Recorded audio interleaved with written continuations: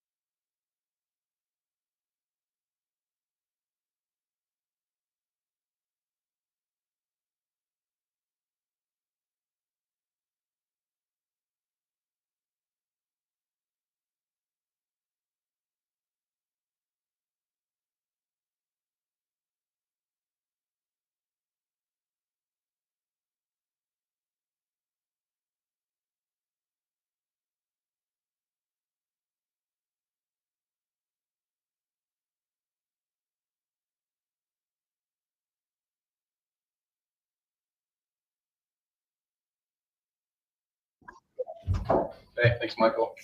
All right, we're ready to start, everyone.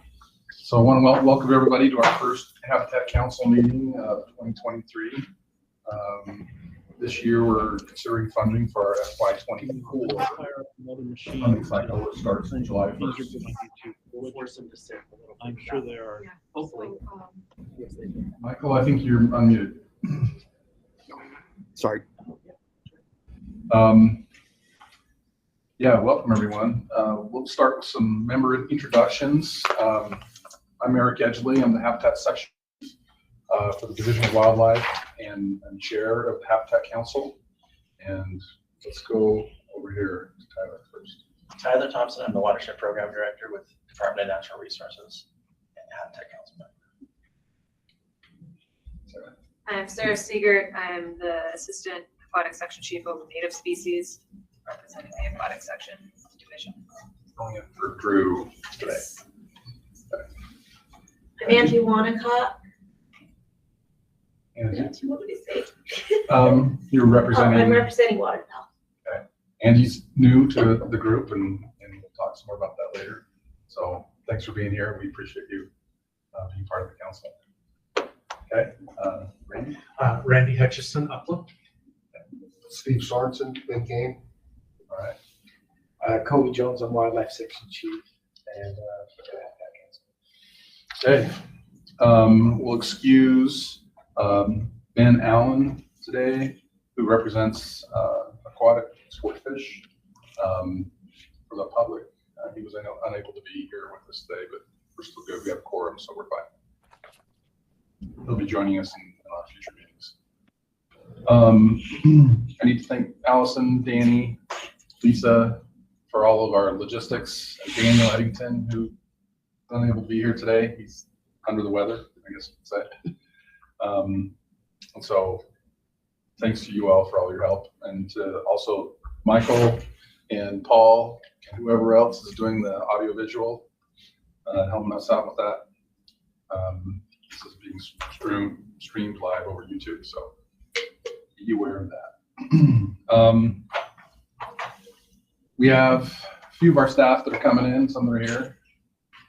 Northern region's well represented already. So thanks guys for being here. Let's see. For your information, restrooms are just right out the door right here in this hallway. When we take breaks and whatnot. Okay. With that, we're going to move ahead to the next item on our agenda, and we're going to review Habitat Council Handbook and talk about meeting scheduling and some other items to set the stage moving forward. So especially the council members, if you have questions about why we're here and how this is going to go, especially Angie, it's fine to ask questions. Just go ahead and stop us. So Danny? Okay, so with this being our first meeting, we like to just review the sideboards and purposes of Habitat Council are. So we sent out this revised version of our handbook, which has got the code and guidelines of what we're doing, and we updated it with our new Habitat Council members as well. So Allison's got it there on the first page. So in background, this Wildlife Habitat Council, the account was created in 1995 by the legislature, and we receive funding as a portion of license and permit dollars that are set aside for habitat purposes. And so the money deposited in this account can be used for enhancement, preservation, management, acquisition, and protection of fish and wildlife habitat, as well as improving access for hunting and fishing.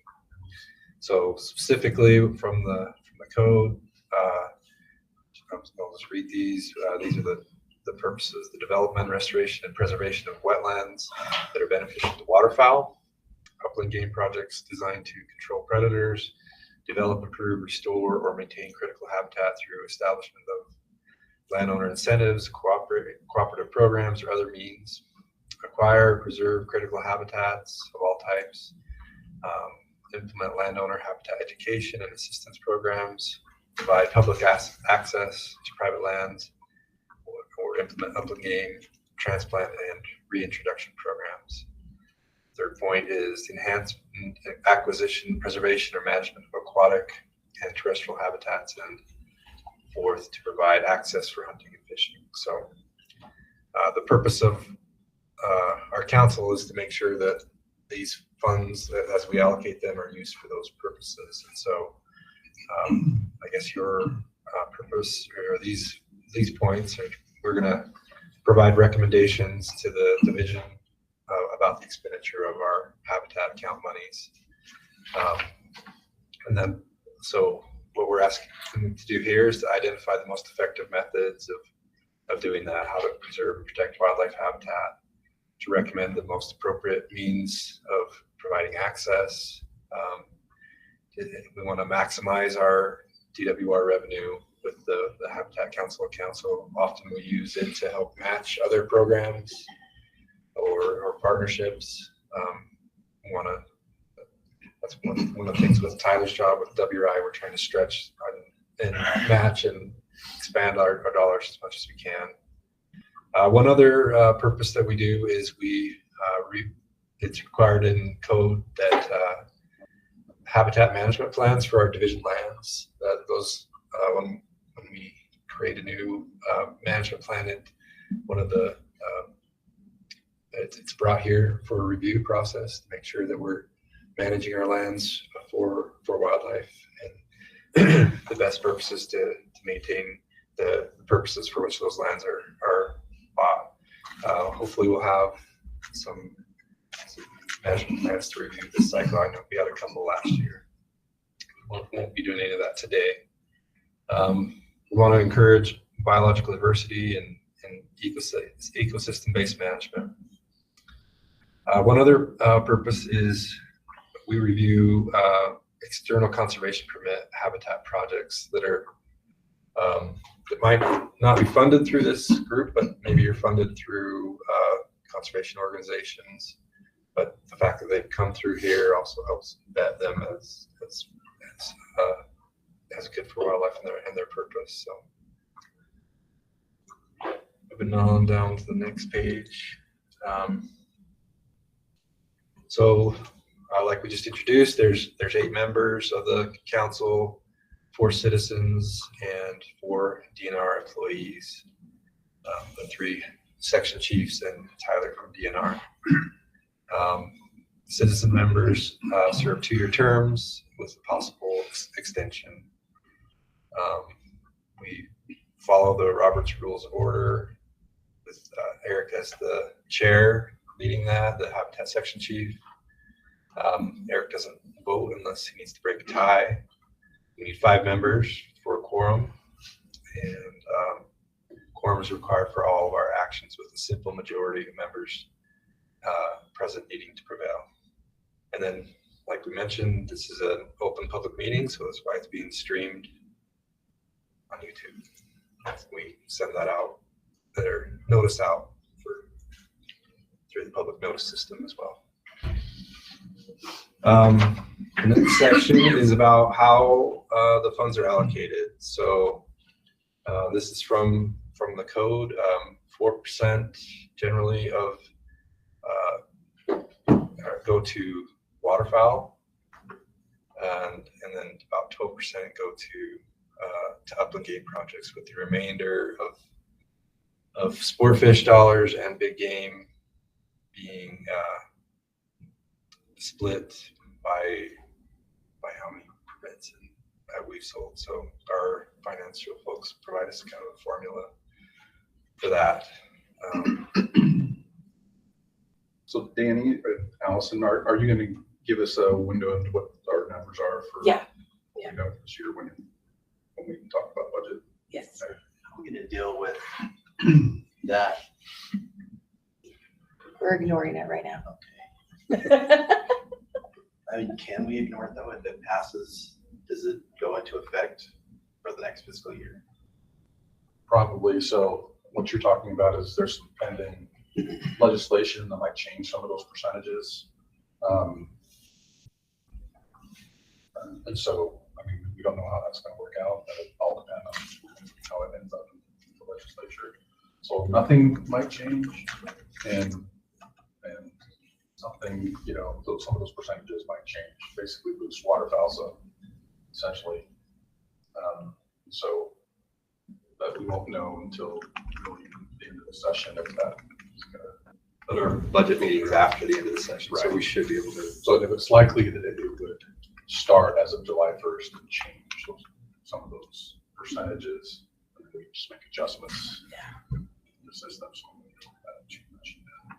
Just out of sheer curiosity, what's the change? The proposed change in the bill. Waterfowl goes to 10%, up to 70,000. And upland goes down to 10%, from 12%. And that's just a draft bill at this point, right? Yeah, yes. So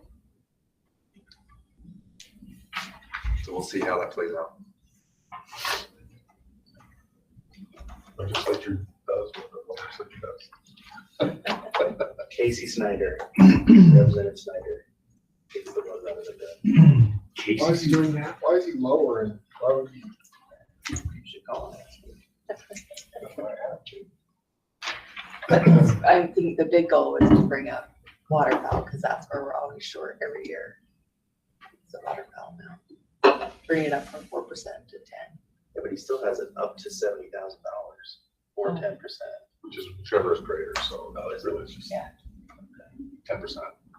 So those are, just for clarification, those are hard limits that you can't spend more than 4% or $70,000 on waterfowl. Or less.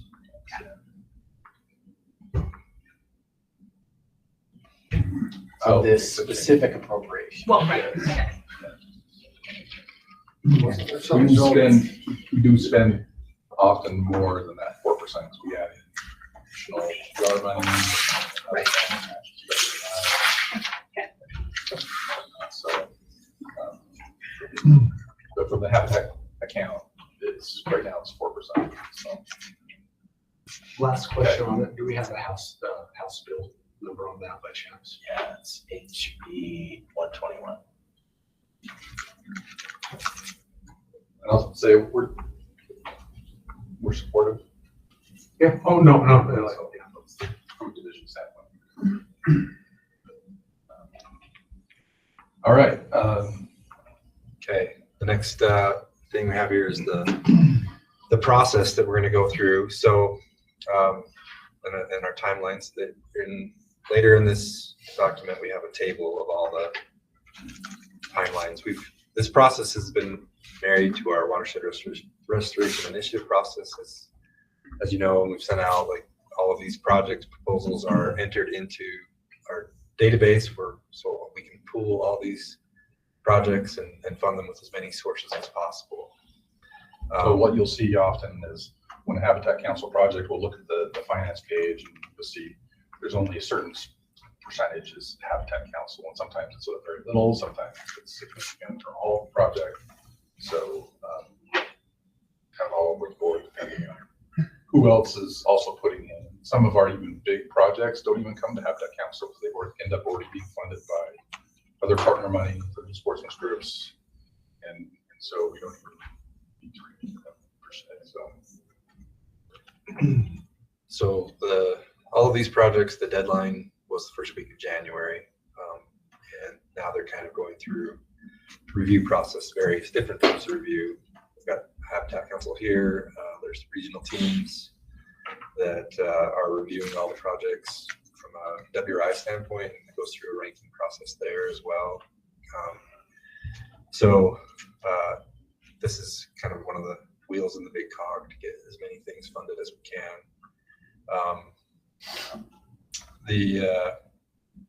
Under some circumstances, we will allow new projects in after the timeline. So we sent out the link to the WRI database, and all the projects will be in there on our agendas that we send out. Want to review those before we link them as well, so you can just click over, go to the project directly, and Daniel sent out a little tutorial document of how to navigate that website as well. So hopefully, and if you ever have any questions about that, please let us know. We can help answer those. So timeline, we go from our first meeting through April. Generally have a meeting once a month. So next month will be our upland game focused meeting, and then in March is our aquatic sport fish. And part of the meeting we join with the Blue Ribbon Fisheries Council as well. And then in April is kind of our big game centric meeting. And then usually later in April we'll have a final funding meeting where we decide which projects actually get funded. And the goal of sending recommendations to the director by April 30th, because everything we do here is a recommendation. The final decision goes to the division director. And then all these projects that we're looking at are, unless we say we're doing a fast track, but most projects we're looking at is next fiscal year, which begins July 1st. So that's the timeline on most of the projects. Yeah, I think that's good to point out, though. Sometimes when we get towards closer to July 1st, if we see that there's extra money from the current fiscal year, some of these projects can take place before July 1st that we've approved for next year. We'll try to fund them this year and get them done and save our next year's money to go further to again our project list. So sometimes projects during our current year, for whatever reason, don't pan out. They get canceled. Costs were too high, so they got canceled or whatever. So we end up with some extra money, and then we'll try to pull from the new approvals and ask them if they can get it done before July 1st. If they can, we'll spend this year's money on those projects, and then try to fund further down the list next year. So. The last couple points here: the council will not review requests to fund new WR personnel costs unless it's been funded or reviewed by the director's office, and also for equipment, new equipment, unless the director's office has approved that as well. So, next section is kind of just generally, there's a lot of funding sources out there that we're trying to maximize, and this is a summary of some, but not all. One of the other ones we talk about a lot is our Pittman Robertson federal aid dollars. These are from taxes on firearms and other hunting equipment, and receive those funds, and they need a 25% non-federal match. So often, especially with the waterfowl, a lot of the Habitat Council dollars we use is the match to the rest of that 75% for the Pittman Robertson dollars. We use those in other ways as well. There's similar fund, the DJ Dingle Johnson for fishing. We don't really deal a lot with that here in Habitat Council. Those fund most of our aquatic section. The restricted DWR restricted account is our funding from hunting and fishing sales, and a portion of that goes into the Habitat account. Sometimes we tap into that as well. Other parts of it, the non-Habitat Council funding for some of these things.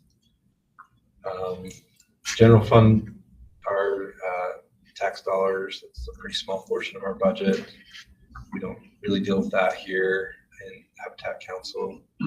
Cooperative agreements with various agencies, groups, and landowners is another way that we bring in funding to projects. The WRI funding is funding Tyler's over and is pretty, can be used pretty broadly. It's kind of tied to scoring system, ranking system as all those projects go through, but you can kind of go to any project. Anything else you want to say there, Tyler? Any of the highly ranked projects, so all of the projects go through the 5 regional teams. They run them through the ranking criteria. If you're interested in those ranking criteria, you can find them on our website, watershed.utah.gov. And then we start at the top and fund the highest ranked projects and move down to the amount of money. We get about $6 million a year.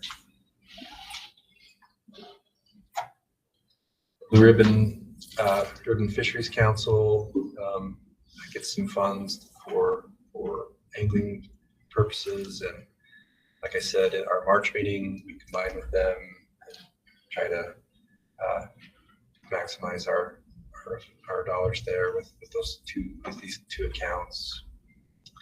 Conservation permits are issued from conservation organizations for sale of wildlife permits, and that's a big part of how we get a lot of things funded. And usually in April as well, we have a meeting with all the conservation groups, and they put their funds on the projects they're interested in. So sometimes some of the projects we'll see here will a conservation group will want to have an interest in it, and might pick up all the funds, and the council won't have to fund that, but we help vet the project as well. So that's kind of the quick rundown of the different funding sources, are some of the major ones. And we've got our list of our contacts. These are the 5 habitat managers are listed in here, and feel free to contact one of them if you have a question about a project or something in their region. They're willing to talk with you and try to get things done. So the rest of the document, we have the kind of the timeline in there, a table of how our program works, and then a copy of the actual state code is in there as well. So are there any questions about Habitat Council? Okay. I think one thing I'll point out is, so I mean, if you look in the database, there's over 250 projects proposed, and probably the majority of those would be eligible for Habitat Council. Obviously, we can't hear 250 projects a year. So there's a first cut that happens, that usually happens in Daniel and Danny's office. If you see a project on there that you absolutely want to hear, I'd get in contact with these guys and make sure it makes an agenda.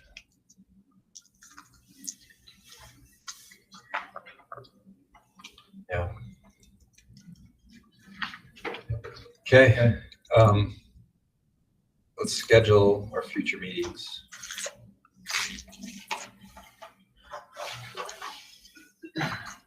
So our next meeting in February, try to make them kind of a common theme that they don't all have to be upland game, but that will be our main upland game meeting. And waterfowl, yeah. Thanks. Okay, so throw out there. Second.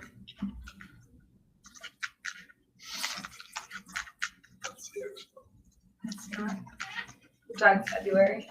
Did you say February 2nd? 22nd. Oh, 22nd. Okay, I was like, oh, no.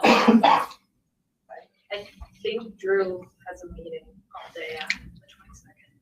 Okay. How about you? I also have that same meeting. I actually triple booked that day. What about 23rd?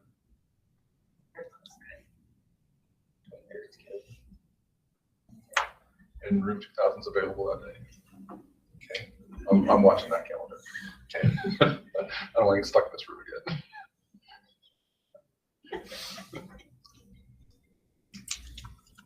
You do it right now. Yeah, throw it on there now. February 23rd. Okay, so March, this is the meeting where we join with Blue Ribbon, and I talked to Randy Opplinger. 16th. Yeah, 16th is kind of what we talked about. March. Yeah. I'm not available that day, but I can have somebody there. Okay. I didn't hear what day you said. March 16th, sorry.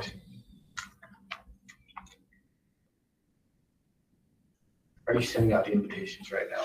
I'm not. I'm actually just Just gathering it? calendaring it yet. Getting our Get in the broom. Say that again. What was the last one? March? March 16th. And it looks like Blue Ribbon already has the conference room scheduled that day, which is fine, because we'll be with them. They'll be with us. For half a That'll be day. it. So we might need to get another room because we kind of meet half the day with them. Right, so they'll, yeah, Need a bigger room. they in the usually morning. get, Yeah, we'll need a bigger. The 2,000. yeah, so we For the will all meet, yeah. Down in 10:50. Yeah, they Okay. So Lisa, can you check on 10:50 for that date, the 16th?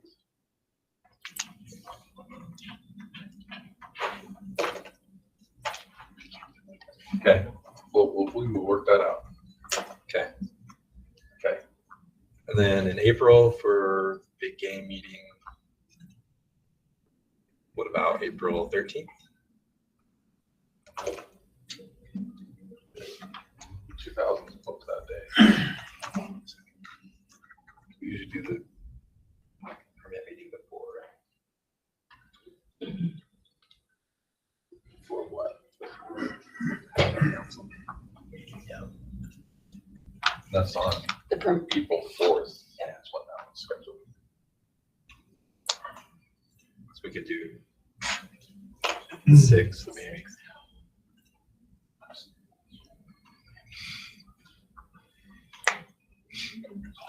Yeah, we could. There's something scheduled in the morning, but we probably ask them to move it. It's a smaller meeting. What day are you talking about? April 6th.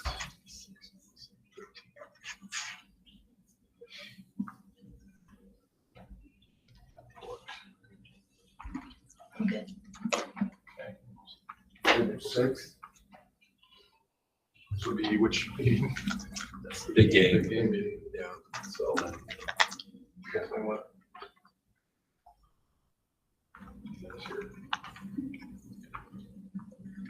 And our final, Which one? April 6th. So there's already one thing in the morning in room 2000, but it's a subcommittee, WAP subcommittee meeting. Those tend to be smaller. Good job, Danny. But and then our final meeting is kind of our funding wrap up. Still might hear a few projects, maybe management plans as well. April 20th. You said April 20th? Throwing that out there. yeah, that's a suggestion.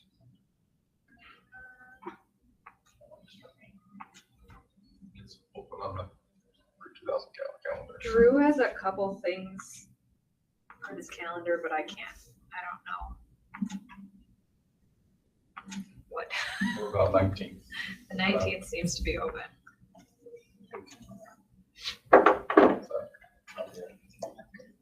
April 19th. Yeah.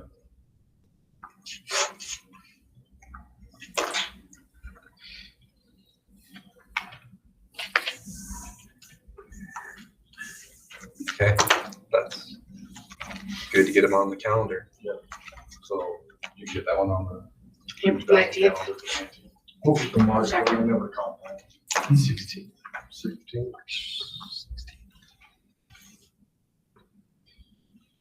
So then, I wouldn't say we schedule this today, but we do a field tour in the summer. So throughout this process, be thinking of maybe something you want to go see, an area, region. One of the really cool projects that shows up. I think last year we were up in the northern region. We did Monroe Mountain. Yeah, that was one of the other tours. So I got rained out. That's right. How can I forget? We got rained out and washed out. Had to turn Jump around. back all the way up that road. That stuff. All the way back. It was a great time. Okay, next thing on the agenda, Daniel is going to talk about or show, we last year created a web page within the division's website, talking about Habitat Council, kind of gives another explanation of what we do here, what the funds are used for, people's license dollars, got some numbers of what we've done over the last 15 years. Looks like Daniel said he was gonna work on getting some of that updated with last year's numbers. And also some just photos to give people an idea of what type of projects are done from a wide variety of types of projects and access. Habitat improvements, boat ramps, aquatic and terrestrial restoration projects. Just trying to give the public a better idea of what these funds go for and the purpose of what we're doing here. So if you have any questions or suggestions on something we should do to make it better, We're always open to feedback. Constructive.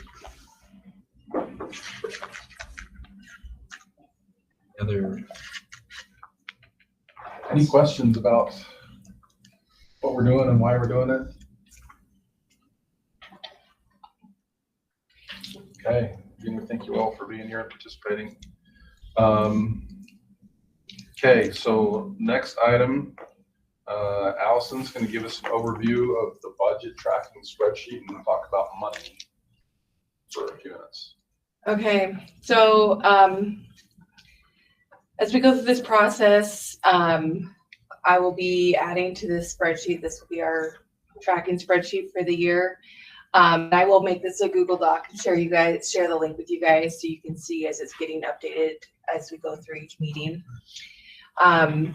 Divided into regions so you can go and look at those, what if you're interested in a specific project, see how much money they're requesting or whatever is in there. We also track the percentages of how much is going to each project. And so if you look up here, this is our appropriation. So that's what we have available this year.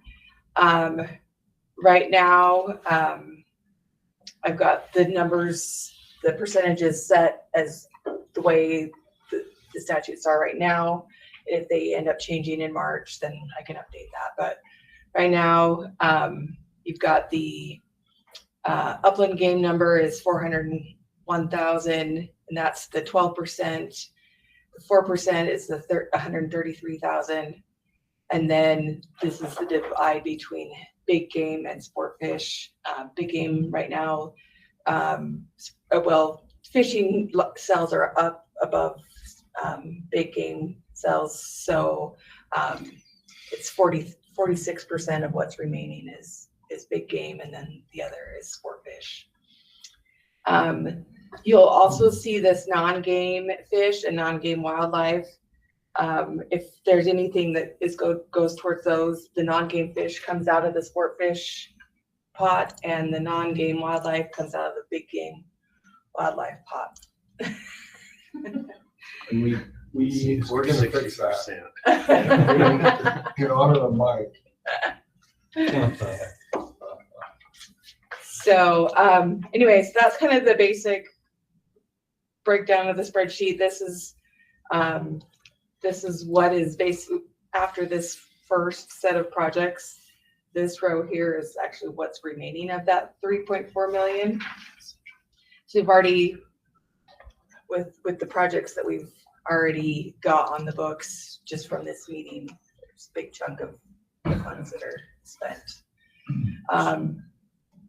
I was just going to mention, so as we go through the process and we look at the projects on the database and we hit that finance tab and we see there's a Habitat Council amount, and then in there it shows what percentages are dedicated to which fund.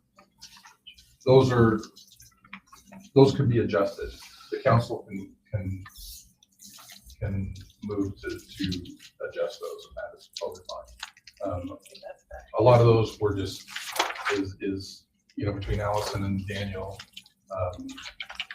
just working through the process of knowing what the project is, just estimating what those percentages could be, and so they usually hit the target pretty good. But if you feel like you want to adjust those, that's totally fine. Just suggest that as part of Here's an example. the motion. So those are the percentages out of which of those, for that project, out of which of those types of funds that it might be coming from. Show them how you got to that. 'cause Oh, okay. That's a little. Yeah. it's So sort of- if you come to the finance page of it, go down to the funding section and then click on the Habitat Council, then this will come up and show you what those percentages are. So we can adjust these right here on the database on the fly. So if you want to see that sometimes projects have, indicated maybe there's waterfowl benefit, but maybe we feel like this, it either needs to be more or less, and we can change that, or up and stuff we change quite a bit here and there. So we can adjust these things as long as the total stays the same as far as the request goes. So. And Okay. as we go through this, these numbers will go in the red. But we will worry about that at the final April meeting. We'll go through and work through those things. So don't necessarily worry about that right away, because that will change. Also, it will change once we get our external conservation permit meeting done, because they will a lot of times cover a lot of the things that were originally proposed as Habitat Council funds. So, That's typically early April. yeah, April 4th is the meeting. So I like that'll be before the big game meeting. Yeah. Yeah, so that'll be April 4th, and our meeting is April 6th. Yeah. And then we kind of know what we can We'll pick up. know. So I will update this spreadsheet after our April 4th meeting, but April 4th ECP meeting, but before our April 6th meeting. So we'll have WRI rankings, we'll have the regional rankings, and we'll have the results of that conservation permit meeting, and that really helps Daniel know which projects to put in. And we'll know the legislative session will be over as well, and we'll know kind of where that money is. And then if you ever want to look at other details, maybe just quick details about the project, I will be adding in the ranks as those come in from the regions, but kind of the main species that are being benefited listed there, acreages, so you can kind of see kind of quick details maybe about it as well. And then also see what other funding sources are contributing to the project as well. And zero pressure because it's a long ways out. But when do you think you'll get that? Today Oh, okay, great. or tomorrow. I'm like, actually tomorrow. That's great. That will give me a little bit, yeah. So I'll have that to you guys, and then so you guys can just kind of watch it throughout. And as we get each agenda, I'll just add those projects to the list. Any questions? So just as the process we go through now, as we hear a project from one of these project managers, most common motion at the end of the project is to tentatively approve it for funding consideration. So we're kind of recommending it be put in the final pool at the end of the cycle here. I'm not saying it will be funded, we're just approving it for, and then at that last meeting, if we're still in red, then we can make priorities and decide which ones to cut or not. So kind of, as long as it's meeting the sideboards and is a good project, then it kind of gets thrown in the pot work to figure out a way to fund it. By then, be working with Tyler to figure out all of the other partner money. Tyler, what can you give us an idea of typically what the amounts of money we get from federal agencies and other partners that with WRI and Habitat Council, what's that other chunk of money that comes in? What's kind of the general number in the last couple of years? So the BLM and the Forest Service are both looking at influxes of funding from the infrastructure legislation. So it's looking to be a little more than it typically is. Between those two, we usually get somewhere in the neighborhood of $20 billion. It'll probably be more like 25 this year. then we get 60 to 75 different funding partners every year, including this council and all the sportsmen's groups. So all of the different funding sources together, last year we gathered together, what, 50? 50, it's usually around 55 million. And that includes the 6 million from WRI. So this year we have, just WRI, we have over 75 million in funding requests and 130 projects. So, I mean, it's a big program. So for the current spending cycle, for instance, Habitat Council was able to pitch in $4 million for the current year. They gave us some extra spending authority. Legislature did. Sportsmen's groups was like, Yeah, it was right at $4 million. What I remember.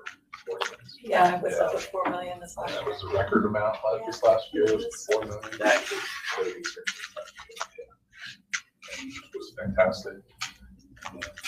The 6 million WRI money, and then all of this other federal money, a lot of it's fire money too. So a lot of these projects that you're going to see, the terrestrial projects often have a fire component, which is great because we leverage that fire money to benefit wildlife. It's helpful. So, okay, any other questions before we move on? Anything else? Okay, Allison. You good? Okay. With that, we're gonna jump into this. So before we start, I need to have a motion to approve the agenda moving forward for today. I'll make that motion. Okay, we have a motion from Tyler. Do I have a second? A second from Randy. All in favor, say aye. Aye. Are any opposed? Say no. Good. Okay.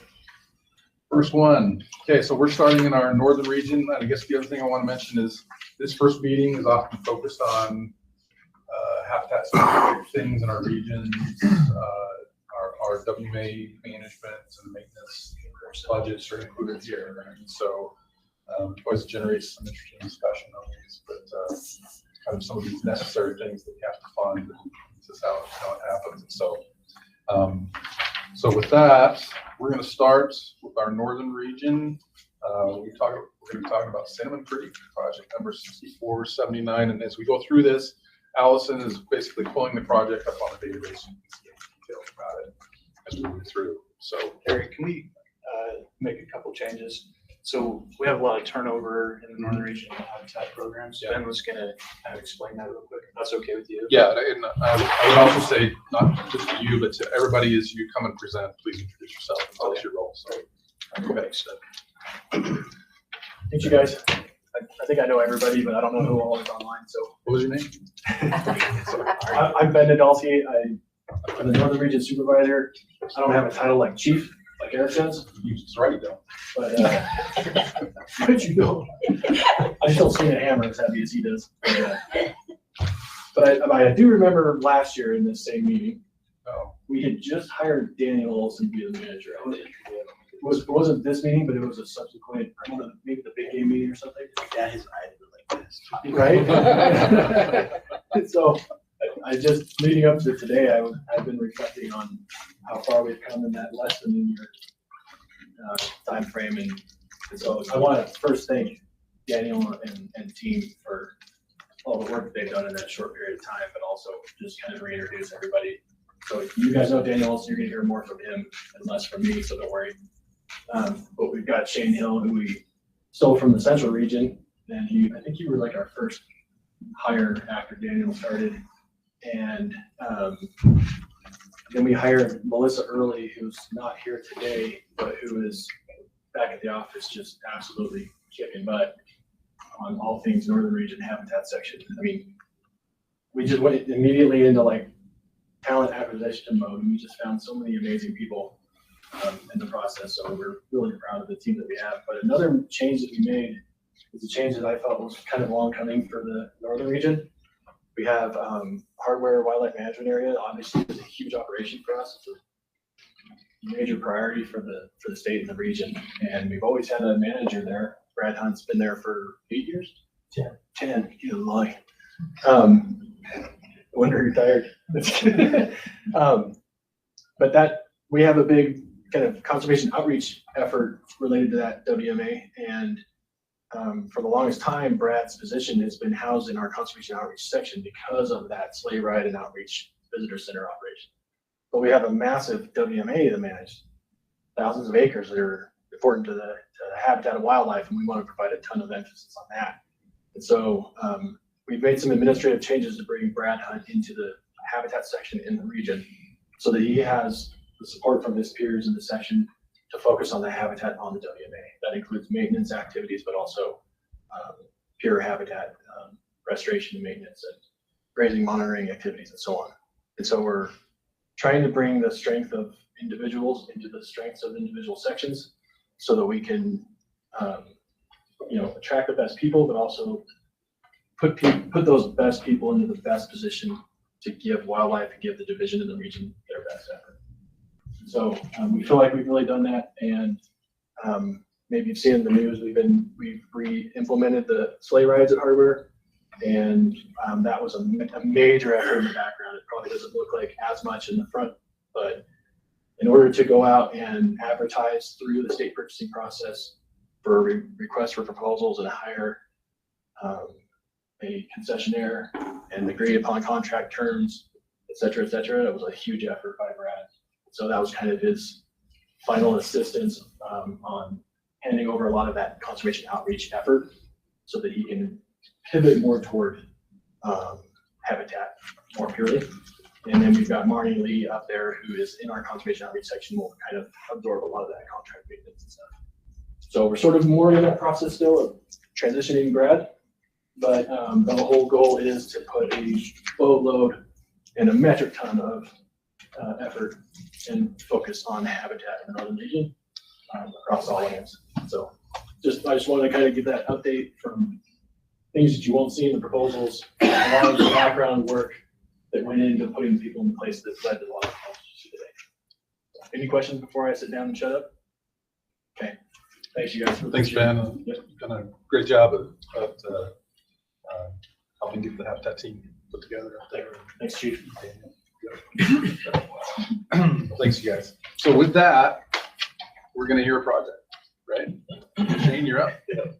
Okay. All right, like Ben said, my name is Shane Hill. I'm been the habitat restoration biologist in the northern region for just under a year. So it's my first full cycle of the whole proposal and funding program.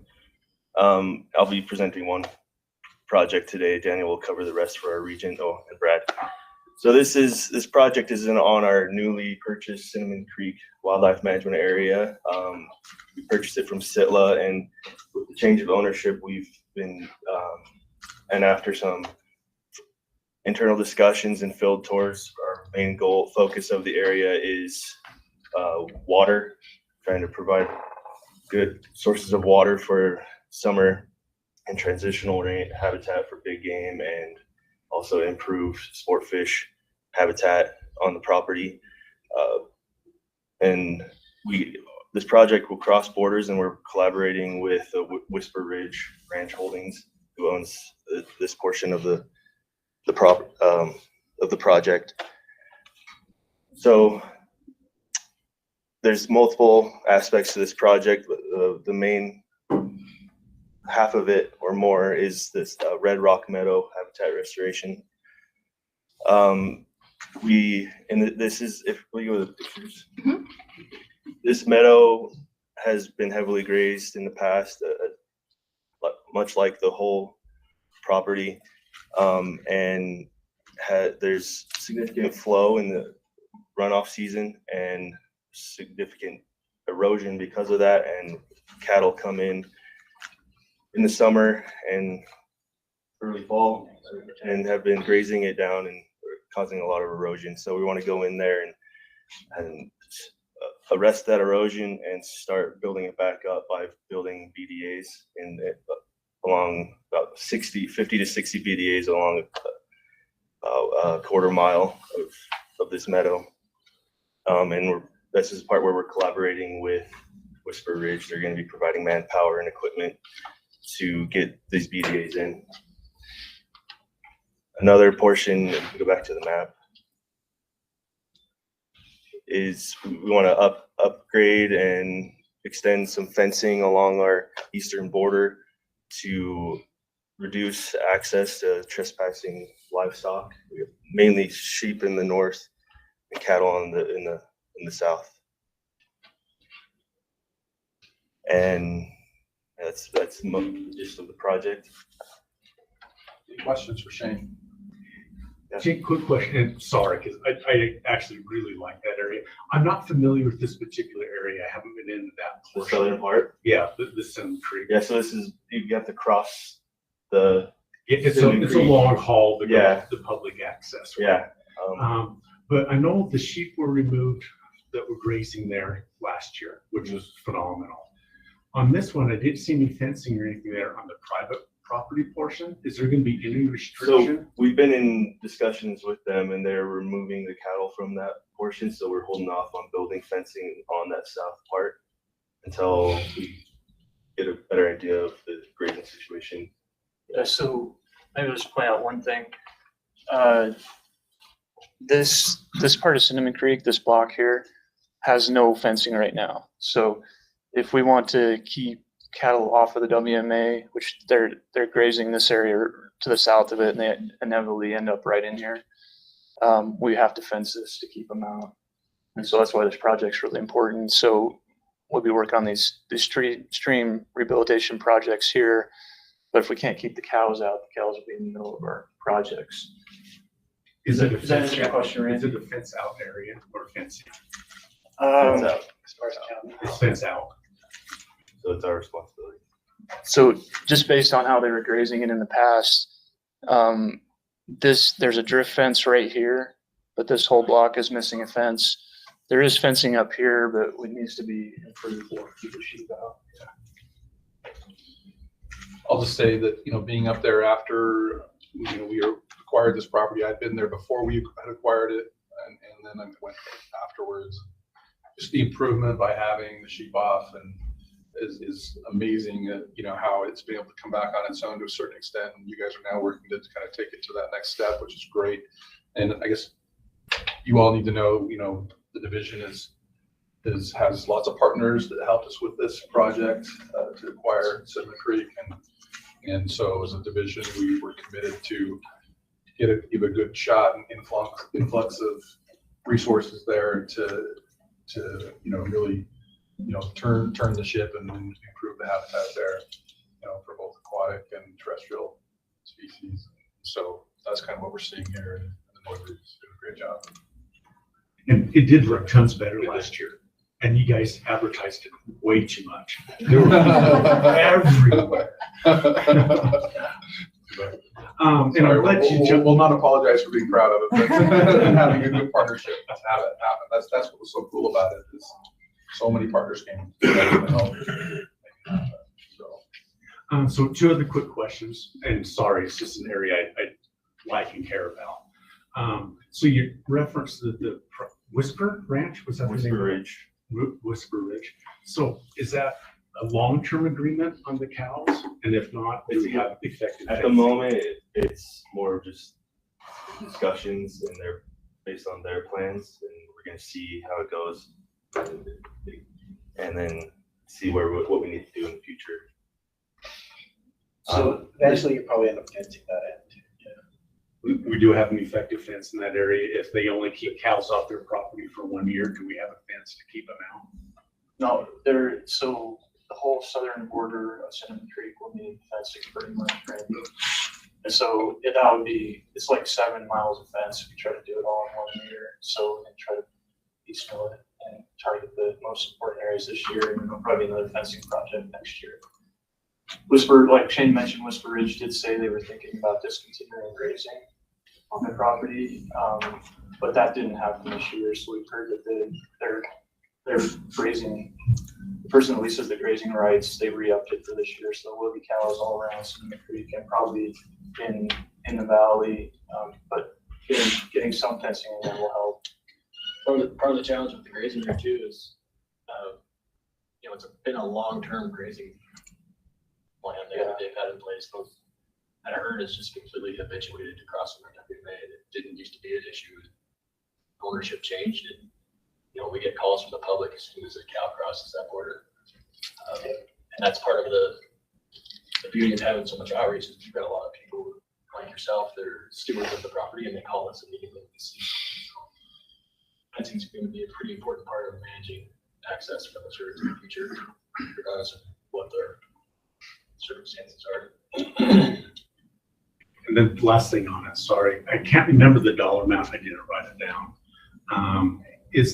There's a large portion that is on private property. Are they contributing enough? They're contributing an in-kind work of 15,000. We estimate to be about $15,000. And so I didn't bring my glasses. I think the total's 87, right? Almost 88. Yeah, I'm asking here. So is that enough? From them? Yeah. I don't know yet. I think we're building a relationship with them. More is always better, but sometimes you get what you can get. I mean, it's going to get the work done, at least on the restoration side. Fencing side, they're not contributing anything at the moment. Oh no, I knew on the fencing. So that's a significant portion of the stream restoration part of the project. The rest is mainly the fencing, the cost of fencing. Any other questions? I'll make a motion to tentatively approve it for funding consideration. Okay, motion from Tyler, is there a second? Could I see the percentages again? It's pretty much divided equally among all things that I figured would benefit, but so I'm open to changing it based on. I would second the motion. Okay. Second from Randy. All in favor? Is there any other discussion? Okay.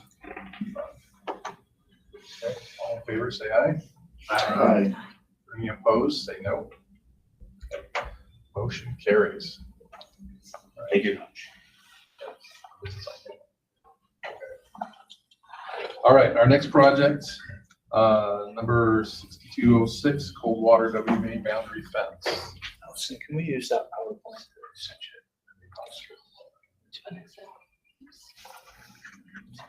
Shay, why they're bringing up this PowerPoint, is there any talks or abilities to get a second access to that property from the south side or north? Not at the moment. Yeah. We're working on the access plan early this year. Should have something.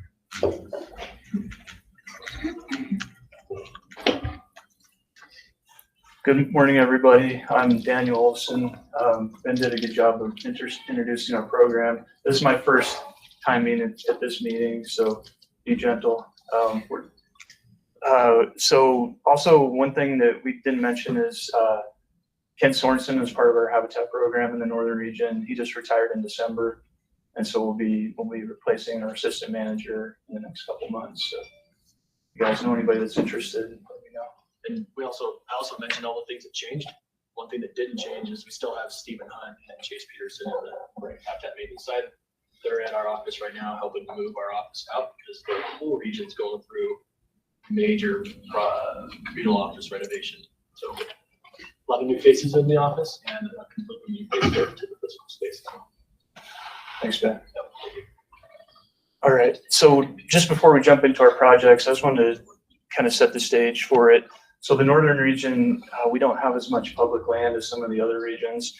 The lighter colored areas on this map are private land, and then a good portion of our northern region is the Great Salt Lake.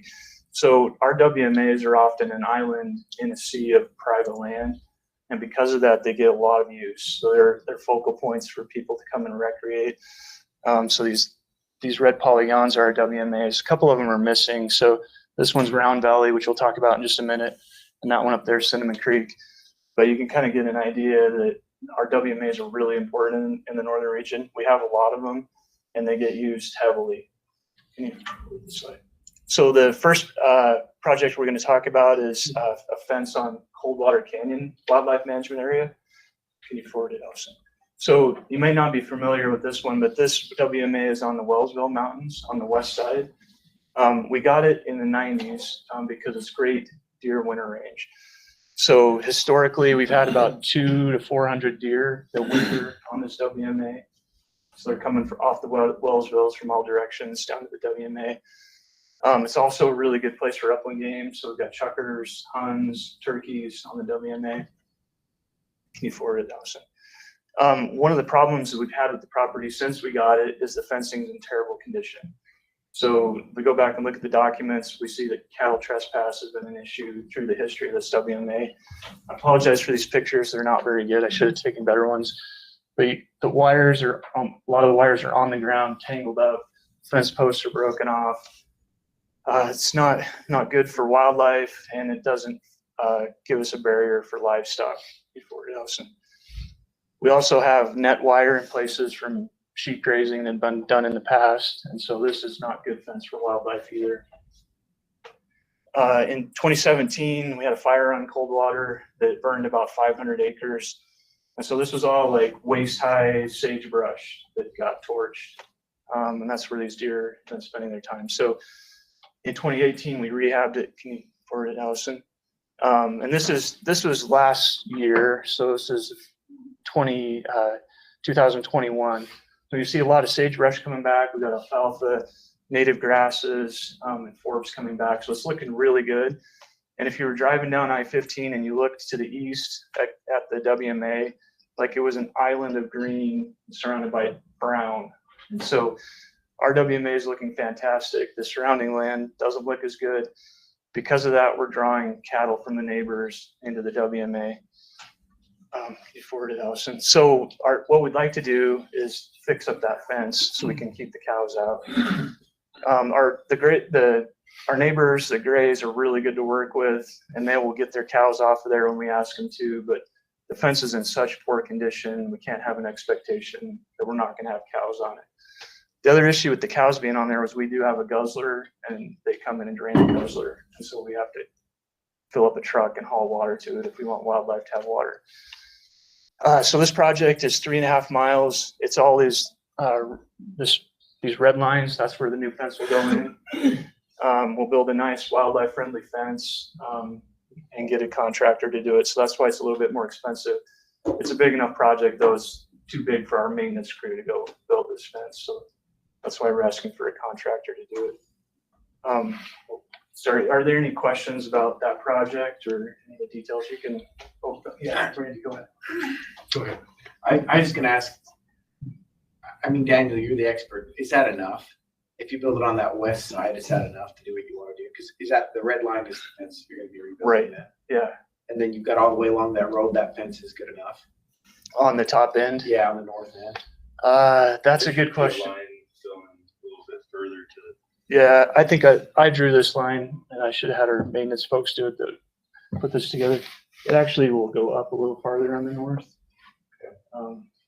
And then you're thinking that by the time you get to the steep, you just don't have the cows going up the steep. Right. And then the cost of the fence, I know will go up exponentially. And so our issues with trespass are coming from here right now. So I think if we do this section of the fence and evaluate how it's working, I think this will take care of 99% of the problem. We can always add more in 3 years, but you can't. I mean, you're nailing it. Like, you can't do a habitat project like this, put all this investment into the land, right, and then not be able to control access to domesticated livestock. The contractor remove the old fences. We might do that as a dedicated hunter project, come and have them roll up the old wire. Yeah, it would suck to have the old wire sitting there with the family fence. Right.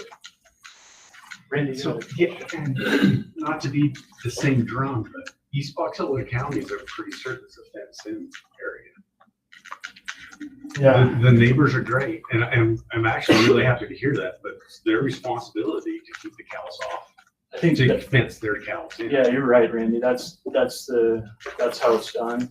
The problem with Coldwater is this: we have 15 neighbors in just that couple miles of fence, and so it's difficult to get everybody. Not everybody grazes livestock. Not everybody's going to want to fix the fence. I don't know. We could reach out for sure and see if we can get more help. Randy, I completely agree with you. And somebody who's managed WMAs like this in fenced-in counties, they're happy to come get the cows. Kids have already filled the bellies. Boom. And it's every day. You know, it's every day you're going back and saying, hey, can you come and get these? Can you come and get these? And so regardless of fence in or fence out, the way the laws are written, our hands are really kind of tied. Our best way to keep them on is to, best way to keep good neighbors is to have good fences. Sometimes that Good costs a fences little make good neighbors, and especially that range. Now, and I don't want to be, well, maybe we'll have a conversation after COVID, but I'd like to hear the laws on the livestock, how it favors Sure. and that type. So now's not the time. We'll have Sure. a conversation later. So. But just so you know, and Dan has done a great job. I'm always going to ask those questions because there's got to be some accountability. Well, and it would be nice. It'd be nice to see, and I know that you always try. It'd be nice to see more partners and say, hey, yeah, we understand there needs to be a fence, but So typically what we do is say, we'll buy the materials if you'll install it. yeah, The problem is we'll get a patchwork of quality fence because we have a ton of neighbors that are like little short sections. we should be the flagship, and I want to have a nice. Because you don't get wildlife friendly fence when you go out. Right, and then, I don't want to diverge too much, but since the fence in, fence out conversation is coming up a lot, every winter we'll have one soon. We have regular meetings with agriculture artists to talk about different conflicts. And the last year we had a meeting, the topic was, how's the list coming along as to what county is fenced in and fenced out? You can't even get a It list. is such a mess. I mean, it depends on who you ask as to whether it's fenced in, fenced out. And even if you find the code, it depends on who interprets it. And it's Some of that code is pretty weird, right? And Box Elder's cut in half. So, Yeah. so is it. at the end of the day, for all the reasons already stated, plus that, it's like, let's get this done and done right, because we're tired of losing our progress. Project looks good. Okay, any other questions on this one? All right, do we have a motion? Can I see the finance part of that again, just like the percentages? Didn't look at Allison, you are good at your job. Right? Thanks. That's Someone's got to make people look good. that, and they do. Thanks, you guys. It takes a lot of hard work. It's really hard. They do a great job. So I'll make an observation, but I'm not going to gripe about it until the last meeting now that I know how things actually work. Last year kind of whipped me out trying to figure out. I think it's a little high. There are some checkers way up high in the public area, and I've seen one covered behind there ever. But you know, maybe later on. I think that's a fair point, Randy. We could lower the upland portion. Yeah, so you're, We give some to non-game.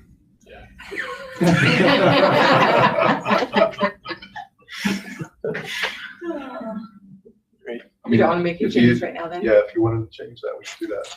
Change it, right? I heard turkeys, chuckers. What else? did I hear on this one? The checkers aren't on the WMA. The checkers are up high in the cliff. I've seen turkeys down there, but I've only been there like maybe Yeah. twice, so it's not. It's pretty, and I think it's a great piece of property, and I like this one, and you guys have done a great job rehabbing it. And like you said, you drive by and it is a green island. Out there, you guys have done, the fire is a blessing in the skies. Honestly, I'd say like maybe 15%. Yeah, I was thinking 85, 15. Yeah. Not sure. And there is a lot of non-game up there. I bet that could take like 50%. No, we'll leave that one out. Okay, so we have a motion. I'll motion to, it's not approved. Tentatively approved. Tentatively. Technically approved. I'll second. Motion from Randy, we have a second from Angie. All in favor, say aye. Aye. Any opposed, say no. Okay, motion carries. Daniel, I just asked that, like, on all these fencing projects, if the problem's not fixed in subsequent years, come back. Okay. Let's make sure that we're addressing the issues. So if it needs more, takes more, let's come back and get it right. Thanks, Cody.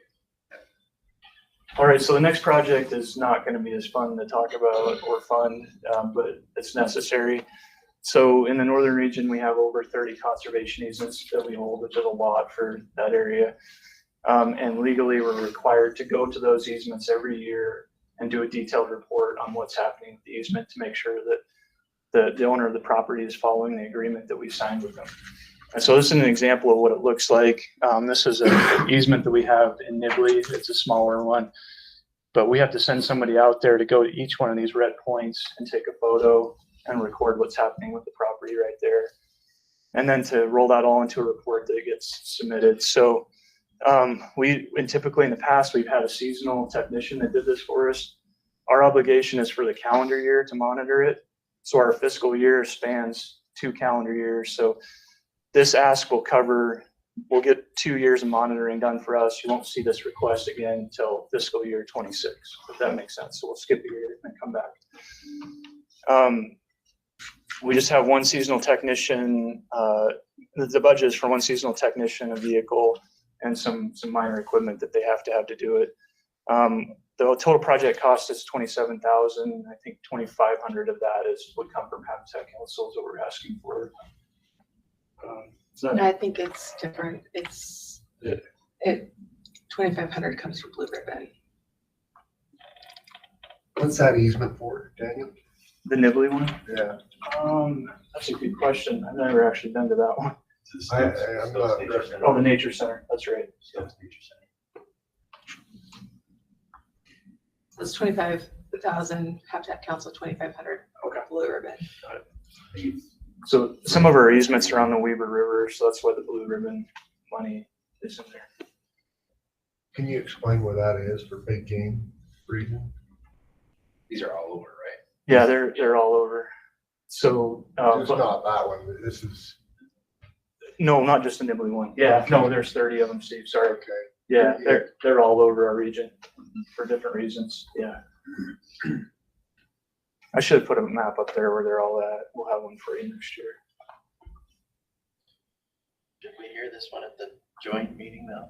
Since it's both Blue Ribbon and Habitat. Do so.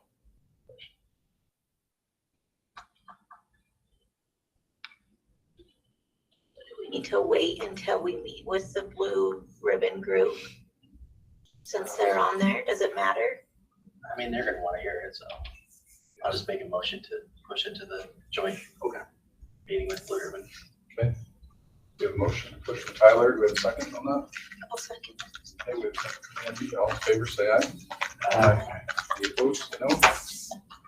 Okay, we're gonna push this one to the Blue Ribbon meeting, joint Blue Ribbon meeting. Okay, the next project that we have is our annual maintenance budget. And so, could you forward it, Allison? So our maintenance folks are really busy in the region. Like I mentioned, our WMAs get a lot of use, which means they're high maintenance. There's a lot of upkeep on keeping the signs up to date, keeping the parking lots functioning, gates, keeping our fences up to a quality that they can function as they're designed. And so our maintenance budget includes 2 seasonal technicians. And so we use them heavily during the summer for weed control. Our folks in our maintenance crew, they really put a lot of effort into controlling weeds. And so they work all kinds of hours in the summer to make sure that happens. Also money for herbicide and sprayers. We buy a lot of fencing, gates. It's amazing the amount of signs that we go through with all our WMAs. They get shot up, they get taken, broken. And so this money goes towards that. We have a lot of vehicles we need to have to do this work. We have several trucks, a handful of trailers, 4-wheelers, side-by-sides, so all those require maintenance. We buy seed to restore small areas when we're doing maintenance work, gravel for parking lots. This year we put in a backhoe rental into the budget, so that's why it's more than what it was last year. We haven't had a backhoe for 2 years, so we had an old one, took it to the shop to get it fixed. They couldn't get it, sat in the shop for a whole year. They couldn't get parts to fix it. It's too old. So that got surplus. We tried to rent a backhoe this last year, And the people we're working with, the companies we're working with could never actually provide a backhoe because of shortages of equipment. It's been 2 full years without a backhoe in our region. And so we have a lot of things we could do with it right now. So we just rolled that, a rental backhoe, and they're crazy expensive right now too. It'd be like $20,000 for just 1 year to have a backhoe. But we really need it to do, especially with Cinnamon Creek coming online. There's a lot of road work up there. We use backhoes to do camping closures and move big rocks to block off areas and fix parking lots. Are there any questions about our maintenance needs or? Like we mentioned before, you'll see these from each region today. These management and maintenance budgets. I guess I like to call them management and maintenance budgets. Right. A lot of it's management of WMAs that we're paying for here. And there's maintenance side of that. And so these are pretty important. Our regions have done a really good job of doing their best to keep their costs low. They're not asking for, max money to anything and everything. To have all of the best equipment and all that stuff. Like I said, we usually wear our equipment out. Right. Well, So the truck goes in the ground. the backhoe is just it's like a 580 case, is that Right. Yeah, I think we're gonna get the John Deere, but yeah. same Yeah. thing? Yeah. On state contracts, so you're getting as good a deal as you can get. I don't know if it's a good deal, but it's on state contract. That's fair. That's fair. That means we're required to use it. Well said. Yeah. So any questions about this? Okay, we have a motion. Go heavy on big game, Daniel, or what do you think there? A lot of our WMAs that this budget supports are big game winter ranges. So it's like Hannaford Echo, I guess Cinnamon Creek's a big game summer range, but for a lot of areas are winter ranges. Woodruff Co-op, Millville, Richmond. I think I don't know. We can bump it down if you feel like that's too heavy. But a lot of these WMAs were purchased specifically for big game. Gotcha. There's a lot of blacksmith ports Right. for fish. Just in my area, I'm just thinking a lot of upland on the hardware. Yeah, not a lot of upland. Not on the WMAs. There's a lot of winter range. You get 80% non-game, Steve? Shush over there. At 1%, you still never let the waterfowl guys use the backhoe. Right. Well, they have their own other budgets. I'm just kidding.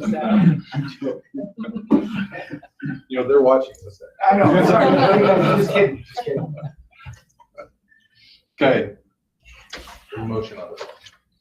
I'll make the motion to the approval. Okay, we have a motion from Tyler. I second that. Okay, we have a second from Kobe. All in favor, say aye. Aye. Any opposed, say no. Good, Sarah, I'm ready for you to pounce on something. Okay, motion carries. Thanks. Okay, let's move on to the next one. Does it have to be unanimous? Maybe I'll throw it. It doesn't. Just for Valley. Just for Just for- Tracy Brown, thanks, Sarah. You just made a request to do 6663 Round Valley WMA. Yeah, we're gonna jump down to the bottom of the list to the Round Valley one. If that's okay.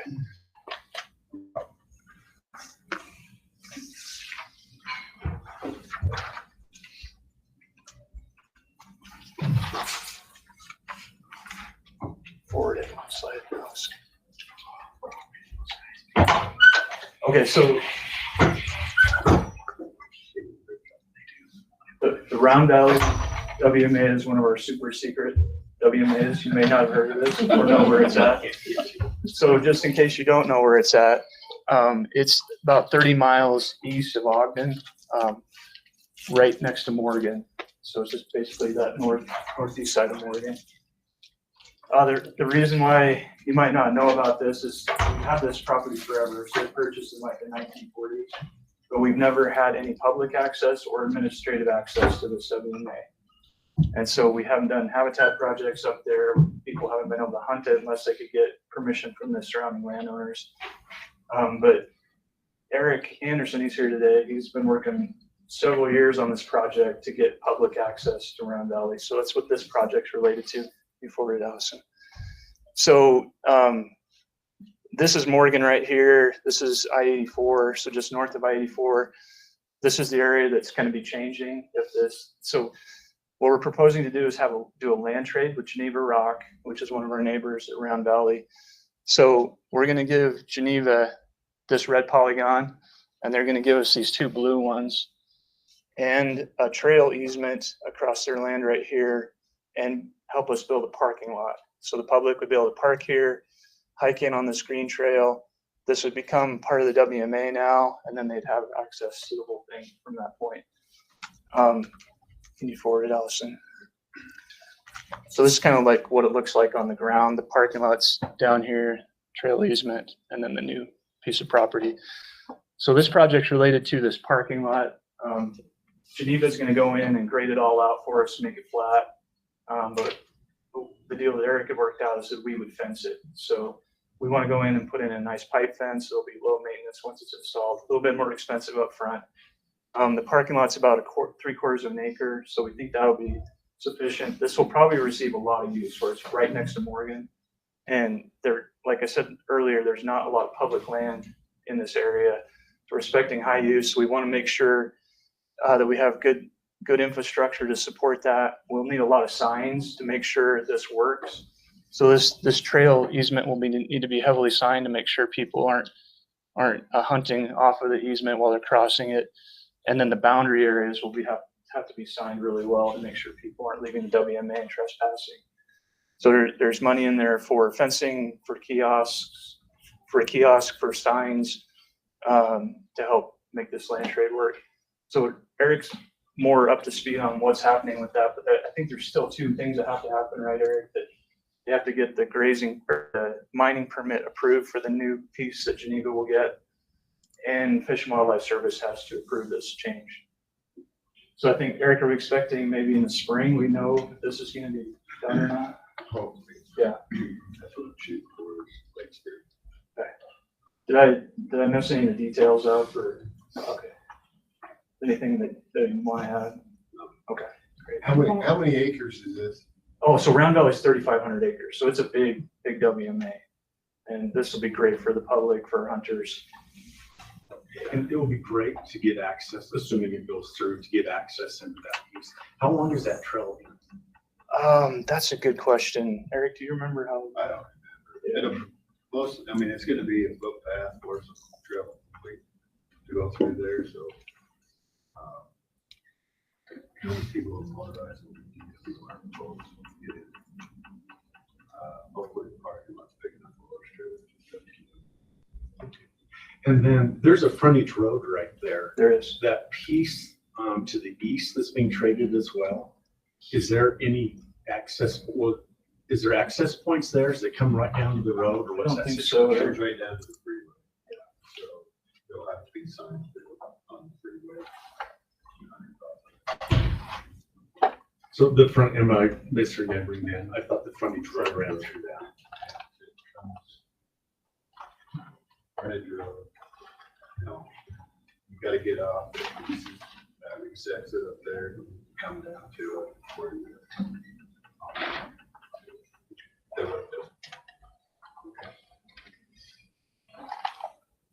I'll just say that we've been, the division has had this to be a pretty high priority for just many years. This was purchased, like Daniel said, back in the 1940s. I think this was our first terrestrial wildlife management area in the state. We purchased with PR money. And it's been a high priority to give us access. So hopefully this all works out, and we can create the parking lot and get the signage done.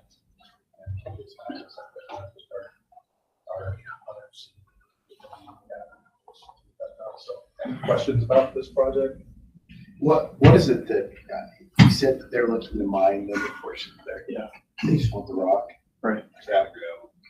So there is one other thing that's still not clear. Eric, do we know if we have to fence the boundary of the piece that we're giving Geneva? Or I've got to go back and read through that, but I know we were required to put signs on there to keep people out of there. probably probably will have to fence that, so we may need to increase the budget. That'll be quite a bit more if we have to fence that piece. So. Is the I acreage could probably have them changed? later. It's 1-to-1, yeah, 104 acres for 104 acres.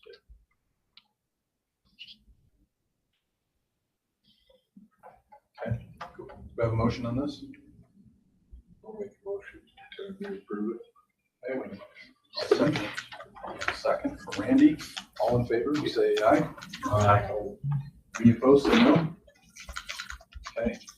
Motion carries. That's all right. Yeah, thank you. That, Job well done on that one, guys, because I've heard a lot about that property over the last 15 years.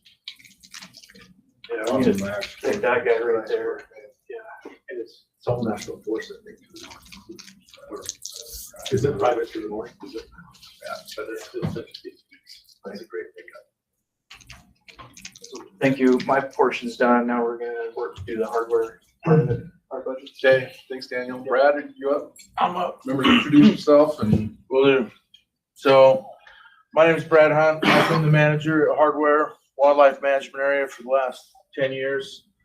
Just drafted into the Habitat team, Northern Regions, so I'm enjoying that. This first project is phase 2 of our camping action plan. We came last year and proposed phase 1, which was funded. So we're in the process of completing that project. Phase 2 is, do you have my PowerPoint by chance? I attached it to the, I don't know if I attached it to the project. Okay.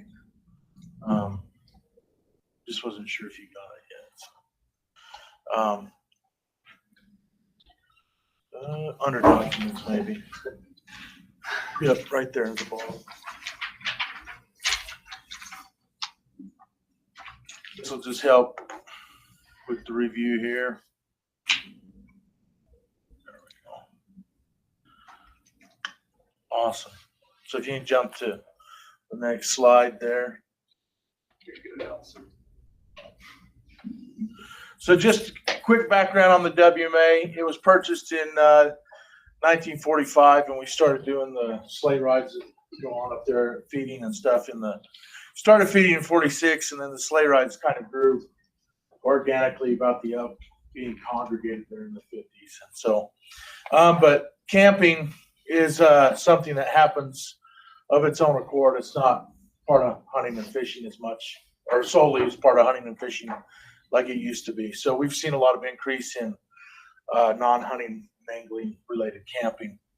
And so our management plan directs us to address that, camping and other public recreation. And so in 2022, we began implementing our camping action plan to help address those issues. So on our management plan, under our wildlife goal, objective 4 directs us to decrease habitat impacts and controlled and dispersed camping sites by a minimum of 25% over the life of our plan.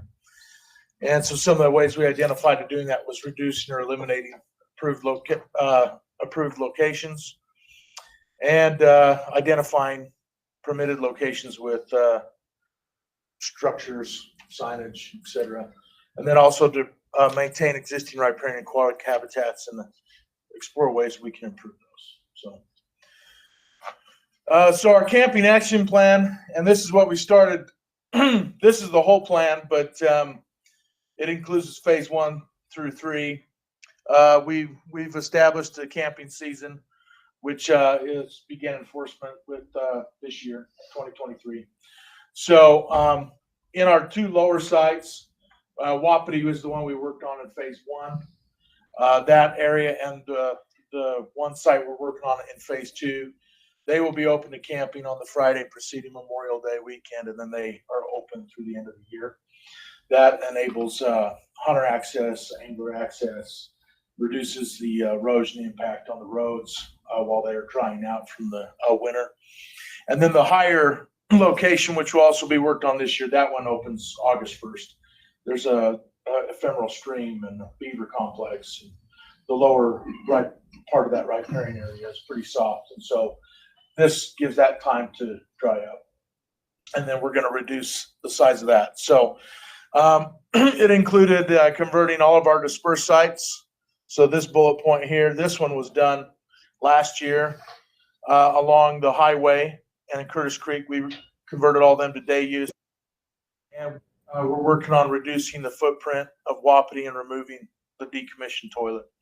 So it took a little longer to get supplies and stuff lined up than we wanted to get it done before winter set in. So we're going to wrap it up this spring.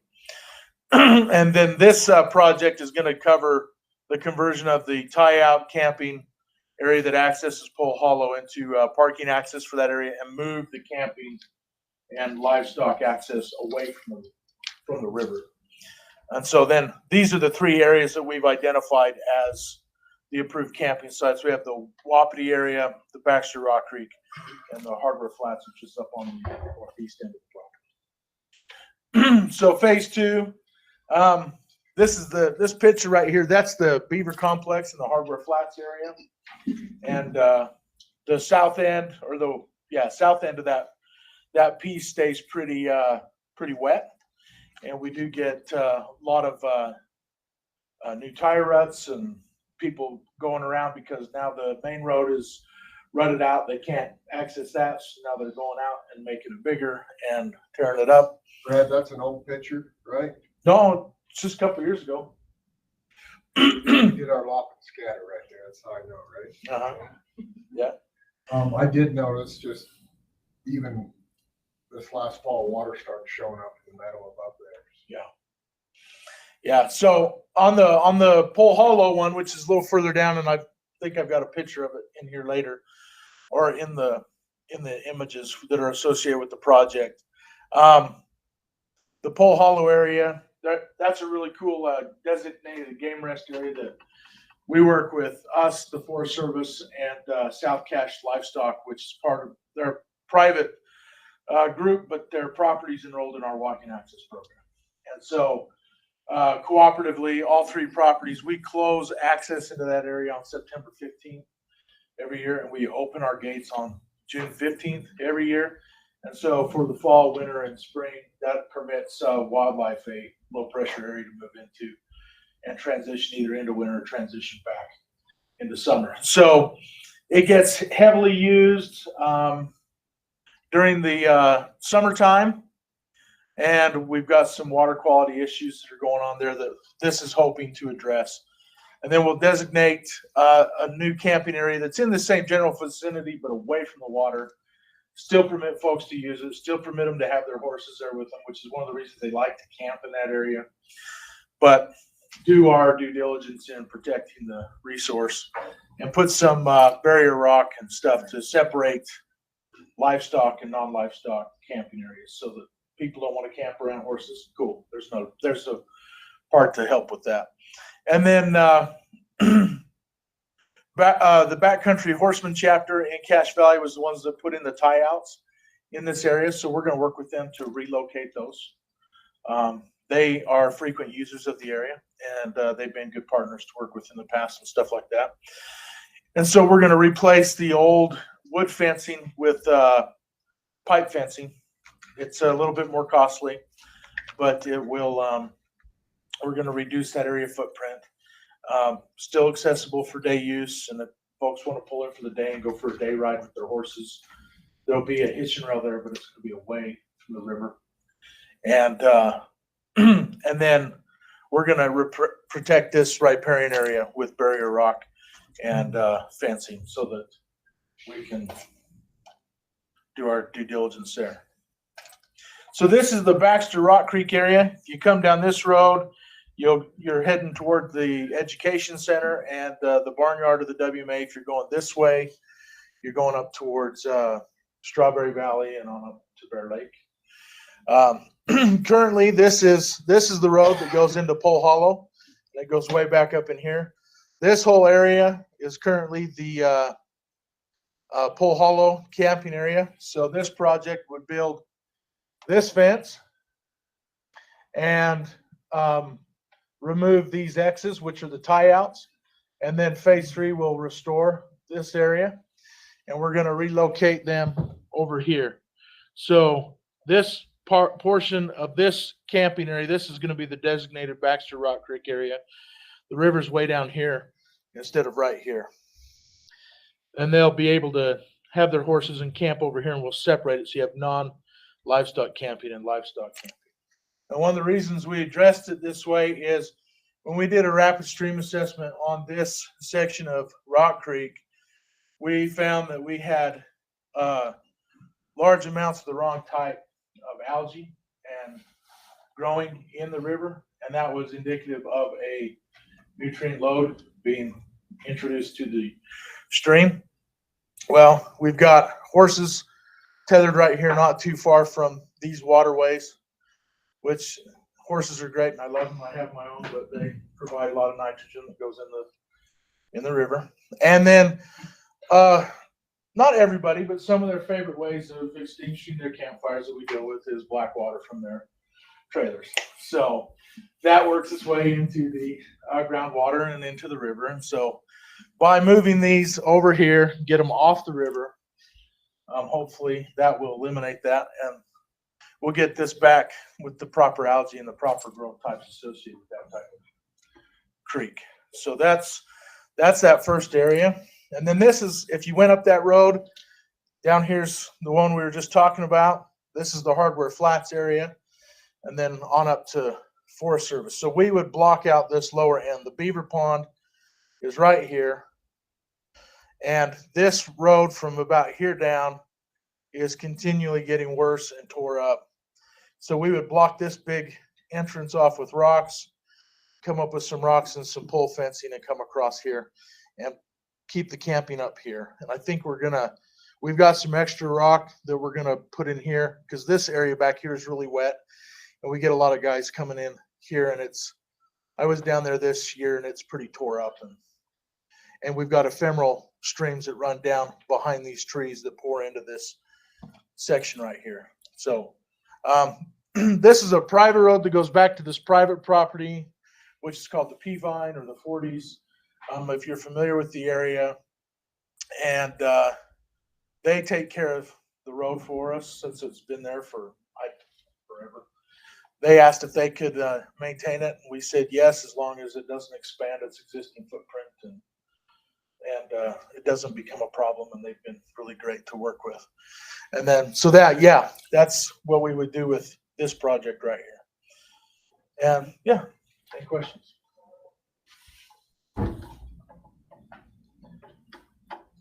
Brad, I'll say, that's a good presentation.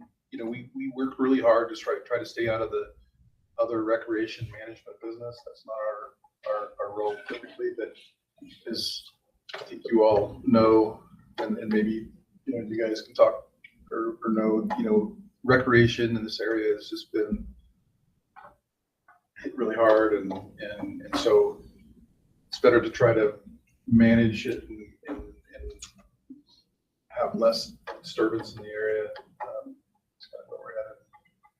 So I think that's what you see here. And Eric, Chief. Yeah, thank you. We'll see. Sorry, Eric and I are good friends, so we get each other a little bit. This camping challenges is a region-wide challenge. It's becoming more of a statewide challenge. You'll probably hear more of it in the Central Region Coast as well. But it would be really nice if we could just maybe take a broad approach and just close everything to everybody all the time. It would be a lot maybe easier in some ways, but it's just not the world that we live and work in. And so in our view, we've had kind of in a lot of places, we had kind of a free for all in some ways. And then there's this other side is just close it all. And we're trying to find a managed all place in the middle. We want to manage camping managers, which we want to manage and mitigate and reduce, and if possible, ever eliminate these damages. Because when we talked about the WMA budget, Dano talked about the WMA maintenance budget. Eric called it the management and maintenance budget. There might be even more management we can do, less maintenance, more good things we're going to do. So this is a really good step in reducing the workload of maintenance so that we can, like I said before, put more effort into the management and do more of the riparian and habitat improvements are associated with this, but it frees up time, less management or maintenance to do more management on the broader WMA. Can you remind me what the fish community is in that area? We've got brown, we've got brook, we've got not brook, cutthroat. There's whitefish, there's days, one of the days, and sucker. Yeah. Get it in my path, I'm like losing my memory. I'll throw out, I love the things you guys have done up there, like when the plan came through last year. I'd love it when we come back next year for phase 3 to let us know how it's been received Sure. on the reduction of the. So on the first half, yeah, there's been some growing pains. Well, there's been some growing pains and some, but Ben had a productive meeting with our local legislative representative and a member of the community who's was circulating a petition regarding camping. And so we're working with that group as well to just help them have some buy-in and ownership into our steps moving forward. Yeah, there's a petition that's gone around in the local area, which is okay. There's a lot of people that have a lot of passion about the area, and it's hard to distinguish science as to who uses it when, what. Because we have tons of camping pressure during the hunt. We want to make sure we prioritize that use. Facilitate that. Yeah, facilitate it, and if it leads to maintenance, so be it. That's what we're here. You know, What's the petition asking for? asking for us not to Do anything. use any season camping and so on. So Is it still free? Yeah, we don't charge anything. It's wildlife land. I don't love closing camping spots, but this land's for wildlife. right. So we're working with that petition They can- group leader kind of, and he's actually a hunter himself. He personally uses it for big game hunting only, primarily, I should say. But we're kind of working through the social political parts of this because that's just a huge piece of all of the work that we're doing to regain control of camping and uses on our days. Every single time there's socio-political challenges. And that was my reference earlier. I thought it was a good compromise because I'm a don't camp in WMA guy. But with this one, the Harvard Ranch, the people that do it, I thought it was a good compromise. But I think you guys are doing a great job. Side note, the turkeys up there love your haystack. It cracks me up. I was up there yesterday and as I was driving out, they were all over. Oh, yeah. Roosting on the top of your haystack. All right, are there any other questions about this one? Okay, do we have a motion on this one? A motion to tentatively approve it. Okay, so a motion again and a second from Tyler. All in favor, say aye. Any opposed, say no. Okay, motion is unanimous. All right, last one for our winner. Okay, so this is our maintenance budget for the WMA. It's a big property. It's 14,300 acres. We have 22 miles of fence that we work on maintaining in cooperation with the contract grazers that we utilize for the property. We spray weeds. We harvest the hay up there when we can get the water for it.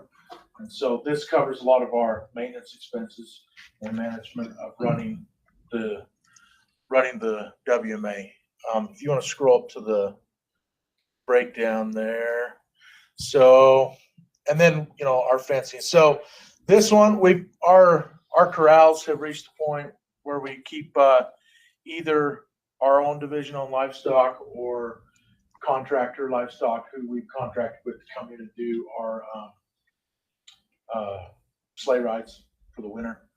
That they're going to have to be replaced and repaired. They're falling apart. The elk like to break in and try and get the hay when we quit feeding them. And so we're going to replace it in chunks because it is costly.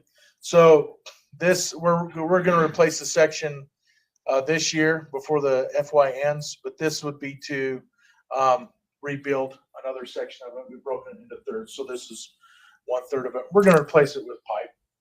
It is a little bit more costly, but it'll be more durable. It will stand up to time a little bit better. And where I'm the only full-time employee and we have technicians that work in the summer, anything to reduce maintenance and man hours goes a long way. So pipe fence will help with that. We have, this is the funding for the summer technician. They help with fence construction and maintenance. They help with the hay production, infrastructure repair, weed abatement, maintenance on equipment, all that good stuff. Fertilizer, this is for the meadows that we grow the hay on.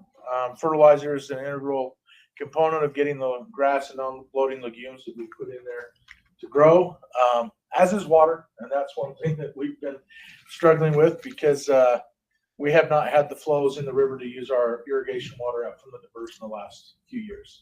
So we've been counting heavily on rainfall, but the cost of fertilizer has gone up 50 to 60% in the last 2 years. So normally previously this was in the $10,000 range and it's double. So that's why it's a little bit higher than normal. This line right here, we contract with Cache County Weed Department. They spray, this covers spraying of weeds on Hardware WMA, Millville WMA, Cinnamon Creek WMA, and Richmond WMA. They handle a lot of our weeds on those 4 WMAs for us. Their approach to weed abatement is if they can deal with it at the top end of the watershed, that's less they have to deal with in the valley. And so they like to work with private landowners and us up there at the top ends of these watersheds to work on weed containment before it flows downstream. So they've been great partners to work with. And then this also frees up us to do other spraying. It frees up the regional techs to, these are 4 WMAs they don't have to tackle amongst all the other WMAs they got to deal with. We do purchase a little bit of herbicide and equipment. And then as part of the weed spraying, the county, this covers just their labor costs. They provide the herbicide and everything else.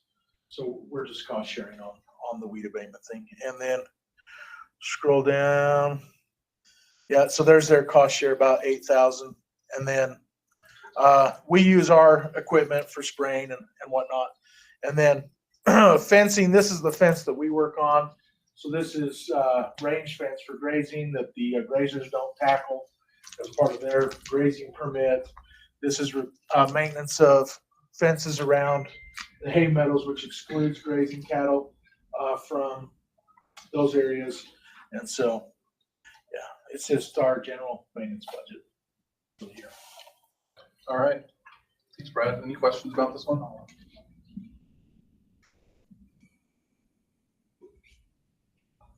Hardware Ranch is kind of one of our big focal areas in my northern region. And so I'll make the motion to approve it. Okay, we have a motion from Tyler. Do we have a second? Okay. It doesn't matter. We have a motion from Tyler, a second from Angie. All in favor, say aye. Aye. Any opposed, say no. Okay, motion carries. All right. Thanks, Brad. Thanks, Northern Region. Appreciate you all being here. I think that ends their projects. So I think what we want to do now is 10:48. Let's take a break for till 11, so a little over 10 minutes. And then we'll start back into a few more projects, and then we kind of have a hard stop around 11:45 point. We have a presentation to make to a former council member. We'll do that. So break till 11.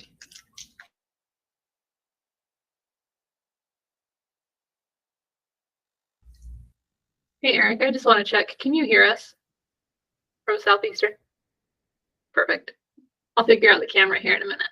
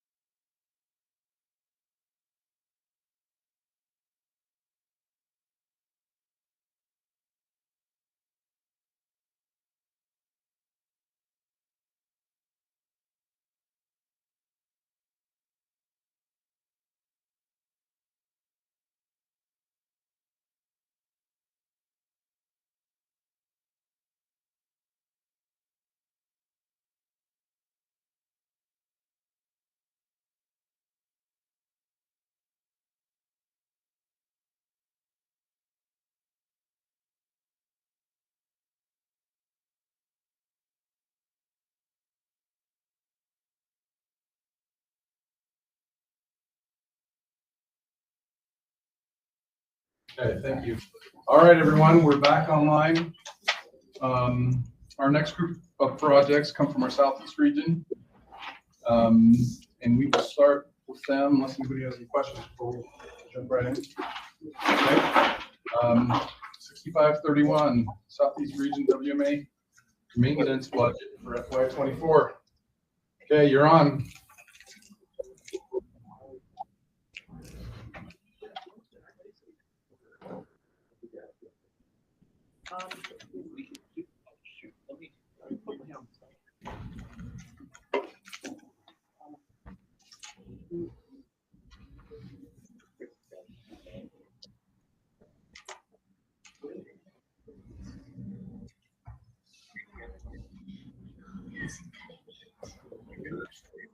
You ready?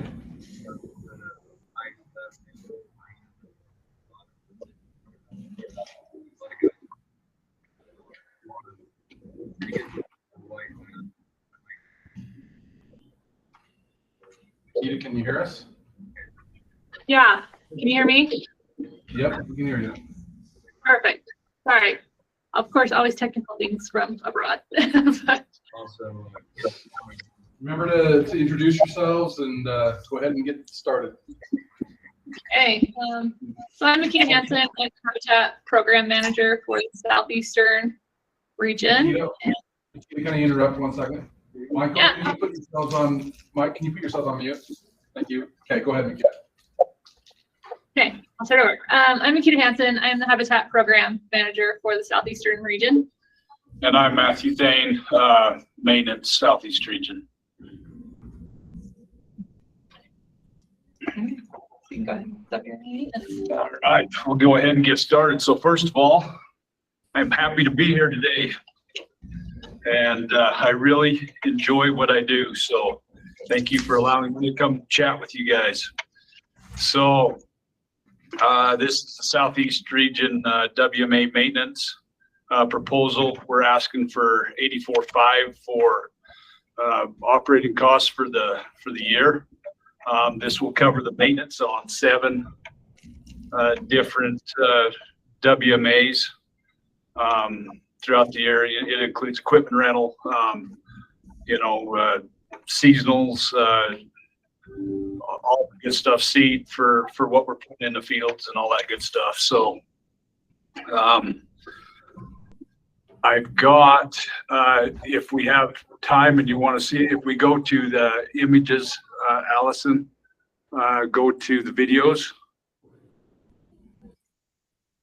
I've got a video there that we can watch. So this basically, I put this together. This highlights kind of a timeline of 1 year. So fall from 21 to fall of 22. So that's Gordon Creek, the lower fields. And so it's a change. It's interesting to see what we do there, and especially on these WMAs and the wildlife that it brings. It's also a big change to see from 1 year of drought to looking at the fields, because all these pictures are of the same view, for the whole year. And it's interesting to see, we basically tried to do the same thing. You get a little bit of moisture, you change how you grow crops, you change the crops you put in, and it makes a big difference. And that's one thing that we've had to adapt to, is getting away from your standard typical farming of annual crops to more of winter weeds and stuff that will come with very little moisture, but yet provide a lot of forage for these animals when they come in the fall, when the elk are wore down and they're trying to get. So that tractor right there, that's our rental. That's what we get every year to help us get this done. One thing I want to highlight is once we start into July, notice the field and notice at how fast that stuff actually grows with a little bit of heat, a little bit of that moisture that we got.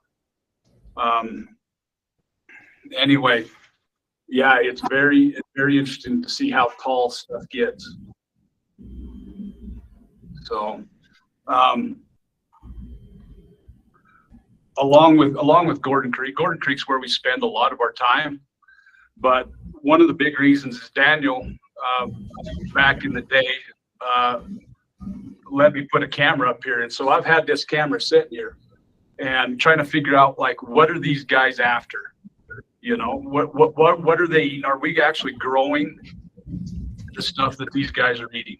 And so you get videos like this, and you can see this bull exactly selecting for stuff that is high nutrition. You know, I mean, that piece of sorghum right there, gone, you know, and that's just going to put some good weight back on him after the rut. So anyway, as this goes on, there'll be some other pictures of projects and stuff that we've done. Yeah, I just enjoy growing this and watching these critters come in and mow it down for me. So anyway. Yeah, so we have a variety of WMAs that benefit several different species. Gordon Creek was primarily purchased for big game habitats, but we also provide a lot of upland game opportunity there, both for put and take, and then also year-long habitat for upland game species, primarily pheasants and chukars and turkey on Gordon Creek. And then we have several other WMAs. Natchwash is primarily big game and upland game, with turkeys and chukars as well. And then we have our San Rafael properties, which were primarily purchased for native fish species and preservation of native fish, but we also do a lot of upland game work on those properties as well, kind of on the desert rivers. So this is Nash right here.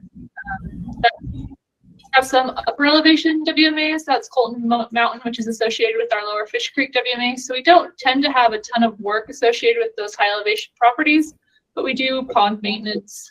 We do a lot of fence maintenance. We do have cattle guards. So a lot of our maintenance work goes to our farming and planting and just maintenance of our fences and every other sort of infrastructure that we have associated with our properties to maintain wildlife benefits and reduce issues from trespass livestock. Do you want to talk about this part of the video real quick? Yeah, so this video right here, this was the first year I put this camera up in 2015.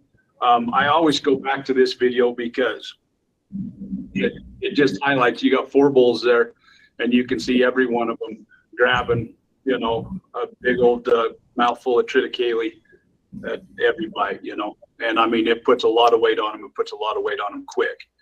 And so because of this, I know that I'm growing the right stuff in the right place. So.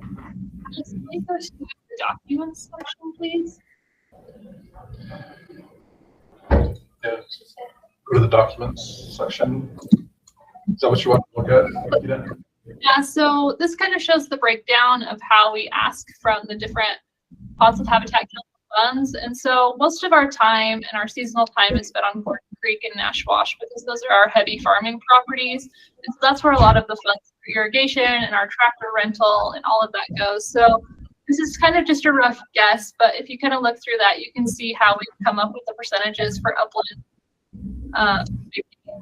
waterfowl. I didn't talk about waterfowl very much. Sorry, Angie, I know that you're new. We do have our Matheson Wetland Preserve, which provides waterfowl hunting opportunity near the Town Lab, and then our San Rafael properties on the San Rafael River. We've also done a lot of work on the properties that have created a lot of wet areas in the desert system, and so those provide a lot of waterfowl opportunity as well. As far as sport fish go, Lower Creek is part of a blue ribbon fishery, or just blue ribbon fishery. So the work we do there to try and maintain the quality of water in that stream benefits sport fish. So, any questions? Questions about our southeast region and our name management? Just a quick, and I apologize, I do not know your area very well, but on your, I think it was, I was having a hard time reading it. I think it was Natchwash. Natchwash, excuse me. Hey, I'm just curious what you have there in upland game. So Natchwash, go ahead. No, I was just saying it's just your biggest area for upland. So I was just curious what you had there and what you were promoting. Yeah, so turkey are the biggest upland that we have there. And then we also have a lot of chukar that use that area. The turkey really utilize the fields that we plant almost to a frustration in maintenance here because they dig up our furrows and things, but They don't understand we're building food storage for them. but yeah, primarily turkey and chukar on that one. Okay, great, thank you. All right, any other questions? Okay. Do a motion on this one. Motion to approve for funding. Okay, we have a motion from Blair / Cody. And with a second, Sarah and / Drew. All in favor, say aye. Aye. Any opposed, say no. All right, motion carries. Okay. Thanks. And you have one more, one Guzzler maintenance project 6676. Go ahead. Yes. This is our Guzzler maintenance project. It's primarily targeted in the Moab area this year. We have roughly 50 guzzlers in that area that are primarily for pronghorn and bighorn sheep. We have a partnership with BLM where the BLM funds seasonal to help us maintain all of our guzzlers in that area. And then Wild Sheep Foundation has also contributed to funding for that seasonal to help maintain these guzzlers. The priority for this year is to replace 4 aprons and 1 tank in that area. And as you can see through the pictures that Allison just went through, very remote, very rough terrain, not a lot of access. So big portion of this budget is going to go to helicopter time to get materials and a tank into these areas, and then just a little bit of time for seasonal time and travel from Bryce to help BLM get those installed. So pretty simple project, but super beneficial for bighorn in that area. All right. Any questions on this one? All right. No questions. I've moved to tentatively approve. Okay, we have a motion from Randy. That's a second from Steve. All in favor, say aye. Aye. Any opposed, say no. Okay, motion carries. Thank you very much for your time. Thanks. Thank you. Thank you. All right, we're going to jump to Northeast Region projects now. Pat is going to be here at noon. He had Okay. delay, so I think we can move to Southern Region. Okay, I see Gary's on, and Curtis are on. Gary, are you okay if we move to some Southeast Region projects? Or Southern Region, sorry, Southern Region. Got a lot going on in my brain.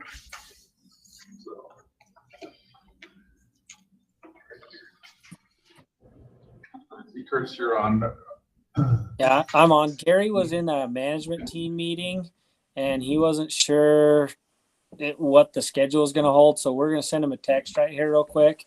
Let him know that we're up. If it looks like, I think Jessica, you're up first, right? So, yeah. All right. So we'll go ahead with that. Our first project from the Southern Region is 6679.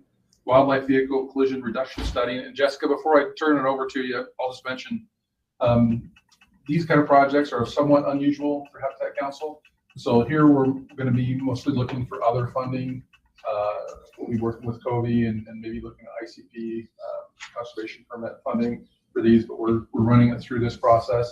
Reason being is we're going to see a bunch of these coming up because both the feds are pumping a lot of money into wildlife crossings.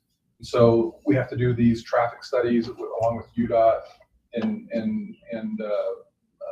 I guess migration studies to be able to plan for those projects. So this is kind of our seed money that then will combine with UDOT and other sources of money to get these projects going. And so since we were hearing that the feds are going to be pushing a bunch of money, and I know that on the state level, there's legislation that will be pending that will add additional state money for potential wildlife crossings. We've developed a priority list, and we need to also be able to provide some money for some of these studies in-depth studies as to where these things and what kind of structures they put in. So this year, kind of uniquely, you'll see a bunch of these projects, and it's likely that not much of it will be funded from Habitat Council, but we'll be using these other funds. But this is our process to get the project vetted, released, and approved. So with that, Jessica, I'll turn the time to you for this project.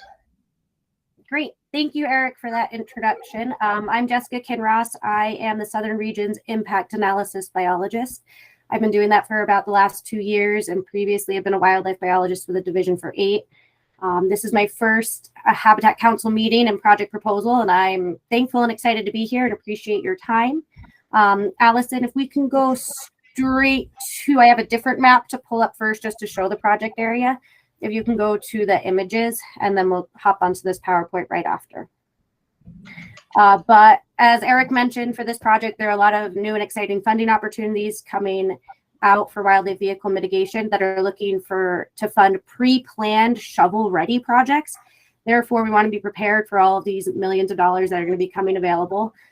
So for this project, first we looked at all the hotspots in the region and identified an area to do a wildlife vehicle collision reduction study along SR 18 in Washington County. This road goes from Enterprise down to St. George, and I was looking at the stretch that was from Enterprise to Snow Canyon State Park.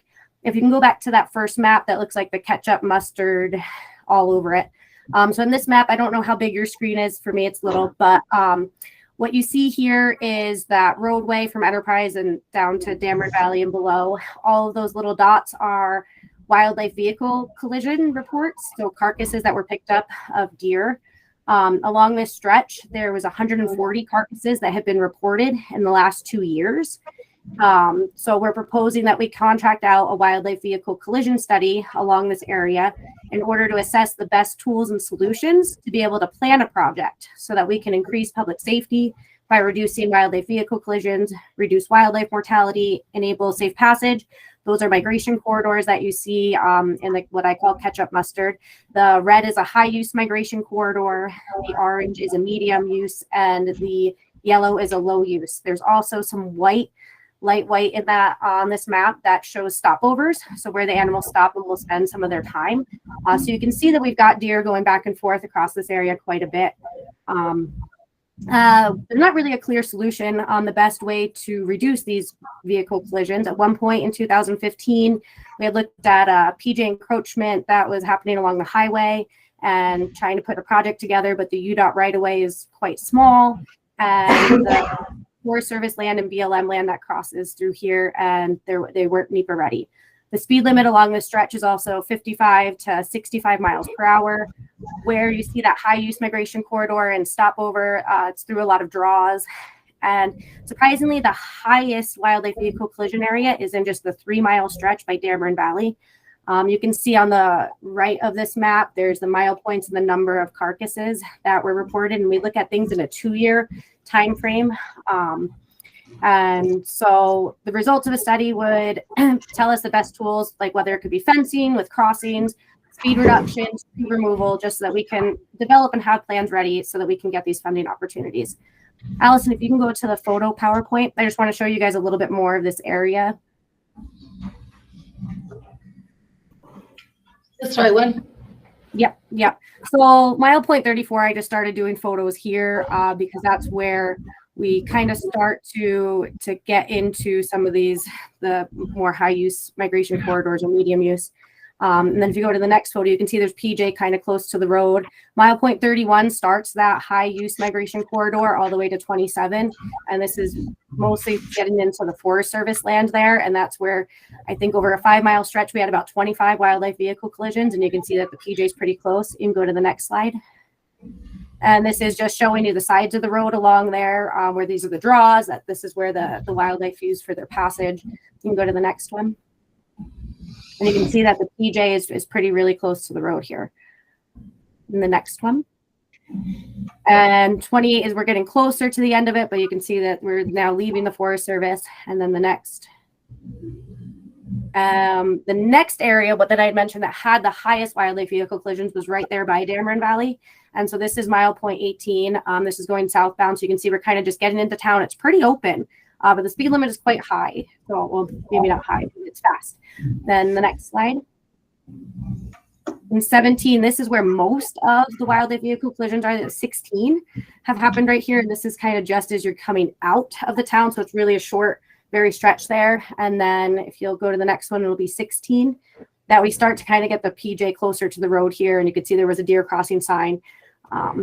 And last, if you go to the next slide, I just wanted to show you guys the movements of the mule deer. So these are our collared animals. That's how we map these migration corridors, is using the collared information to build a model. So this is just the collars showing you their movements, that this isn't just, they're not coming from one area, they're coming from their summer range, or their summer range and moving to their winter range. And you'll see a few of them going through. I think you can press play at the bottom of it. There you go.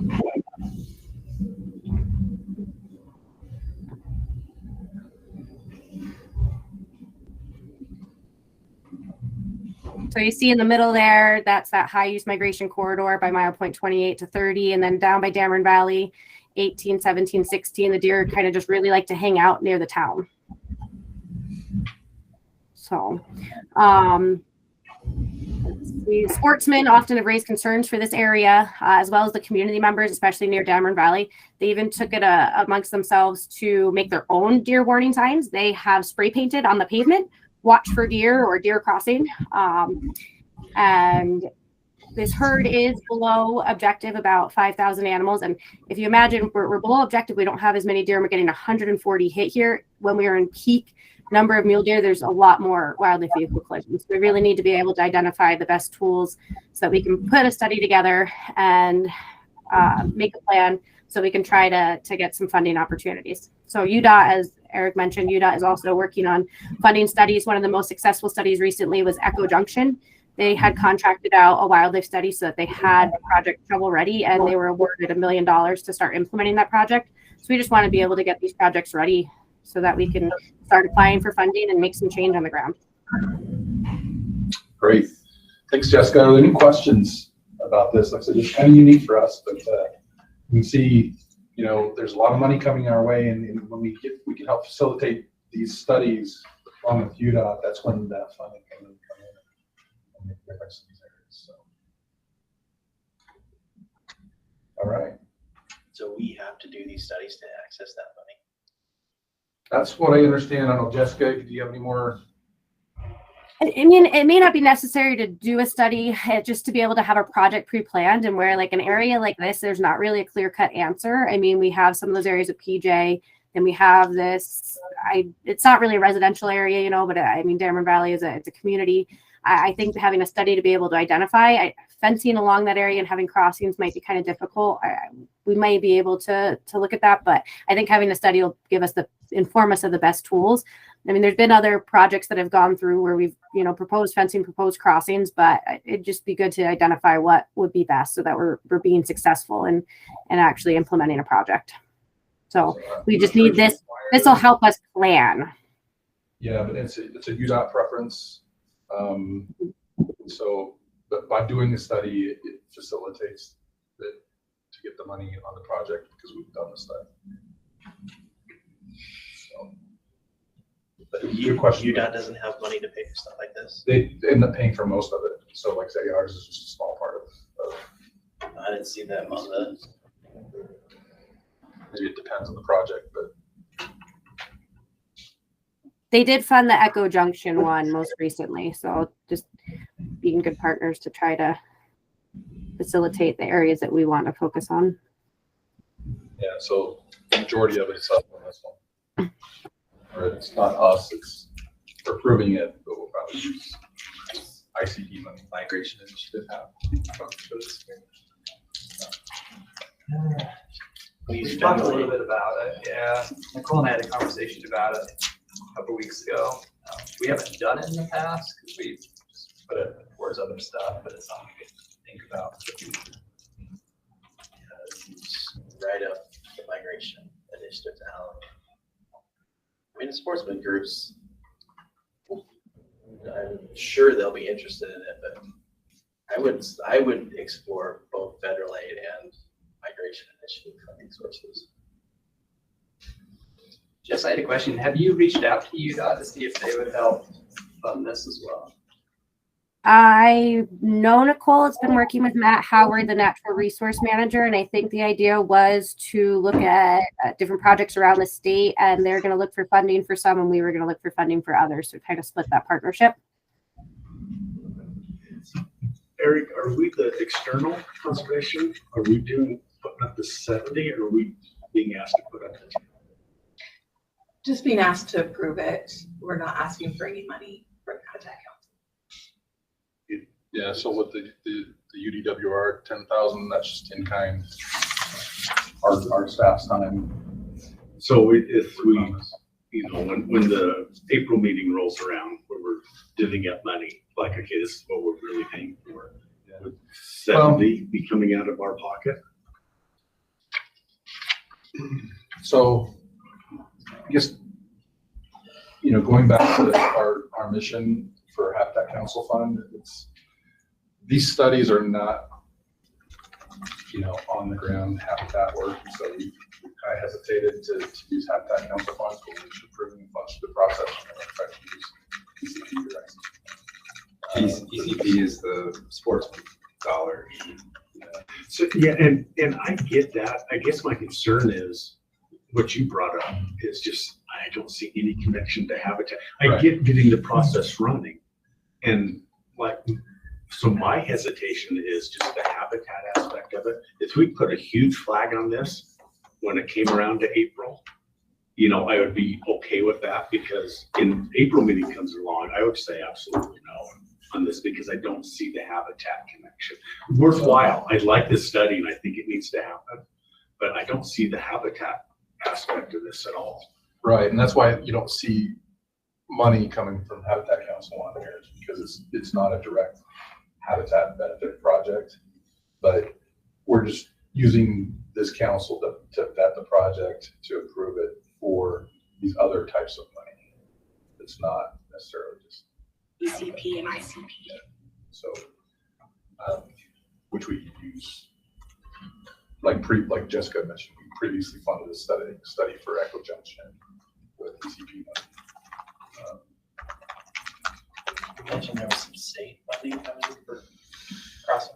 Yeah, there's a bill that has been proposed that is, like I say, it's just in the proposal stage. Adding 20 million to basically go to UDOT for well. So, but it's just an open bill. That's not numbered yet. No, it's nothing we can count on as a thing at this point. But well, I mean, I'll say this: if we're talking like UDOT money, we're talking like federal build bridges over highways type money, then 70,000 is nothing to spend to get at that kind of money. right. So on these projects, we often like to figure out how we can provide some seed money so that they know that we have some skin in the game. But really, the vast majority of the money for these projects comes from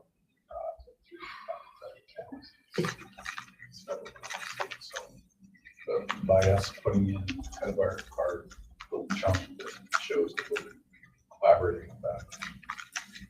For the process of this council, this is more like a peer review process, and just making sure that if we can see a better way to help the project, and before it goes to the sportsmen's groups, if there's some way to improve it. I'll take a stab at a motion then. Sorry. I'll make a motion that as a council, we support this project with the caveat that the project managers look into other funding sources from UDOT, federal aid, and the migration initiative. Okay. Any discussion on that motion?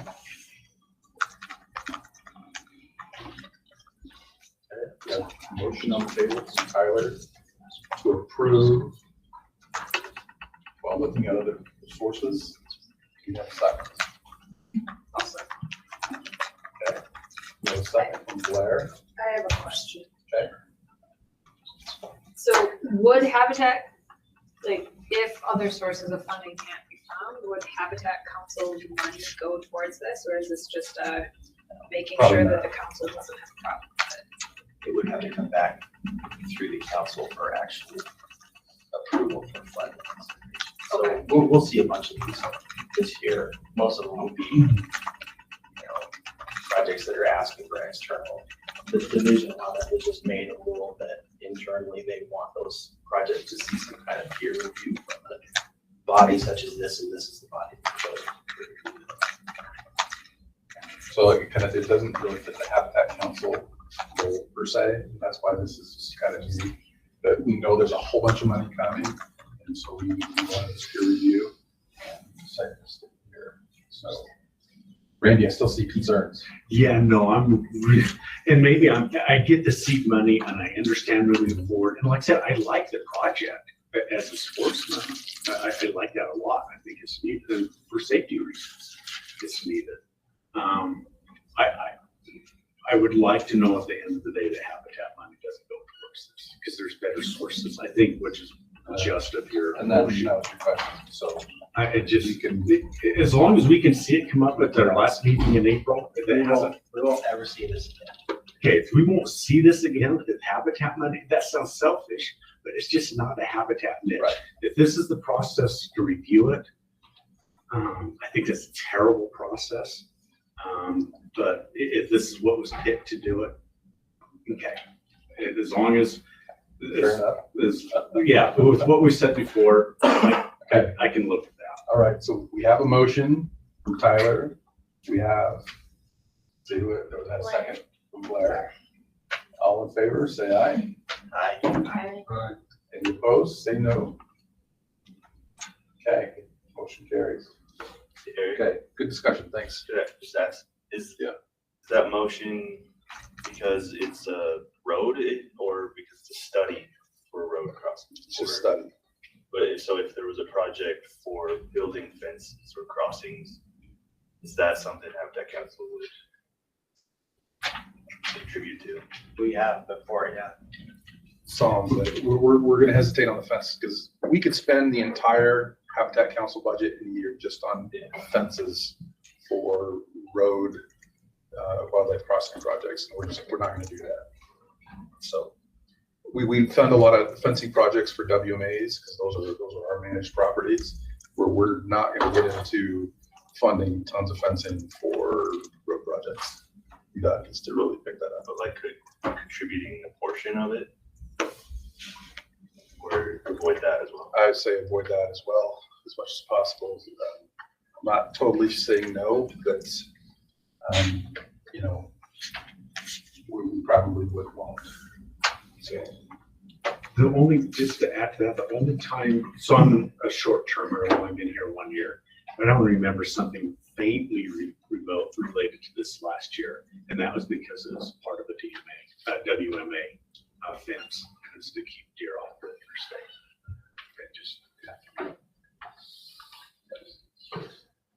Yeah, when we are protecting. By design. Danny told me to. Okay. Yeah, like you said, if we're trying to protect our property from livestock so that we have that browse for our wildlife, that's very much more appropriate for fencing than for mitigating highway impacts. So I think we're in agreement there. Okay. So previous motion passed. Appreciate that. Thanks, Jessica. Brought up some good discussion. You're kind of the first one to work on this with, so appreciate that. Yep. Okay. Thank you for your time. Yep. All right. Okay. Next project, 6667 Elbow Ranch, WMA Water System Phase 3. Kendall, are you up for that one? Yes, sir. Can you hear me? Yep, we can. Go ahead. I've got about 10 minutes to get through these next two projects. So perfect. I'll take 2.5. Okay. So my name's Kendall Bagley. I work as a habitat restoration biologist out of the Richfield area, and I'll be presenting this Elbow Ranch WMA water systems project today. A lot of the legwork was done by Gary Besant, so I feel the opportunity to be privileged to kind of continue on this aspect of the project for Gary, and his hard work definitely didn't go unnoticed.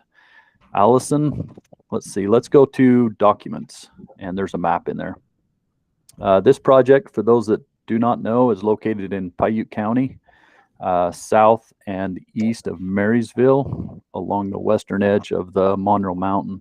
Just pull up that map right there. That'll be perfect. So here's a map that we put together showing some of the infrastructures that we'd like to allocate funding for this year. Many of us were on our way to see that this last summer when we did get rained out, flooded out, and had to take a detour on the Monroe Mountain that day for the Habitat Council. So as we look at this map, what we're looking for is the opportunity to shore up and utilize roughly around 700 acre feet of water shares that we have from Manning Creek and Barney reservoirs that are up on top of the Monroe Mountain. And we're able to allocate water downstream and put it to good use for wildlife. So one pivot is in place. It's the pivot that you see there in green that Gary's done a lot of hard work on. It's a 5-tower pivot, has an end gun on it, roughly irrigates about 110 acres. What we'd like to do is tie into that same existing pivot due to the excess water that we have available to us, and put another adjoining pivot to the south and east. And that is what you're seeing kind of in the white speckled circle there. The green dot in the middle is a concrete pad. It's already in place. It's where the tower of the pivot would go, and it would be a 5-tower pivot similar to the one that's just above. The blue fence would give us an interior fence, 4-strand barb made of steel and wood posts. Would give us opportunity as we work with livestock producer, which we have an ag lease on this wildlife management area. So the ag producer comes in the spring of the year, mainly probably about the first part of May, and would be headed to his mountain allotments on the Monroe Mountain around the 15th of June. Then he would come back in the fall of the year around middle of September, stay till about the first part of October, and take the cattle home. He runs about 250 AUMs. And what we noticed last year is we needed an opportunity to create or defer cattle from one side to the other. A lot of the cattle would like to lay and hang around on the pivot, which is noticeably greener than everything else. And we'd like to have an opportunity to defer cattle one side or the other, allow them to graze. And the whole idea about through this ag lease with the cattle is that they would take some of the forage, but the latter part of the forage in the fall of the year would be utilized for deer and elk to offset depredation issues with the general public and surrounding farms associated on this unit. And east or west of this unit, there's some hay fields. So that's kind of what the ag lease was allocated for. And we do have some depredation issues with the private landowner or the ranch that does have the ag lease in the Johns Valley area. And so it offsets some of the damage payments that we have occurring on elk within the Boulder unit and the Dutton unit. With that being said, we'll look at the purple line is opportunity to add irrigated corrugated pipe, which we could then utilize some additional water and flood the west side of this WMA. The red line indicates lodgepole fencing, and we feel a need to improve some of the fencing around this WMA. We do have trespass cattle from other permittees adjacent to this WMA that we need to control each and every year. So, but majority of this project, like I said, is the estimated budget is $229,206 for the project. There's a breakdown in the budget section, Allison, or in the finance section. So as you go down through the materials, it'll have an irrigation cost. We feel like I can probably get some of the gated pipe, irrigation pipe, probably not have to worry about buying brand new. I think we can get some used stuff. The estimated purchase of a brand new pivot would run somewhere around 120,000, and that is set up, ready to go, similar to exactly the same one that Gary installed a couple years ago. We've got some in-kind from DWR, the in-kind labor from the Flying V Ranch, who owns the ag lease or maintains the ag lease. They've done a lot of work for us in the sense of kind of helping with some dirt work as we went and seeded the existing pivot that's there. They're going to haul in some gravel and put in the wheel tracks of the existing pivot. So there's a lot of in-kind expenses coming from them. Materials for the lodgepole fence, you can see that. The expenses for the irrigation pipe. This is going to be kind of the wild card. It fluctuates so much. That price of $40,500 may fluctuate, definitely probably up, but we won't know until or if we're able to receive the funding. We'll cross that bridge when we do. Let's see. I think that's probably about it. There is some data in the documents tab that Gary pulled for deer collar data. Habitat Council, looks like we've got some stuff there. Here's some images. You can pull those images up. Just run through those real quick. So here's the sediment pond that was put in a couple of years ago. So as the water is released from Manning Creek and the reservoir in Barney, then it's held in this irrigation pond or this pond, and then from there everything is put into a pipe. This is the pipe laid from the diversion pond or the holding pond down to the pivot, and I think it's an 8-inch. Here's what it looks like when the water's released. There's the head gate, so you can fluctuate how much water we need. Turbulent to where the water flows, gets into the pipe. Here's the pivot running. This is in kind of in the fall of the year, I think. We just felt like as we met with the producers last September, the end of September, first part of October, that we felt like there was an opportunity to have a little bit more forage for deer and elk in the area. And that's kind of the need for the interior fence. This is kind of what it looks like in the summer months. So you've got a lot of sandfoin, small burnet, alfalfa, yellow sweet clover, got a series of orchard grass, some wheat grasses in there. And it pays big dividends for our wildlife in this area. Typically, in the years past, before Gary was involved, most of that stuff was not under irrigation, and we were not proving up on our water. And so this has been a great asset for our wildlife on the east or the west side of the Monroe Mountain. Any questions, Gary? If you got any questions to add to the past history, that'd be great.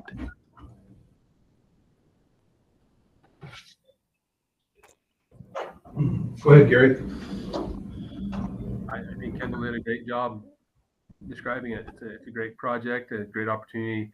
The only thing probably missing in the discussion is, and I don't know if Eric Anderson's in the room, but there's a lot of challenges with proving up on water rights. The water rights are currently in non-use, and we need to expand to be able to show that we're using the water that we have if we ever are going to be able to move out of non-use, which is something we receive a lot of pressure from the county to do.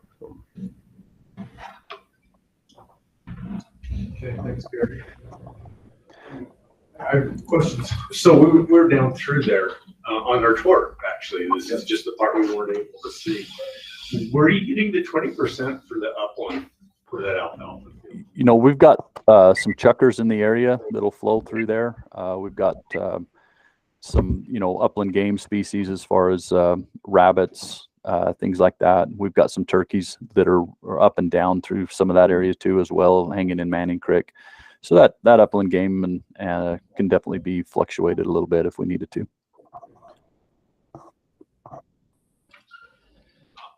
Is there any reason why we can't do 75-25 with PR like we did on the second phase? Yeah, and there was a lot of PR dollars that initially funded this in the past, is what I looked at.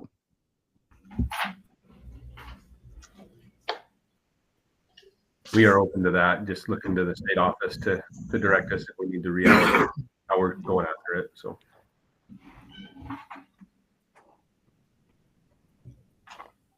Okay. Other questions?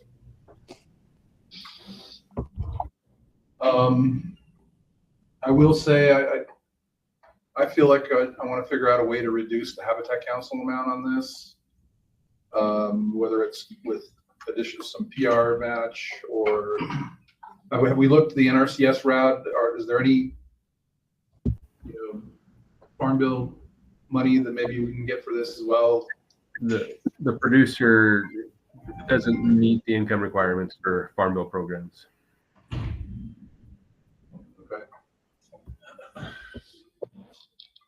It's, I have to ask too, and I know it's more of a big game question, but I apologize. You said the producer that's grazing in there, it's kind of an offset so he doesn't get as much depredation. How much depredation is he getting on top of grazing on our land? So this producer, and it fluctuates any given year, but receives a payment of up to $10,000 a year in depredation payments, and is essentially taking this lease in lieu of that now. It's set in some actual dollar amount over the dollar amount that he gets paid over that dollar amount, depending on what the depredation looks like each year. But this is a significant cut in that. But to me, it's a win-win. We have finally provided wildlife habitat on the Elbow Ranch, what we've been trying to do for 15 years, and we're solving a depredation problem. The depredation thing, I think, is just an add-on bonus. It's something that fit because of the applicants we got, but it wasn't the specific goal. It was something that we could add on. Well, and you're solving your water use problem, which is something that we have to address, or we'll lose that water. But I understand that part, but a large portion of this is that fence cutting down through the center. I just want to make, and so I'm glad to hear what you said. If you think it's a win-win, great.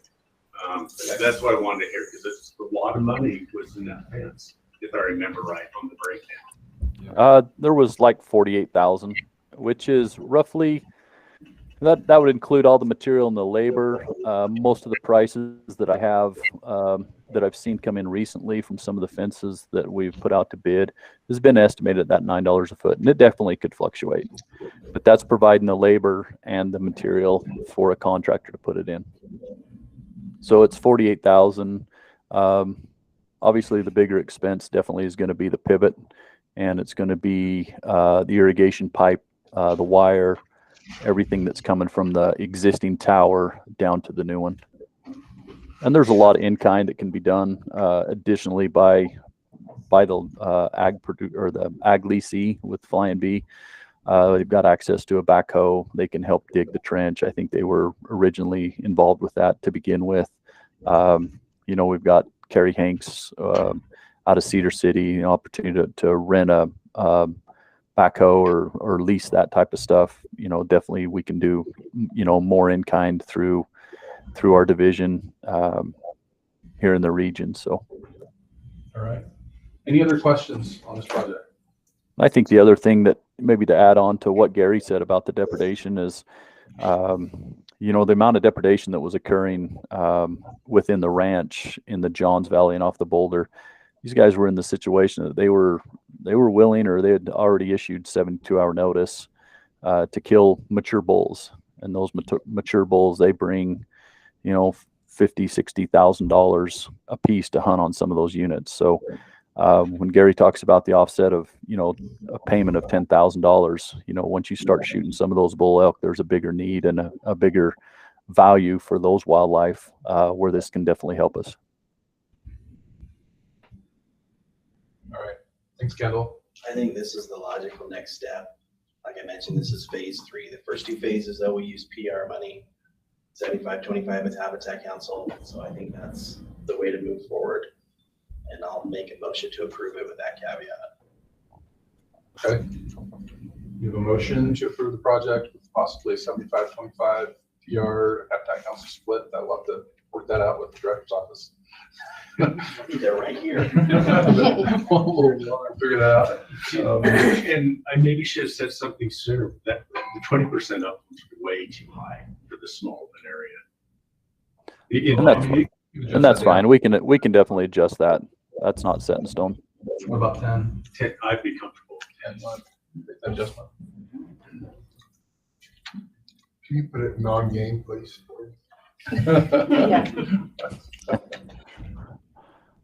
And Tyler, do we need to adjust in the budget the 75%? Just figure that out for Habitat Council, or the PR, and then 25 for Habitat, or the To work with the wildlife We're gonna have section. to work on that. You'll have to We'll do figure that part out, recasting. Kendall. So just kind of, we'll put a bookmark in it. And, okay. I'll just follow up with Allison to make sure it's all matching up. So we have a motion to approve while we explore how we might be able to additionally fund that. Do we have a second? I'll second it. Okay, we have a second from Steve. All in favor, say aye. Aye. Any opposed, say no. Okay, motion carries. Thanks. Okay, so. Thank you. Yep. So we have one more project to review from the Southern region. So we're gonna ask to see if we can do that really quick. We've got some other business we need to conduct here in a minute. So, but let's get through this one so we can cut Southern region loose and get that done. So Gary, are you up on this one? Yeah, I can do this one. Okay, go ahead. I can probably be really fast. I wasn't paying attention earlier. Well, I was not that I wasn't paying attention in another meeting, but you've seen 2 WMA maintenance proposals already, so you kind of have the flavor of what those are. So let me just, Allison, did you get that PowerPoint? Yes, let me just share it real quick. Hang on. So what I'll do is I'll just kind of take you on a quick virtual tour through our region's WMAs. It's not comprehensive, but just kind of give you a flavor of what we have, what we've been doing, and then a quick idea of the breakdown.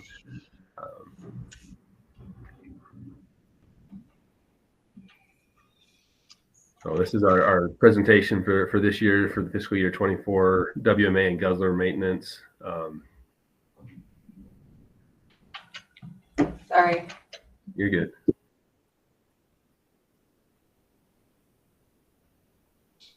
Is it not showing anymore?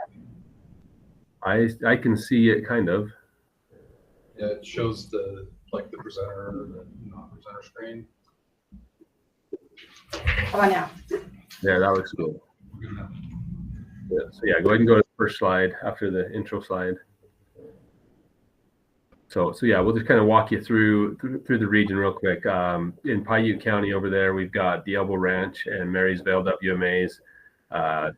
The Elbow Ranch, you just heard a lot about. It's managed under an agricultural lease. Marysvale is also known as Deer Flat, very aptly named. It's a really good deer winter range, and it sees a lot of use on the WMA for winter use. In the past year over there on those, we did some cattle guard work. Kerry Hanks is our maintenance guy, and he went over and did some great work cleaning some and replacing them, and then putting in a new one on the far side at Elbow Ranch. Go to the next one. We have a suite of WMAs that are all very similar. The Fillmore, Beaver, and Berwyn Front. They're all critical winter range, and they all do a great job of compensating for I-15 kind of cutting off access to additional winter range. Very foresightful people back in the 50s and 60s that recognized the importance of that range and locked up a lot of land for us. Do a lot of fence maintenance, seasonal road closures, weed control, active restoration. You can see some pictures there. This past year, we worked a lot on taking out some fence that wasn't very deer friendly and replacing it with deer friendly fence. That's that lodgepole rail fence you can see. Kerry Hanks has helped us with our road closures, making it very easy with some good gates to manage those. And then we have some additional fence maintenance. You can go to the next one. Indian Peaks is a fun property out on the Southwest Desert, really good elk habitat, and there's definitely some deer that use it too. A lot of annual maintenance that goes on out there. Fence maintenance has been a big thing because the fence is getting old. You'll see a proposal later this year to replace some of that fence completely to try to get ahead of that. another big part out there. We contract with Beaver County every year to do road maintenance, and they go through and blade those roads every year for us. This past year we had a lot of washout as Indian Creek had some flooding, and so it was a very significant road maintenance this past year. I think we've been paying them $2,000 a year for that, which is a screaming deal. It might be $4,000, I can't remember, but either way, it's going to go up next year. They said that they had it maxed out and that it's going to take a little more, but still, it's been a screaming deal, a great opportunity for us out there. Next one. This one's kind of a different WMA. We have our Perwin Canyon WMA. It's also known as Hidden Haven locally. It's more of an outreach focused WMA. It has an interpretive trail, a lot of education stuff going on. Since the Brian Head fire, we've had frequent flooding damaging the trail. The creek has been routed down the trail and started to cut a lot of it out. We've been working a lot there this year and not really wanting to. It's not one of our emphases. We don't, but we're having to manage a lot of recreation because the trails become dangerous and had to do a lot of things.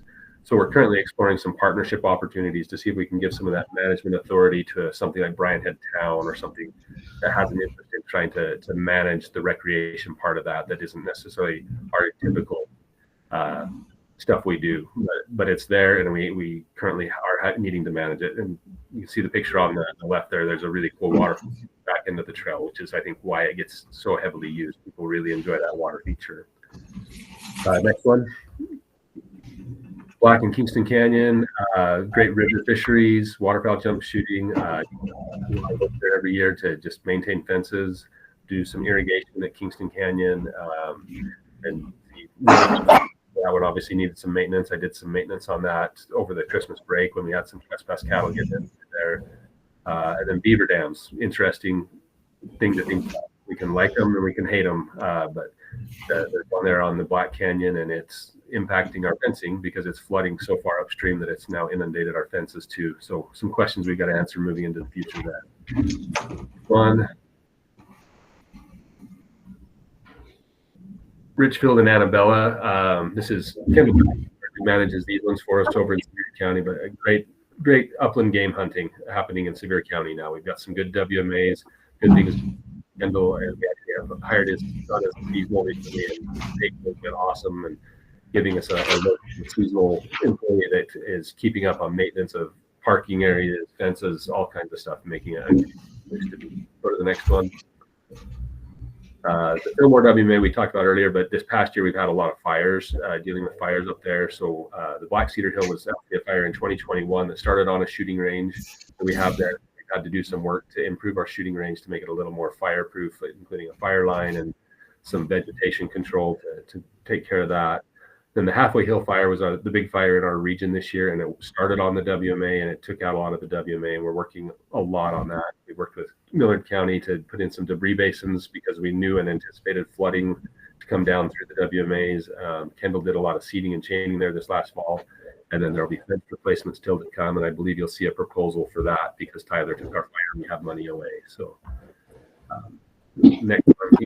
Facilities. Kerry spends a lot of time maintaining our Bobcat. We got a new storage and building yard. He's been getting the parking lots put together and our storage areas put together. And then we have several cabins in the region too, not necessarily what our WMA maintenance budget covers, but Kerry, our maintenance guy, does a lot of work out there, helps with those. And then last but not least, Guzzler maintenance is part of our proposal. We have a Guzzler maintenance guy. He's our assistant maintenance guy, Mike Jensen. He spends a majority of his time working on Guzzlers, keeping them up, doing all kinds of things, installing new ones, repairing old ones, recommending replacements, things like that. So that's some things that you've been involved with there.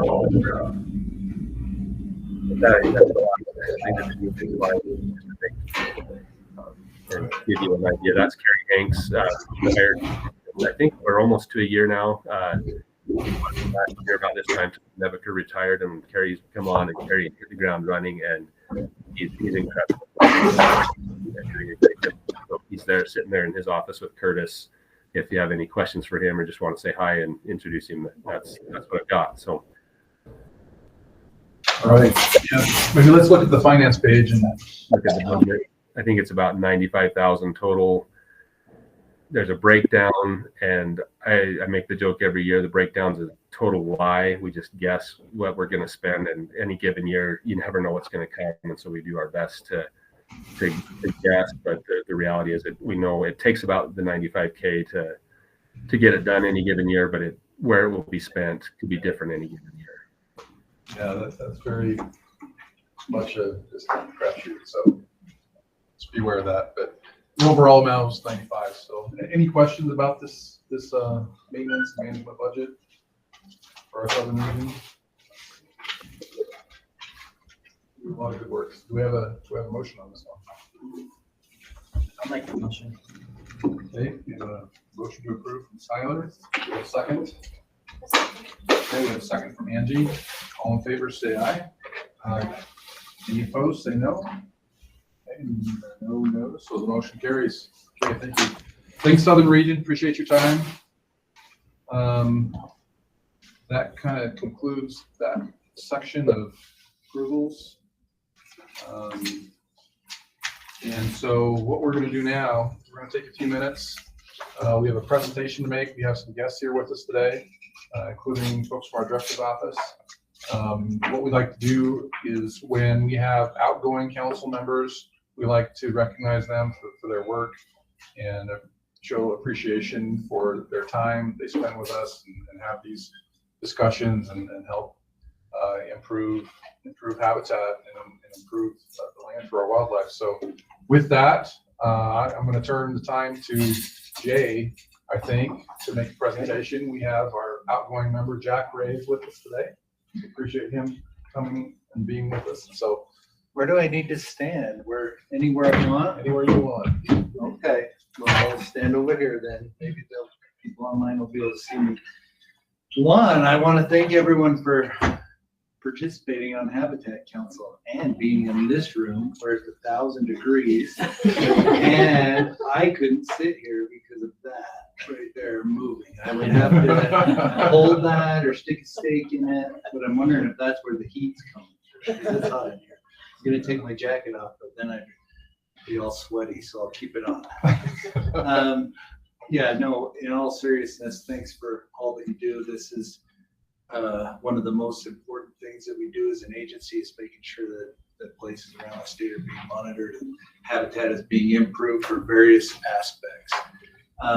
We really have benefited greatly by the experience that Jack has led to 2 terms on Habitat Council for 4 years, multiple dozens of projects that Jack has helped facilitate and promote. And I hope that Jack has got some reward from being on this council as well, because the rest of the state definitely has. We wanted to recognize those efforts. And I think Jack is a great example of what being on the Habitat Council is all about. You're really selfless with your time, and that is a great benefit to all of us. So I'll just present this to Jack. Oh, it looks like we got a redhead for you. Right. No, I just didn't, but I checked so many duck hunters that I just know that half of them are Miss ID. But we'll give you this green wing kill portrait. I didn't think that's a great Jack, so. Yeah, thank you. Thank you. I appreciate it. Yeah, appreciate your time. Yeah, and all you've done. This has been a wonderful experience, and as I've told everyone involved with this, it's an experience I wish everyone could have. See all the wonderful projects that the DWR is engaged in and everything it's doing for wildlife throughout the state. So it's really been kind of an inspirational experience for me. Thank you. Thanks, Eric. So Jack, we're going to break for lunch right now. We had you come at this time so you can join us for lunch. We invite you to stay for that, and all those who are here. And so with that, we'll go ahead and go on hiatus on the online meeting and break for lunch. Take your sweaters off and open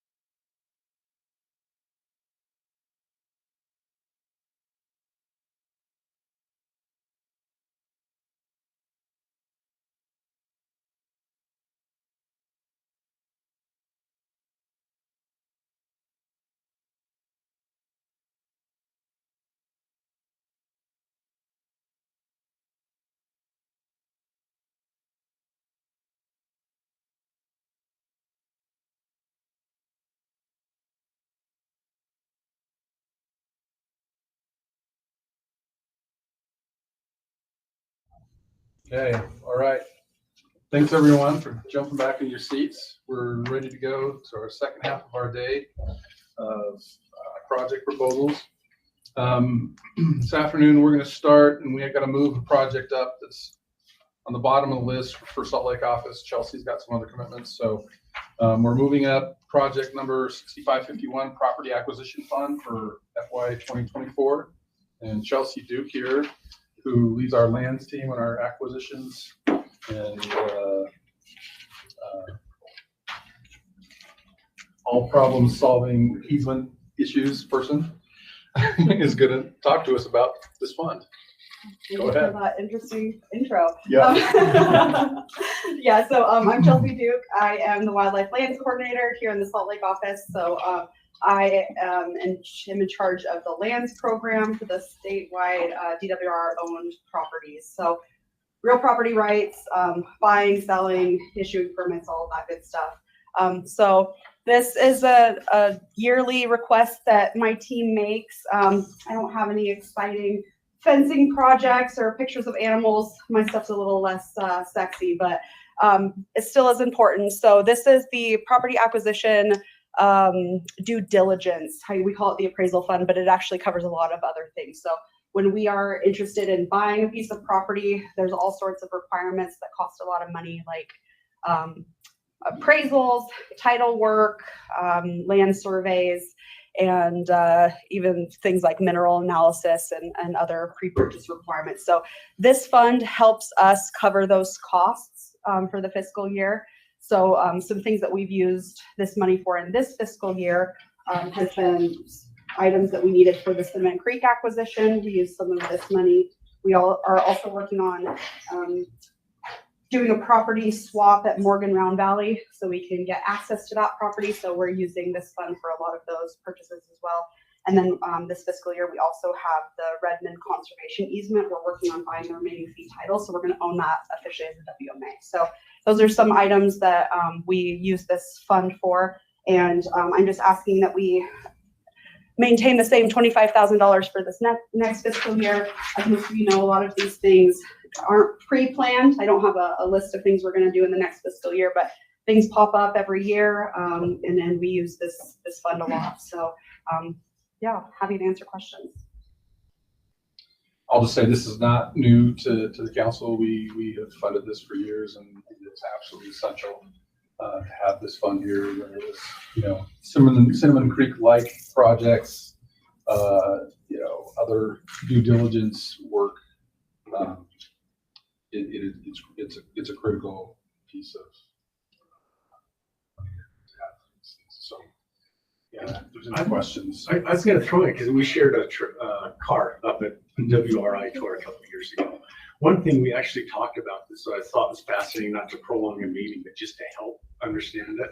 We talked about this aspect and being able to do this stuff up front helps, correct me if I'm wrong, helps lock in a contract because getting the money can be forever dealing with government agencies. If you can get all this done up front, it helps lock in a deal, even if the money takes significantly longer to do.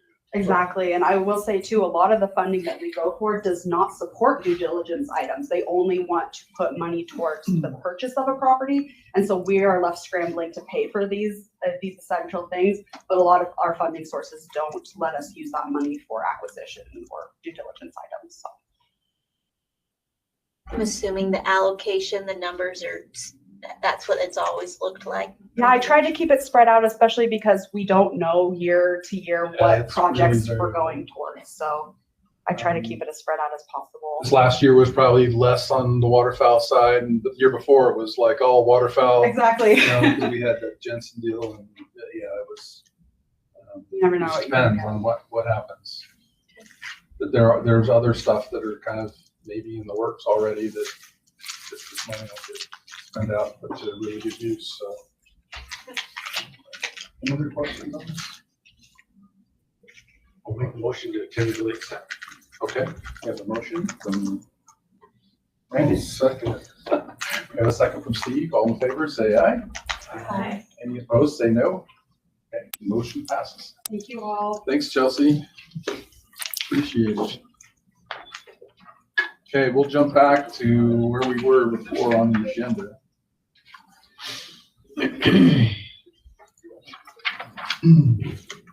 Northeast region. Thanks, Pat, for being here. Introduce yourself and we'll let you run with it. Well, hey everyone, my name is Pat Rainbolt. I'm a Habitat Program Manager in the Northeast region. I'm based out of the Vernal office, home of the future Winter Olympics. If you've been there lately, a lot more snow than you guys, but great to see everyone. Great to see the new members here and a lot of familiar faces. So we'll jump right into this for the Northeast region. Montez Creek WMA irrigation pivots. This has been a dream of mine forever since I started working with the division. I've been here 15 years now in the Northeast region. Always worked on this WMA. It's a great upland game property. We did a mitigation project years ago to remove a lot of the Russian olive. You can almost see the outline of the property just looking at the Russian olive. Just go around here. So that's kind of this boot shape is our property. We have a reservoir here with some great fishing opportunities for the public. We've got a lot of use out of this property lately. It's really close to populated areas in Roosevelt and Vernal. And it's been used as a quasi-community fishery lately, even though that's not what it is. But get a lot of use from the public up there. So we do have water rights on this WMA. We have 2 fields that we can irrigate.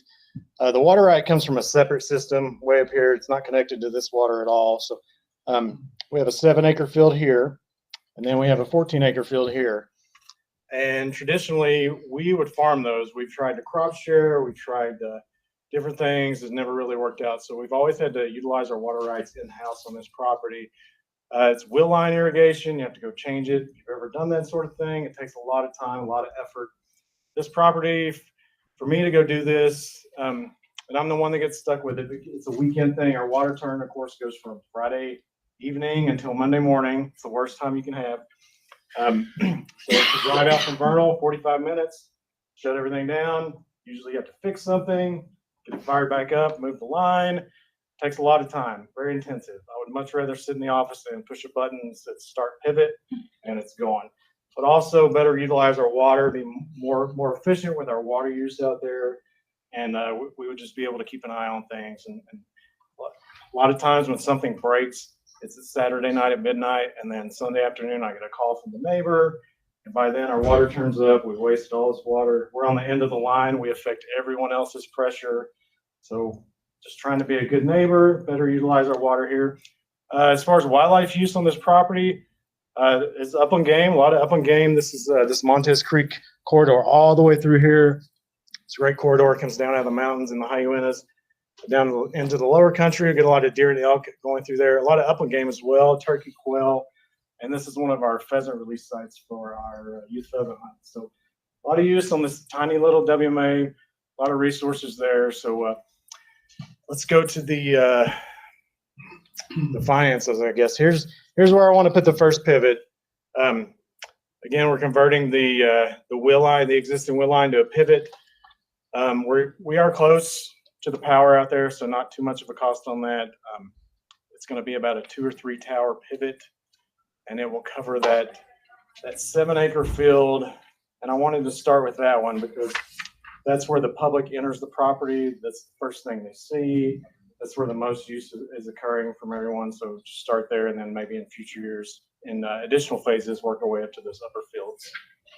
So, excuse me, $60,000 for getting the pivot installed, up and going, and to cover that area that we've identified on that map. And I'm not sure how I broke that down. Yeah, like I said, we get big game use there. We get people that hunt there. We do have the upland game opportunities there. There are some waterfowl opportunities there. As far as nesting, I've seen the waterfowl and the shorebirds both use those areas that we irrigate, and then gain wildlife benefits. So, yeah, with that, I'll take any questions.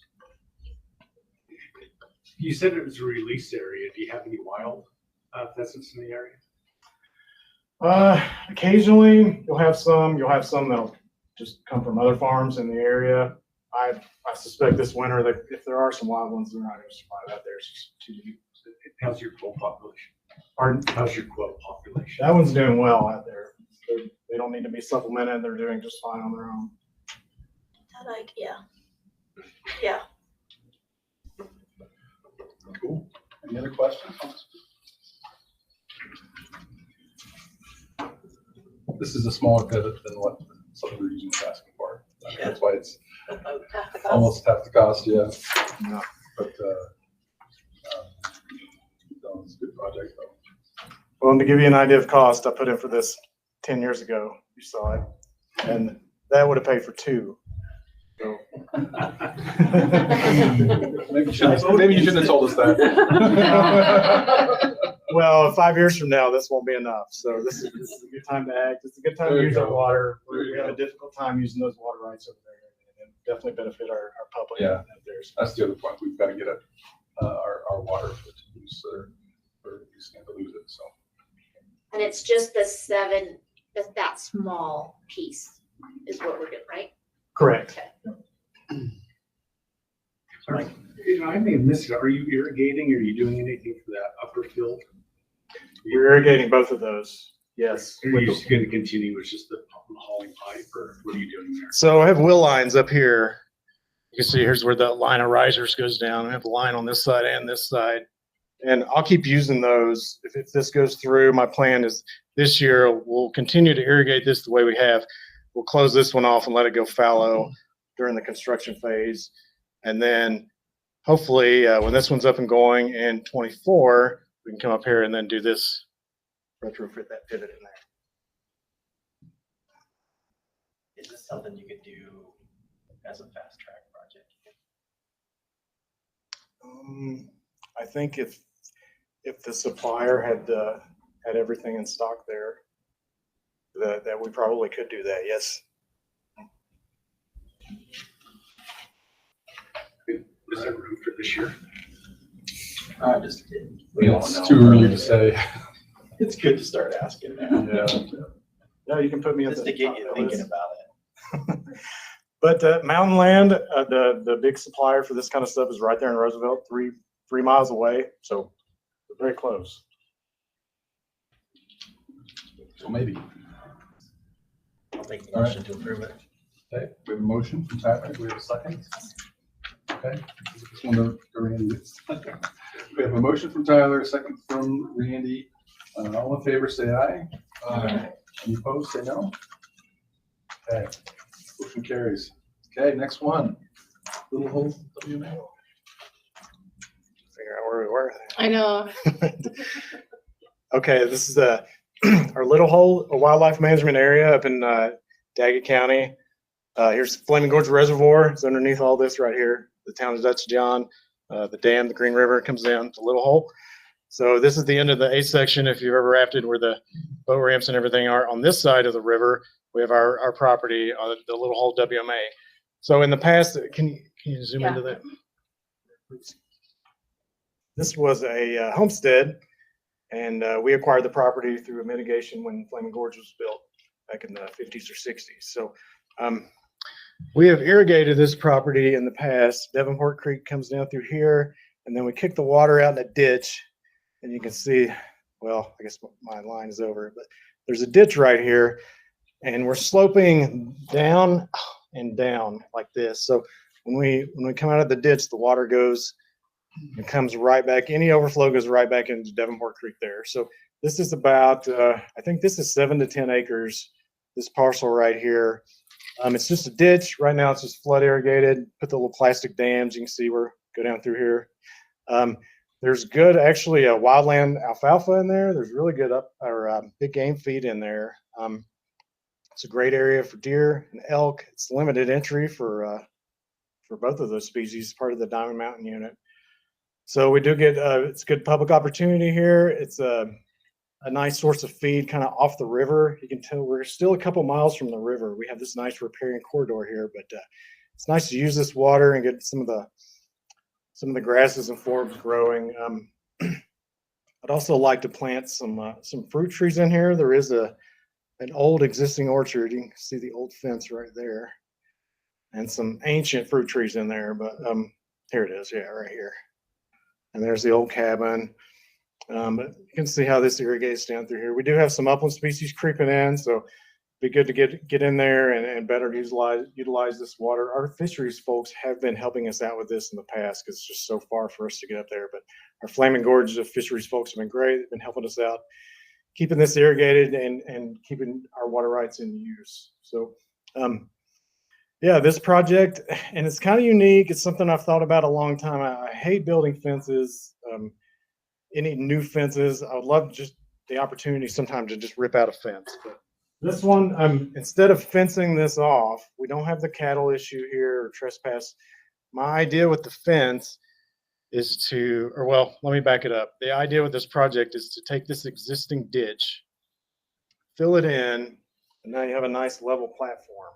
And on top of that platform, you set your gated pipe down. So you have your line of gated pipe and you can open whatever gates, kind of work your way down if you're familiar with that type of irrigation.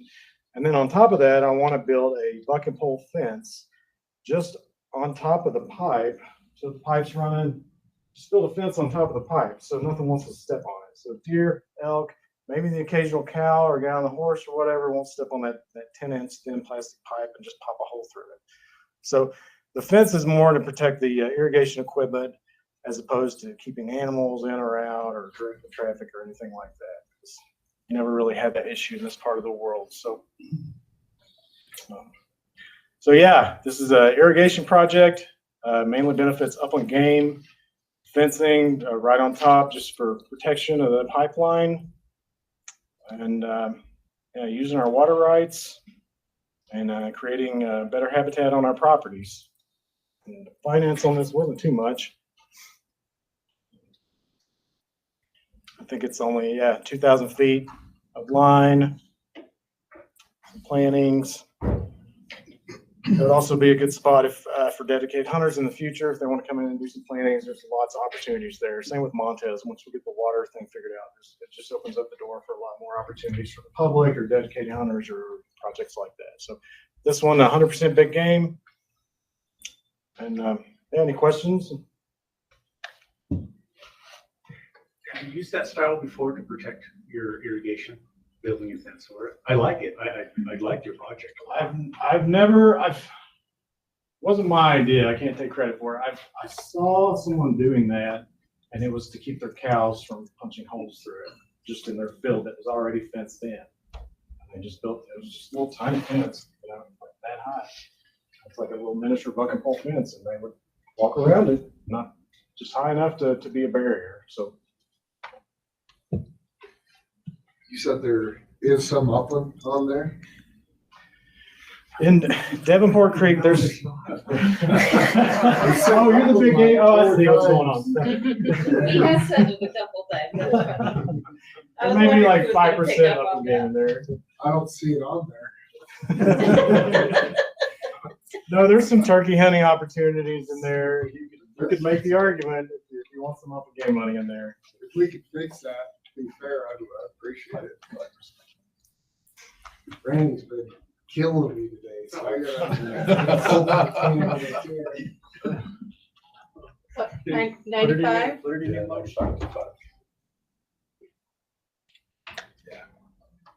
Okay, any other questions on this? There's some waterfowl on the Green River right there. Stop it. Wrong person to make mad, buddy. Okay, we have a motion on this one.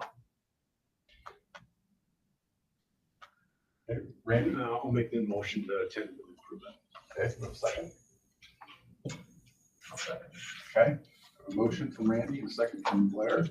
All in favor, say aye. Aye. Any opposed, say no. Okay. All right, next one, Current Creek. Okay, Current Creek fencing. This is in Wasatch County on the west side of our region. This is part of the Current Creek WMA. It goes up into a lot of this higher elevation. It's one of the few WMAs we have that has a lot of aspen component on it. So really neat, higher elevation property. Great big game property, deer, elk. It's part of that Wasatch unit. We get a lot of archery elk hunters up there in the fall of the year. This fence is a boundary fence along the county road. There is a fence there now. Half of it's down on the ground, half of it's been buried. through some road construction work, just an old T-post and wire fence. So these fields, the Buckhorn Ranch, which is right in here in this private property, they actually, it's like a crop share, kind of a quasi crop share agreement they have with us. So they take care of those fields. They utilize our water for us. They have issues. This fence has become a deer killer right here. They come down off the slope into those cultivated fields and get tangled up in that old wire. And so the proposal is to rebuild that as a drill pipe fence, just not necessarily to hold animals, to facilitate movement. It's more of just a pole top, wildlife friendly fence, made out of drill pipe for the posts and the rails. So it's just all drill pipe. There's no cable. There's nothing flexible in it. Solid posts. The other thing this fence does is it keeps out trespass. A lot of people want to spotlight through here at night. You got this nice county road here in this field and this creek bottom here. They want to spotlight and drive their four-wheelers out there, and that's been an issue too. So keeping that property free of illegal ATV use and the poaching problem it eliminates, as well as the entanglement issue we have there with the big game. Okay. I think I saw a turkey in there one time too.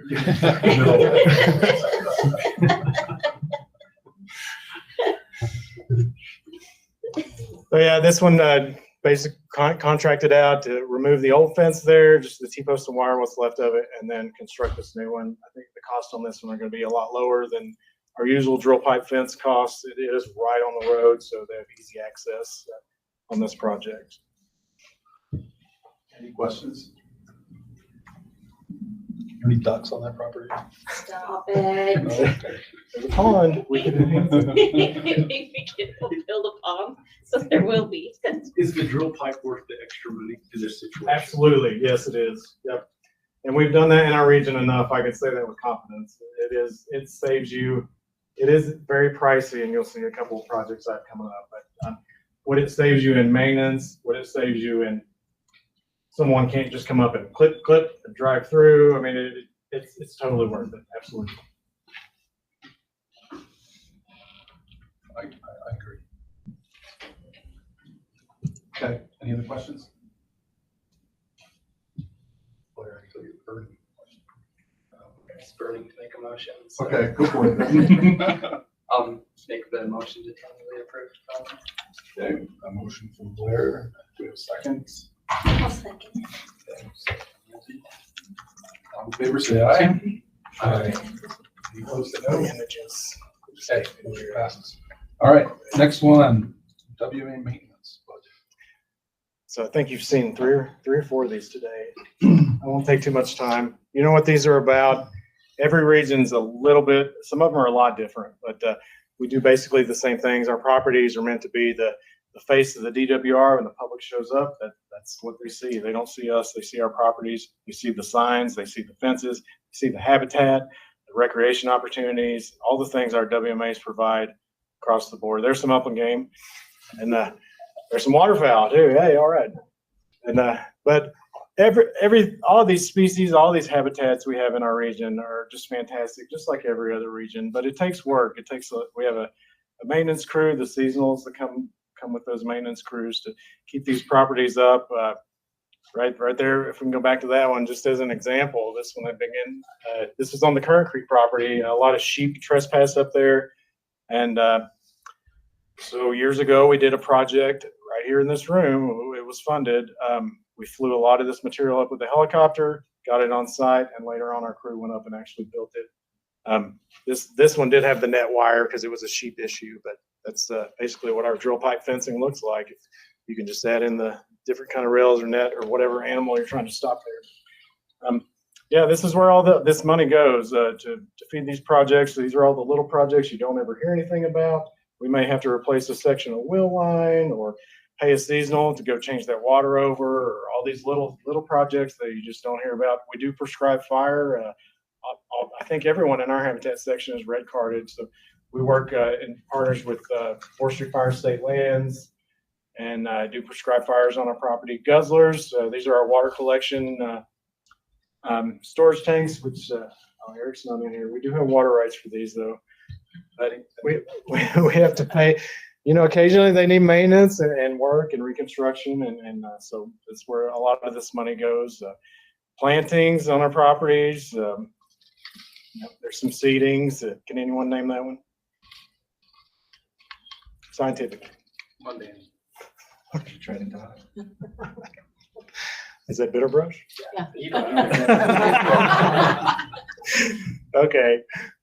Okay. So anyways, this budget has been the same for 15 years, as long as I've been here and managed it. So it hasn't changed.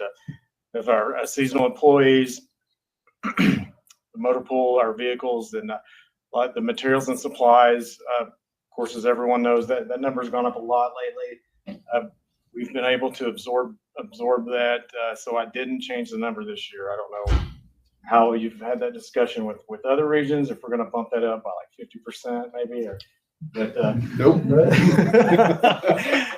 But as far as that goes, we're doing well in our region. Our guys are really frugal with the money. They really make it last. They make our equipment last. They maintain everything, and this just saves us money on down the line. So that's why this has never changed.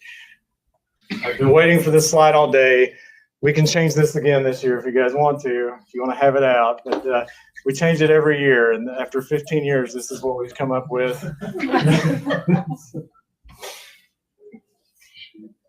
It's really unknown, but Well, I think at one point Miles had done the analysis and actually came up with those numbers based on what species are on what properties. okay. Questions?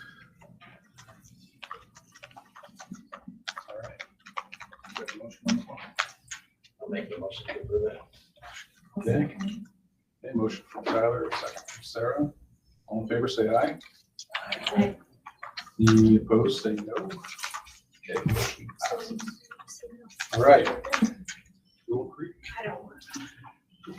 Okay, Little Creek Ridge, WMA. This is the property you'll hear called the roadless area in the book cliffs. So this is the book cliffs divide.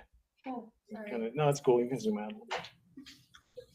Yeah, here we go. The cliffs divide runs right here. That's the separation between the southeastern and the northeast region. And then we have this roadless area, nice little, it's about a 50,000 acre block of Sitla and DWR in here. Yeah, it's a great place. Obviously no roads, administrative access only. Great place for people that like to hunt big game on horseback or just go camping on their horses to go out and enjoy this place. One of the few places in Utah you can do that. So we work with Sitla and the tribe out here to maintain this property. This watershed is just a huge funnel that feeds down into Willow Creek proper and eventually into the Green River. We have issues with all the livestock out there, the permitted use as well as the non-permitted use. We have stray livestock. We have stray, wild, estray, and nuisance horses. Every category of horse you can have. So it's critical that we keep this fencing in order to keep these animals out of the roadless area and to keep that forage available for wildlife, for big game. We have bison, elk, and mule deer in here that use this very extensively. So there's no permitted grazing, and these fences are critical to keep that livestock from coming up. This is the main one here at the confluence of East and West Willow, where they form Willow Creek proper. But even if they trickle up, or they can sometimes filter down off these hillsides, we have some check fences in here that work really well. And usually in the fall, we can go in a coordinated effort with our folks and actually ride horses and hike and get everything down to this confluence fence at once and push everything out and shut those fences. So these are strategically located. They've been maintained and used in this way for 15 or 20 years. So this project is flying in all the material you need to maintain these fences. There's no other way to get it in there. You can't drive it in there. You can't throw it off the hill. You can't pack it in. You have to fly it in. And then our folks build it by hand down there on site. This is wooden fencing. It gives us the ability to build it remotely just using hand tools. Pole top, wildlife friendly as far as the heights and everything goes. This is just maintaining these fences. The big cost on this is the helicopter times. You can imagine to fly this in.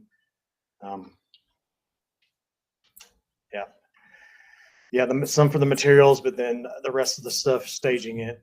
And you may be thinking, where are you going to put all this stuff? It's going to sit there for years and just rot away. Well, if you've ever been down there, there's every one of those canyons is just a huge ledge wall. There's very few places to get up, and all these fences were put in the narrowest, ledgiest places we could find to keep the animals from going around and bypassing those fences. So everywhere we have a fence, we have a nice ledge that protects all the materials. You can stock them under there and then protect them forever, really. You keep them out of the weather, and they're nice and dry and everything. So it's a really good setup to fly this stuff in, get it in there, and then as our guys have the time, we can make the trips down there. Everything they need is already right there, ready to go. And I always make this invitation with our flights. Anyone on the council, if you would like to go out with us and fly for a day, you just have to take a simple little online training. Eric, some other folks have done that with us. Please, I invite you along. It's a great time. It's a short flight. Take you somewhere. Someone has to be on the ground to receive materials, and then we'll just fly you back out of there. But it's a really good time. Please take me up on that. I'll point you in the right direction to get all your safety training. But yeah, $25,000 on this one. All big game, and but it is all big game, and that's a great place. If you've never been there, highly recommend it. Okay, questions?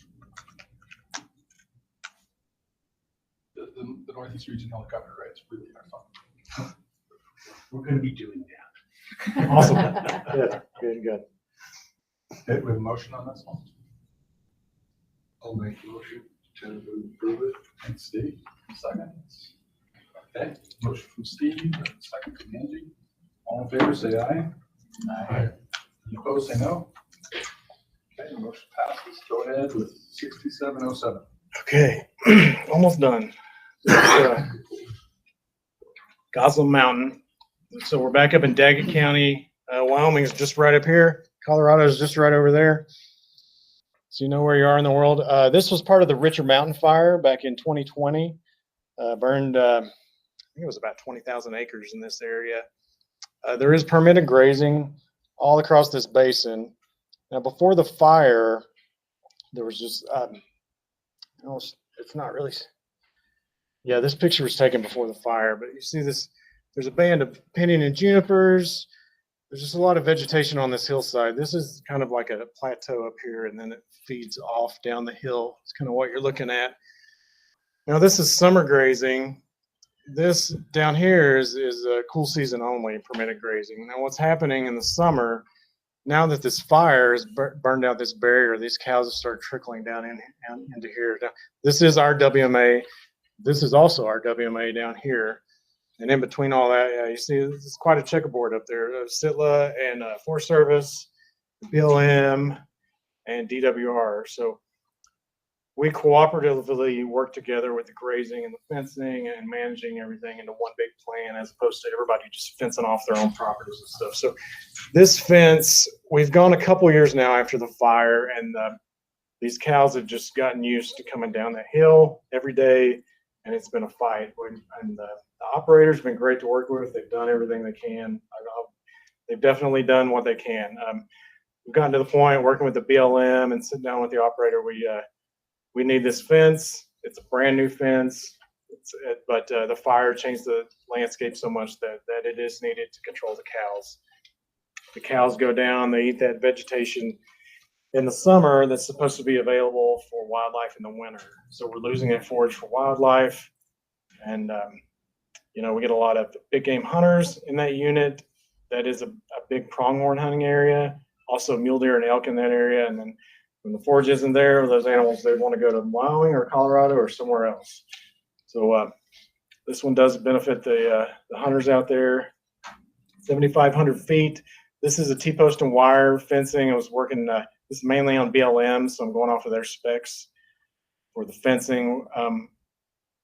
I have worked in the wildlife-friendly design where we have the smooth wire on the top and the bottom, and the spacing that facilitates fawn passage and the adults jumping over the top.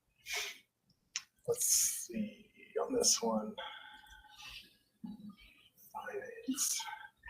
BLM is going to contribute the NEPA to this. This is a new fence, a new disturbance on their lands. We'll submit a range improvement project form with Sitla. I've talked to them already on the phone. They're on board with this one. And then the contracting, T-post and wire fence, not as expensive. There is an existing road right there, so access will be easy again, just right down the road. Yeah, any questions on this one? What's at the ends to keep them from going around? So the one end, the north end ties into an existing fence. The southeast end ties into a rock ledge. There's a rock ledge that just dives off the mountain right there.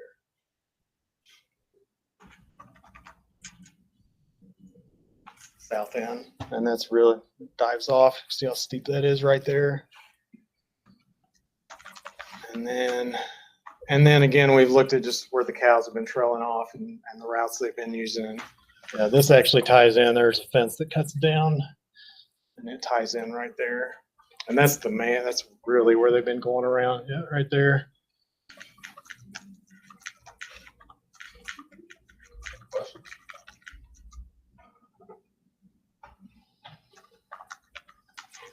All right. Motion on this one?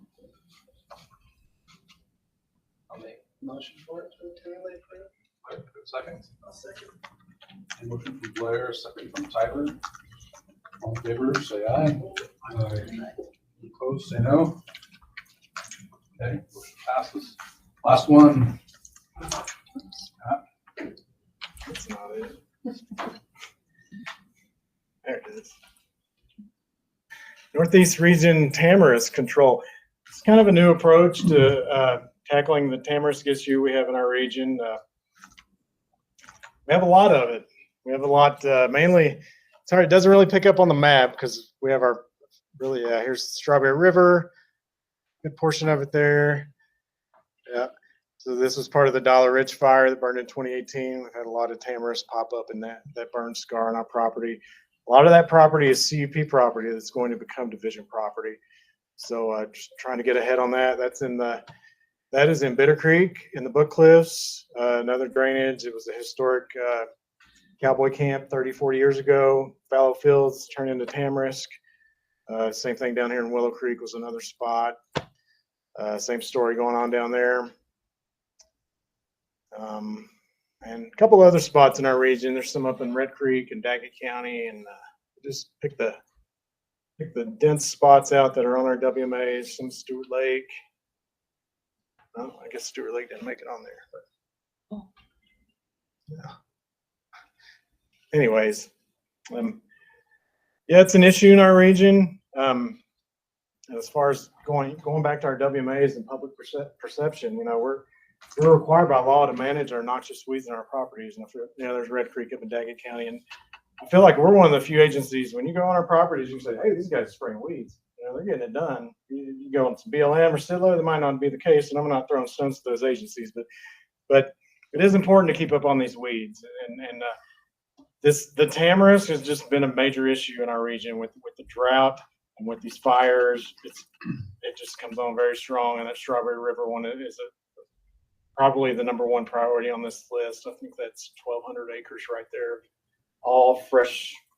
There's not any mature tamarisk down there yet, so we're trying to get ahead of this and then get ahead of the game on this one. So that's what this project is all about, just to hire a crew. It is a little pricey. It's hiring one of the youth crews to go around the region for 20 weeks, do the cut stump method on the tamarisk, and do a lot of the work that we can't do. We try to keep these habitat types from shifting over to the tamarisk. If you know what tamarisk does to your soils, once you've got it, it's very tough to get rid of that and clean all that salt out of the soil. So this one kind of goes back to, where tamarisk is as far as the habitat types and elevation.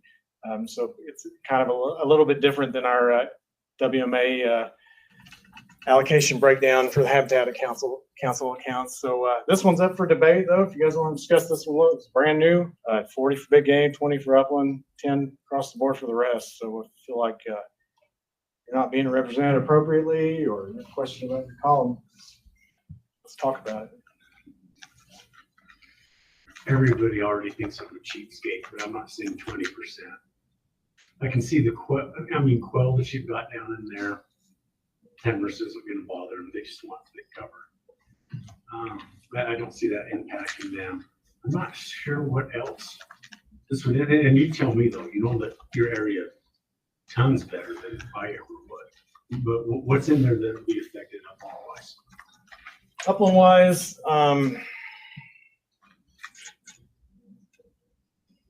well, they still use it, but I would rather see these upland species using the native species as opposed to a tamarisk or a Russian olive or things like that. Because when they use those, they're spreading the seeds around, and they're just amplifying the problem for us. I guess as far as the use for those animals, cover is cover. You see with the cuckoos, they use those non-native species, and where the willows aren't there anymore. So yeah. Probably not the best answer for that. Oh no, that's what I thought you were gonna say, because would I rather have natural in there? Yeah. Does it affect the upland? No. Does it affect the rabbits? Does it affect quail? It's a good point. I think it's more of a native versus non-native issue. It could possibly, if it's messing with the soil, it could down the road. Just because it brings more tamarisk in, which isn't gonna hurt up. So I like the project. I like eliminating the tamarisk, but not at 20%. What do you think it should be? 10? I'd be comfortable with 10. And give it back to Sportfish? That was my thought. I mean, I would think waterfowl and sportfish should have been higher. I would think sports, not to beat up, but I mean, all this is river work. Ben's not here, let's beat on it.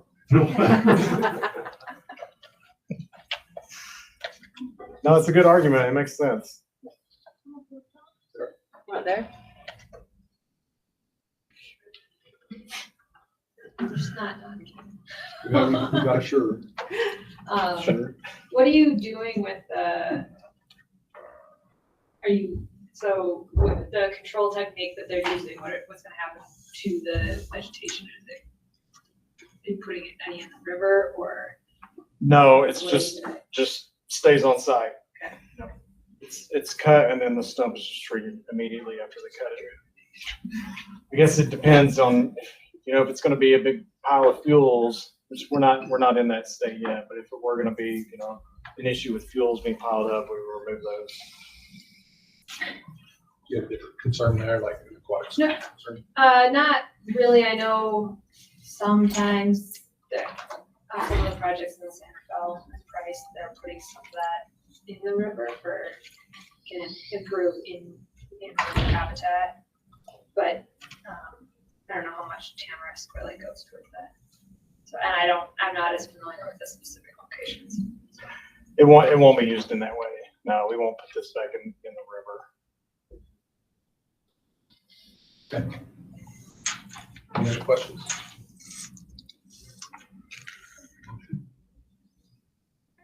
I'll move that we tentatively accept. Randy, second from Sarah. All in favor, say aye. Aye. Any opposed, say no. All right, motion carries. Thanks, Pat. Thanks for making the trip all the way over from Vernal. You got lunch out of the deal. Well, thanks everyone. Great to meet the new members and appreciate it. Yep. Trying to thaw out a little bit. Yep. Okay, Southern Region projects. So we've got, I think we did those. So I'm getting all this mixed up. Central Region. Sorry, guys. Go ahead. Yep. Hello, I'm the Mark Farmer, the Habitat Manager for the Central Region. I see everybody in person for a change instead of just video conferencing type of deal. We've got we plant lots of seedlings in the Central Region every year. Thanks to Robbie, who's kind of developed that program. So we planted 30,000 plus last year. So got several of these by property. It's easier to keep track of them that way. You go to the documents, please. Pull up that PDF. It's so faster than PowerPoint. So we're planting, not quite here though. Not just little tiny seedlings, they're larger seedlings. I'll show you pictures on the past. 7 months or older. So the van WMA is just south of Nephi. That first picture there, some of this is old agricultural land. We purchased this from a landowner back in the 70s. So we're trying to put shrubs back in some of this area that doesn't have a lot of shrubs. Can you scroll down? So this is the van property. Nephi is up here about 5 miles. We're looking at this strip along the side here. We've been planting shrubs. So this is pretty much these lighter areas. You can see the lighter colors. These are old ag fields. We've been working on this strip here for the past couple of years. Last year we planted about 5,000 shrubs on that top area. And this year we're planning on starting down further south on that large ag field area. So we're trying to get some shrubs established. Go scroll down. We're using we call our Mad Max dozer. Basically it scalps strip to remove that competition, and then we plant seedlings in it like we did here. That first picture we showed was a Seiko plow, which we used to use, which is a little deeper furrow. Don't necessarily have to do it that way, but this is a little more efficient. This project, basically, we're just planting seedlings in these furrows, so we'll just be making enough scalps to plant 5,000 shrubs. Some of the future ones, we're doing something a little different. All right, so this is where we've been planting since 2019. We're planting blocks, so we're trying to establish blocks of shrubs, and as they mature and start producing seed, they'll spread out. So instead of trying to put seedlings all over the property, we're just planting blocks. 5,000 here, 5,000 here, and I think this was more like 2,500. And the next year we're doing another 5,000 for the south. Budget basically is just for seedlings and some seed to put on those scalps, and then contractor to plant them. We can't plant that many shrubs like we have planned with just us and volunteers. We can do a small fraction of that. We can't do what we have, so we have to hire a contractor to plant. So that's basically it. You can get a shrub that will actually produce seed in first growing season if the conditions are good. So in this property, we do have turkeys coming down things like Canyon, Chicken Creek Canyon. We're trying to get them come north onto the property. So this next phase will be a little further closer to where the turkeys are. So that's why there's some up in Green. Any questions? How long does it take them? I mean, you said you're planting them in blocks. How long is it taking for them to mature and spread? The spread part, I'm not sure, but it's gonna take a while. But we're seeing shrubs within the second growing season with sagebrush with seed heads on them, producing seed. So the problem is getting them to grow by just seed blowing around. I've seen that happen. Well, it's kind of hard to tell when that happens, but that's what we're hoping happens. We're planting several different species. We have better luck with some than others. So we're also doing a shrub study where we're dialing in the right size of seedling to plant and the timing to get a better idea to be more successful. Most of these plantings we're doing now are in the fall. We have a larger window to get those in the ground. And instead of trying to get them in the spring. And the other problem is these shrubs are being grown in a nursery in March and staying in the nursery until we take delivery in October. And then we're getting them in the ground in November or December. So that's kind of fall planting is best for growing them. If we hold them over that, if we wait till spring, they got to hold them in the nursery all through the winter. It costs a lot more money. So it's a lot more of a problem. Anyway, I'll show you some pictures of on some of the other projects where they're actually looking pretty good after a couple of years. I think we'll try to do a filter in Santa and show you some. We've got several different years of plantings I'd like to show off. Any other questions? This one?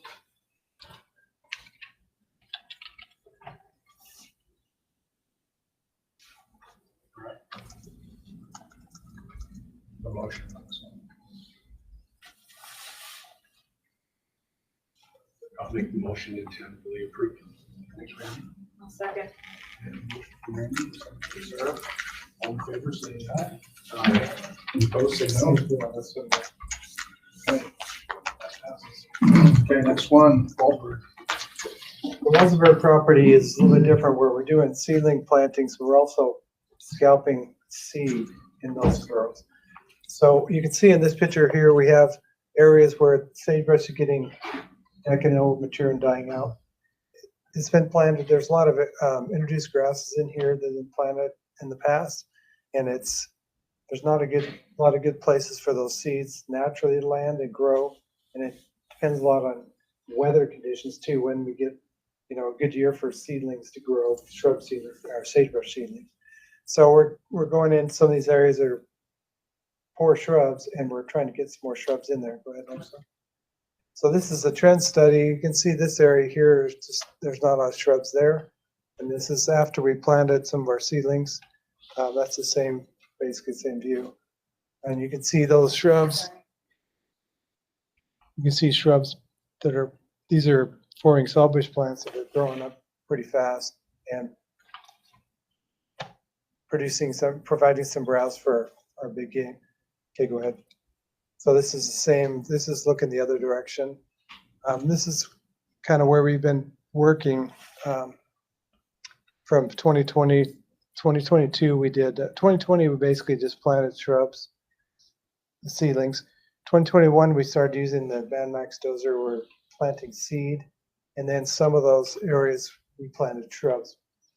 But we covered more area. 2022 we did some more area, just doing seed. So go ahead, next slide. We'll talk about how that works. So this is our Mad Max dozer. These green boxes have bitterbrush seed in it. And they fall down through this tube right here and are planted about 2 inches under in the scalp, right in the middle of that scalp.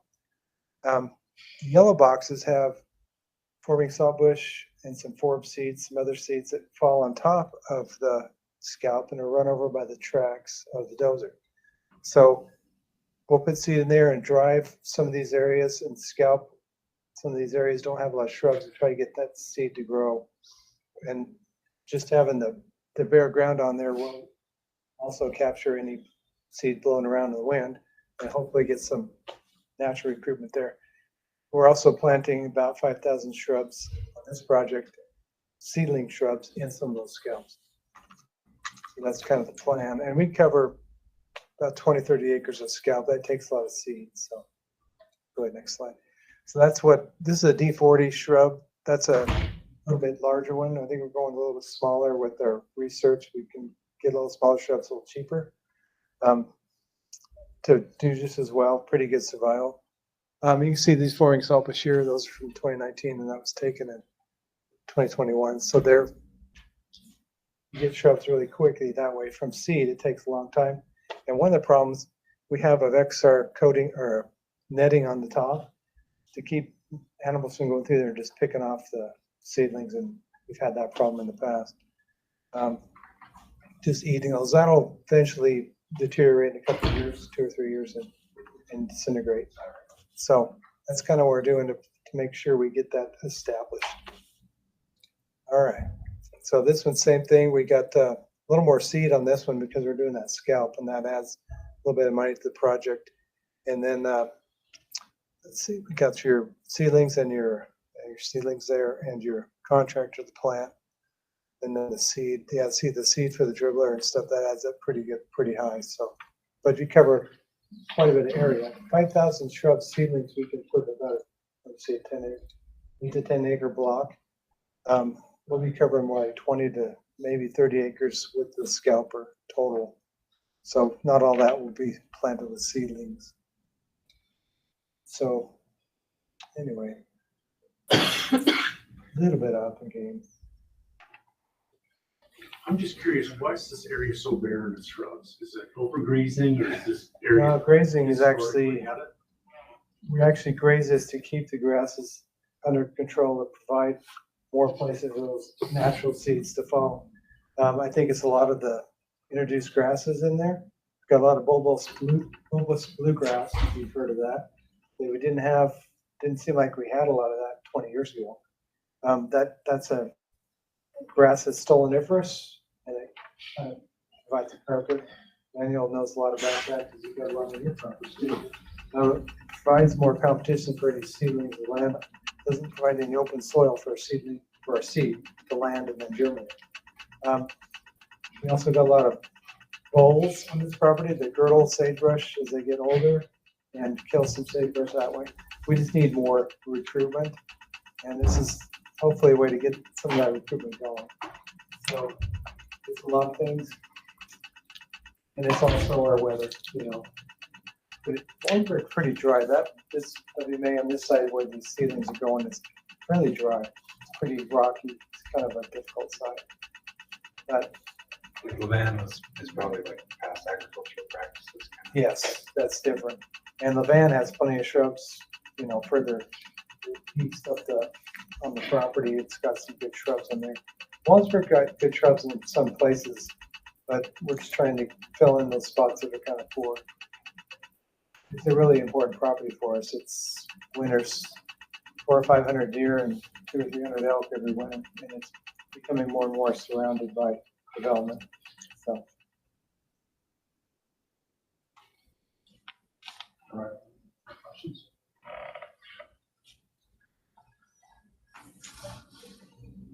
We have a motion to approve it.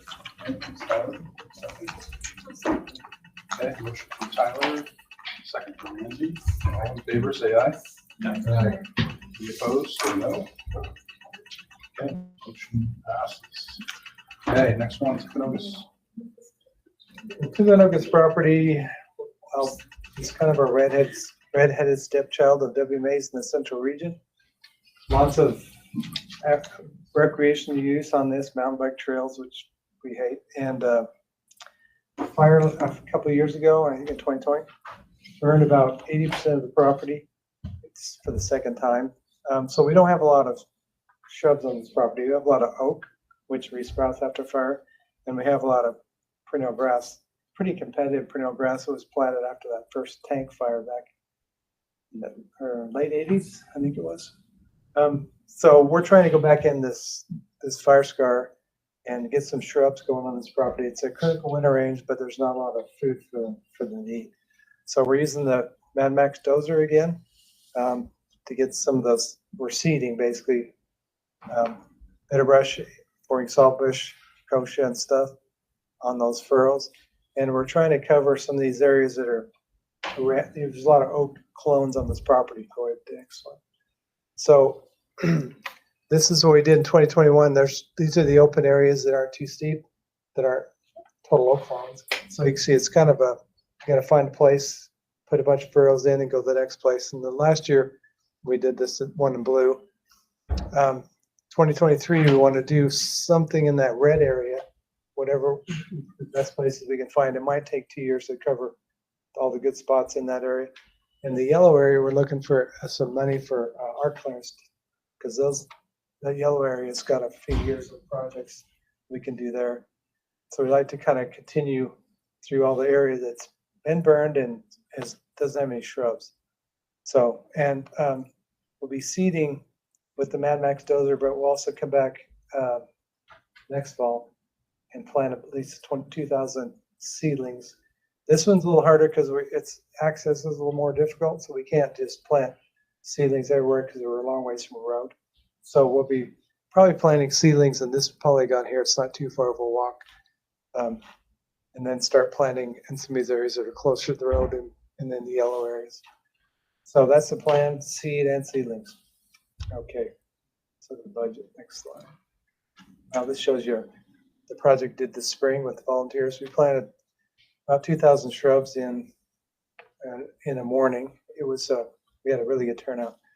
And this is scalping from this fall, and you can see some seedling bitterbrush poking up right there. Hopefully they'll survive and get established. We'll go back and look. So about the same as the Waldsburg as far as money. It's seedlings, seed, some personnel time, and some contract.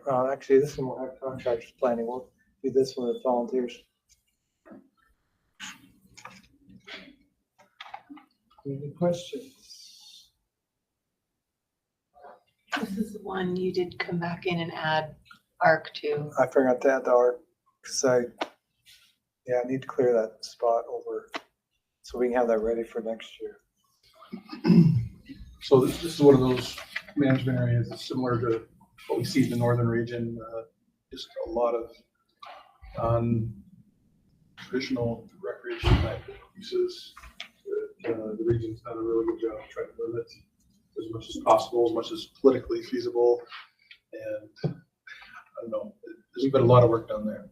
Yes, this job would be really easy if we didn't have to deal with people. So, Amen. There you go. But this area is so close to the urban area, and it's really difficult, but is it an important winter age? The good thing about they're kind of, this is like the nuclear option to do our best to rehab it when it's been burned twice and people access it, and these guys work really hard to close trails that just pop up like Mad Max Dozer does a good job of obliterating trails too. Yep. Which we did a couple on this last project, illegal trails. I remember discussing this when we had a long conversation last year. Did Yeah, any of those biking groups actually step up and do anything? Yeah, they've been working with this very well. So they're required to, with their easement that they have to get every year. So it's worked well. We're getting lots of volunteer help. This year we've got the money to do some of the trail closures and reroutes and improvements, which we'll do this spring. So yeah, it's been a good thing, and they have to do a certain amount of hours per student, and that's a good thing. We're getting some out of it instead of just trails. So it's not what we want, but it's what's happening, and we can try to manage it best we can. It's one of those properties you can't just shut it down. And if we could get some law enforcement on there dedicated, it'd be like a park ranger. We could keep people doing what they're supposed to, but that's not possible. We don't have the personnel or the time. They've got other things to worry about. Yep. Any other questions on this one? Okay. I'll make a motion to tentatively approve. Randy? You want to just do the last two, and then Robbie can do the Central Region Upland game. Can we have a second from Blair? All in favor, say aye. Any opposed, say no. Okay, passes. Okay. Let's just skip over that. And when Robbie do that Central Region one last, I got the last two. So 6559 is next. Yeah, it's 256, 959. So WMA maintenance, last one, hopefully you're here, right? So same thing, we got a PDF on that. Central Region has the most properties and the second most number of acres. So, okay, go next slide. This shows you our WMAs. We got 43 total, 6 conservation easements, 5 sportsman access points, and about 100, almost 111,000 acres. So that's a lot of work for, 3 full-time and 2 maintenance guys full-time. It's a lot of work, and costs have been going up. Go ahead, next slide. So our noxious weed program accounts for about 70% of the WMA maintenance. That's just 4 seasonals, 1 full-time person that kind of manages that weed crew, but 2 spray trucks, 2 UTVs, and a couple ATVs with tanks. And that kind of shows you how much we've been spraying on average per year as far as gallons of mixed chemical, man days. It's been down a little bit the last 2 years. We've had a hard time filling positions. Hopefully we'll do better this year with the paying a little better than we did last year. But anyway, it's a big job. Takes a lot of our budget. Next slide. Guzzler maintenance is also a big part of our program. This is on the Walsburg WMA. We've got 235 guzzlers in the region. A lot of those are upland game guzzlers we don't have to visit every year, but we do maintain about over 60 BLM guzzlers, and more than 50 of those we have to visit in the spring turn them on because they're buried tanks with valves. Turn them on and turn them off in the fall. So that takes some of our a lot of our time of our maintenance guys. And we build new ones all the time. We built like 8 new guzzlers this last year. And they get some help. The Utah Wild Sheep Foundation's been helping us with some of the guzzlers that are on the Stansberries where we have some big orange sheep. Next slide. And one of those guzzlers they helped us with this year was in Bruins Canyon on the west side of the Stansberries, kind of the northwest side. This is a buried, this is a buried tank back here, and they put in, after the big pole fire, they put in a boss tank. So we put an apron on the boss tank this year. We built the apron on the buried tank, and they're connected so we can keep, use the water in the buried tank to keep that boss tank full. This does get a lot of elk use, and there's not a lot of water on this side, and that's, we want this water for bighorn sheep and antelope, but elk are drinking it all. So that's why we're trying to improve how much water goes in. And this is the apron on the buried tank, and now there's the pipe that goes up to the boss tank goes there. Anyway, we got that done this spring, and this type of stuff we do quite a bit every year. Next slide. All right, fences, gates, and parking lots, just what you want to deal with. Takes a lot of our budget, fencing, new gates, signs, as Pat talked about. This is our Central Utah County Horseman helped us with a fence and a parking lot on our White Hill WMA.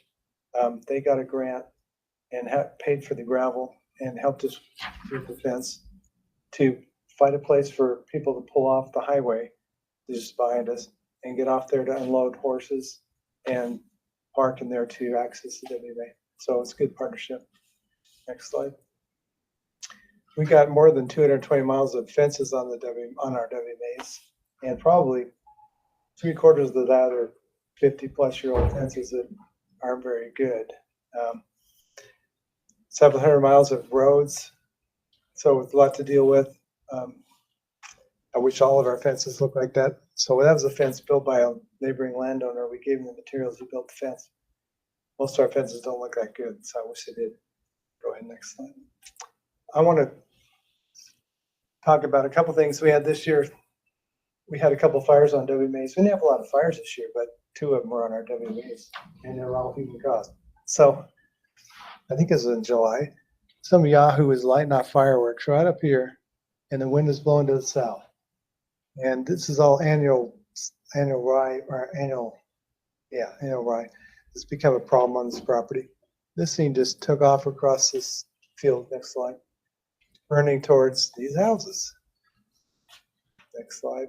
So this is part of that Pine Canyon WMA. Fire started right up here and burned across this field in about 20 minutes. By the time the fire department got here, the fire was already clear to the edge of these houses right here. We've been mowing this, and we actually planted a green strip here because we were worried about this. Now we're getting so many houses and development here, it's caused a lot of problems, a lot more issues with people starting fires by accident. The county is going to require us to do a lot more mowing on our property boundaries, anywhere alongside a road or like here. They're going to require us to mow it every year. So I want to show you what this looked like. Next slide. So we did this green strip. You can see we planted this in 2013. This is alfalfa. There's a small burnet in here. There's some kochia in here. And we sprayed this strip right here with Esplanade last spring. Esplanade stops anything from germinating for a few years. So you can see the reason there's no annual rye over here is because the Esplanade spray. We did this. People were, never put blue dye in your spray when you're spraying around people's houses. Learned that lesson the hard way. We had people up in arms, thought we were spraying some kind of toxic chemicals. But as a result, it controlled this annual rye really well. And you can see that that's where that fire came right through there. Next slide. So that fire burned right up to here. It stopped on some of this stuff. It finally got through just past that white fence. It burned through a little bit into one of those fences, but by that time the fire department was there.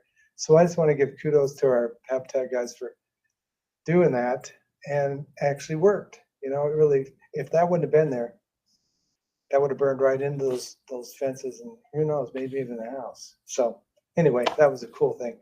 I also reseeded that this year with the drill. And what I plan to do is we're going to spray more Esplanade along some of our fences along the road over there, and eventually try to do it on some of this property to keep that annual rye under control. If we spray it and it lasts for 3 to 5 years, that annual rye seed will be gone because it only lasts a few years in soil bank and seed bank.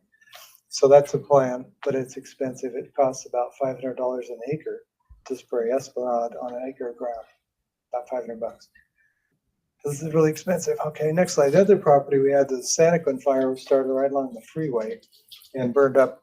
Luckily, it was also pushing a little bit to the south, otherwise it burned right up the hill on more of our property. Next slide.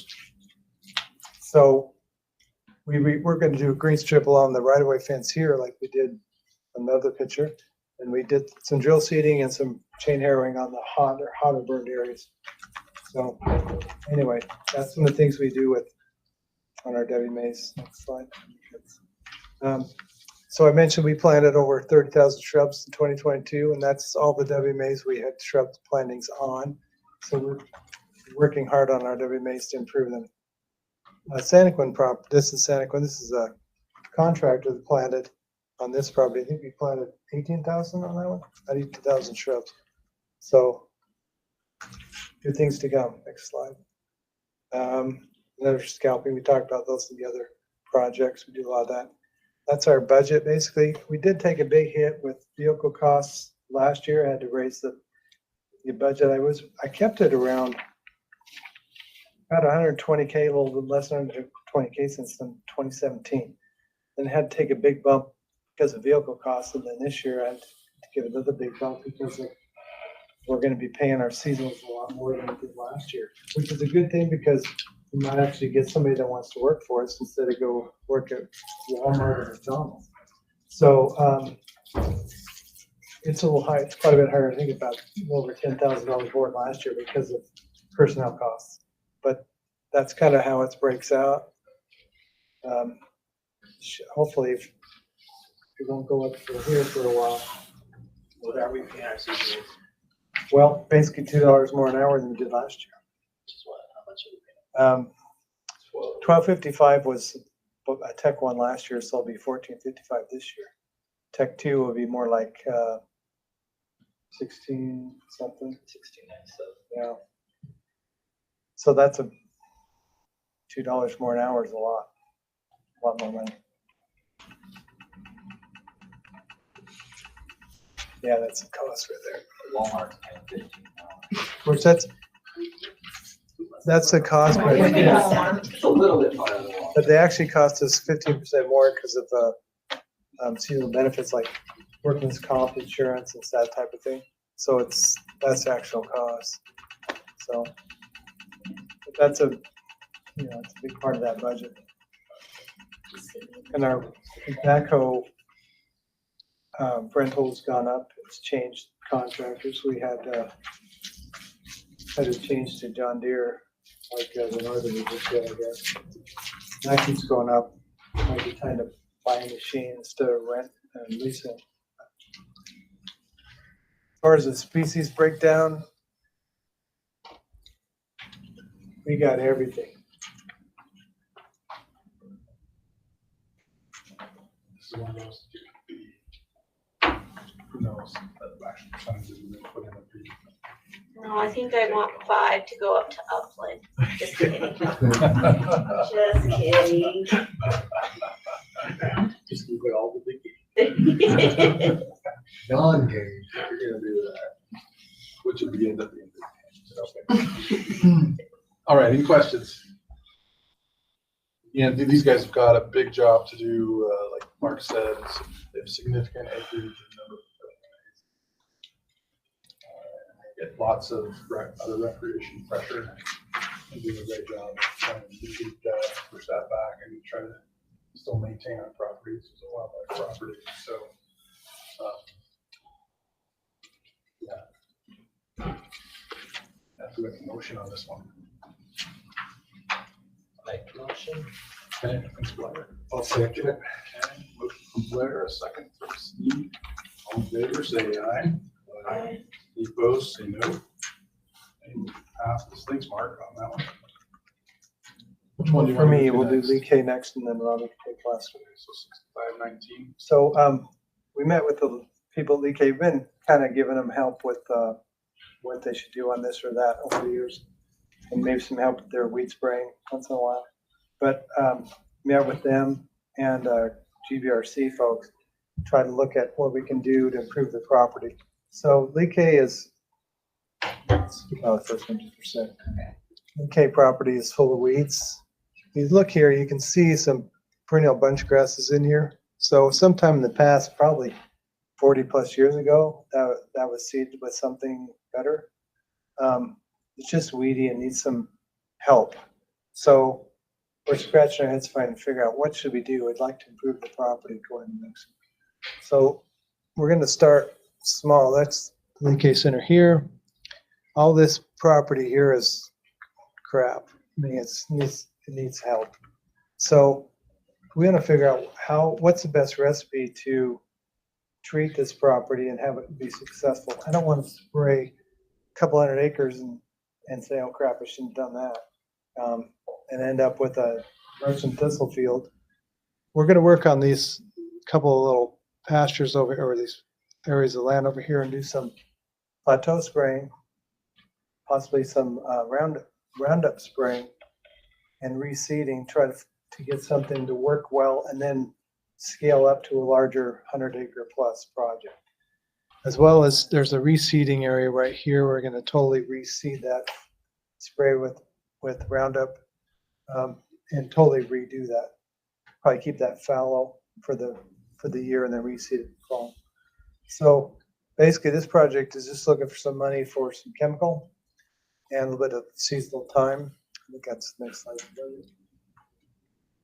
Our objectives, we want to control annual grasses so we can get some other things established, develop effective treatment, and then get some perennial grasses, shrubs, and shrubs in there.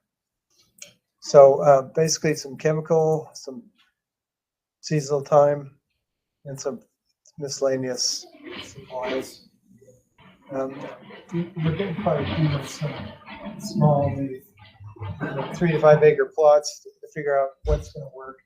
So we would be spraying this fall and probably planting the following fall, but maybe keeping it fallow during the summer. So improving that. So there's a lot of waterfowl in those ponds. There's smuggling game on the property itself, but it's, I don't know, a lot of people use that for dog training. I don't know if anybody's been out there. So that's my question. That would be my question. Is it the dog groups? There are actually dog groups like the retriever groups. They've done a lot of work in the past with Tamarix control, and they're doing things on the property to improve it, but they don't have the expertise to do upland stuff like we are. So this is kind of like a WMA. Do we want to fix some of it, you know? Have any of those dog groups ever contributed financially to That one, projects? that's, yeah. That's a good question. I know they've done work on the property. I don't know if they've given Lee K folks money. Yeah, I think so. It's always been in kind. Yeah, work to be. Just gives me a little bit of heartburn because of that. Is so as being a dog person, I mean, I live in Davis County, so I go to Weber County because there are very few dog training areas to actually work your dogs. And the only way to get into Lee K Center to train your dogs is to go on a Wednesday morning, because you have those dog groups like NAVDA and the retriever guys that take up the whole thing. There's no way to train a dog in there. So I struggle spending public money when there are certain dog groups that control that, benefit from it. So that and not have those set that's up. something we could look into for if we when we're ready to scale up. We could ask for some help financially for that. Once we figure out kind of how this is gonna work and what's the best way to do it. We're gonna do small plots in-house. So, and it's, fairly inexpensive project.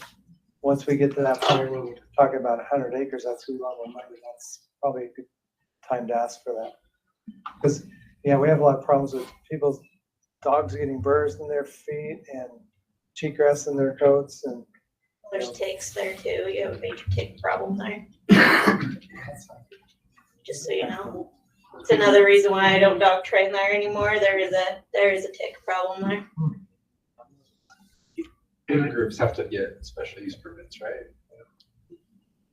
Yeah. Are they just doing that for like trials or all around training? I You do both. remember signing those. You have to pay so much to get a key to dog train there, but if you're holding an event there, you do have to get a special use permit there as well. I think it's kind of something that should look better because it's state of Utah property, and it looks like, what it does. We like to have our WMAs look good. It could look a lot better. It's good to know. I wasn't aware that was. Yeah, I mean, I don't argue it needs to be improved on by any means. I don't argue that. I just struggle with using public money for something that's not as accessible because it's being dominated by dog groups. I hate to be the one to give pushback, especially in such a small project. But how does this benefit upland or waterfowl? This is a dog training area. It benefits the animals that are there. I have seen quite a few. What upland, I've been there. What upland animals am I talking about? On those little pieces of the ground. It is kind of an odd type of thing. It's different than our usual WMAs. So I know there is like some probably cinnamon-tail mallards and probably canopy geese nest there. And so, I mean, there would be a nesting benefit to some of the waterfowl species that with it. But yeah, as far as uplands, probably the only thing I could think of was cottontail. There's some of those on the property. Like I said, it's such a small dollar amount. I hate to whine, but I just don't see this falling into the parameters of this is. I agree, it needs to be improved, but I don't know if it needs to be improved through the habitat. I think it falls in the parameters simply because it's a WMA, it's our land. We manage our land regardless of whether it's accessible or gets used for hunting. There's plenty of properties that we manage that are far and away, landlocked and are accessible. We still have this kind of internal ethos that we want our lands to be a showcase. And this place is garbage right now. It needs a lot of help. An access issue for sportsmen. They're not. This Oh, kind of they're actually hunting. yeah, had this philosophical conversation before too about like dog training and should we manage for it? And I think like in the bigger picture, like dog training is really good because it does bring people into the sport of upland and waterfowl hunting. Probably, I guess my concern would be along Angie's that just is it available to everybody, or if it's just a select group. And if it's just a select group, it's hard to invest to just make it better for them and not everybody. So Totally understand. It's nice to have the league game manager here to talk about how they're addressing that. Responsibilities. So it's kind of We can do that once we get to this point, we're scaling up and asking for more money. We can definitely do that. There's other funding sources we can go after those. But yeah, I haven't quite figured that out yet. Could be a police side potentially too. It is huntable then. Yeah, they're shooting all the time, I would imagine. I mean, would it be like a pheasant release site if we got it? I don't know if that's it could be, but I don't know if it was. Yeah, it would be highly used, but honestly, if you look back, all of the release sites are pressured. I mean, they are all highly used. You'd probably It would be another. you'd probably have to have a certain amount of people allowed on that property at one time because it's don't have a circular fire squad. So, I have a suggestion. This is kind of doing this treatment on this property is a little bit of a test. right? And it's not that big of a project. So I think your options here are, you could say, let's just table this and see if we can work through some of these issues and not do it, or we could agree to do it. And at the same time, I can work with our lands team and with BK and see if we can, and the region, and see if we can figure out some issues with access for other people besides dog trial groups.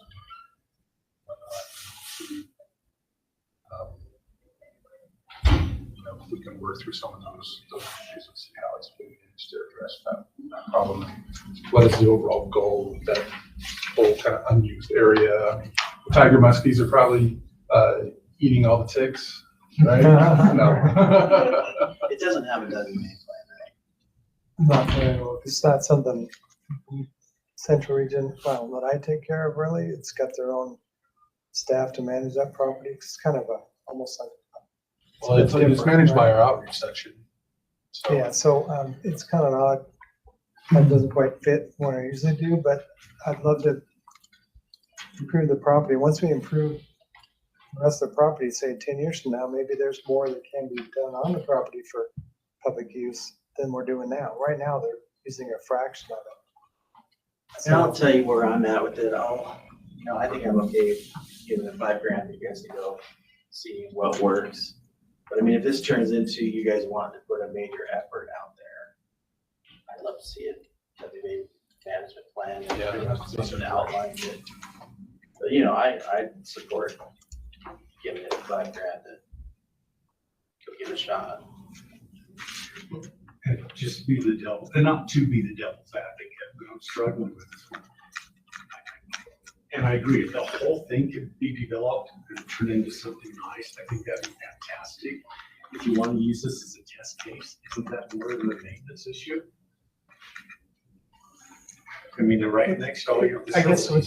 what you could do is they could ask for an enhancement to do a bigger project on the property.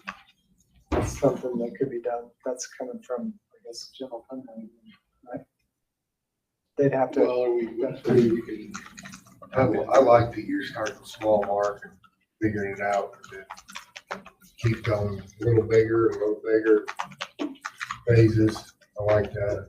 I really am okay with Tyler's recommendation I'm okay with that. As long as if we go to the next step, I would like to see a plan in place to do that. I totally agree with that. Do a commercial operation, we need to treat at least 100 acres to make it worth them bringing their equipment out. So as far as commercial spraying, it'd be a 100-acre piece at least.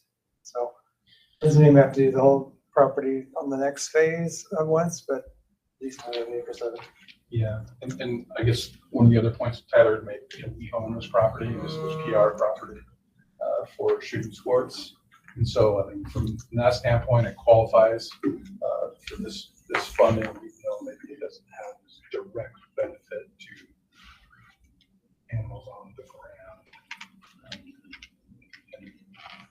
And that's something to look into PR money in the future as projects get bigger. Well, and I think we need to understand what the plan is moving forward for this property, how it's going to be managed.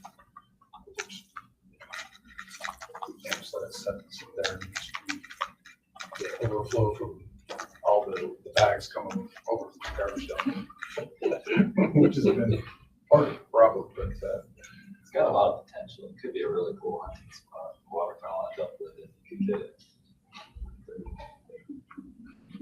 so that's kind of where we're at. Or it could be a nightmare money dump like Elbow Ranch once was. And so that's why I like let's give it a shot with the small. And we'll encourage working with our staff, with conservation outreach, coming up with the overall objective of management plan for that property.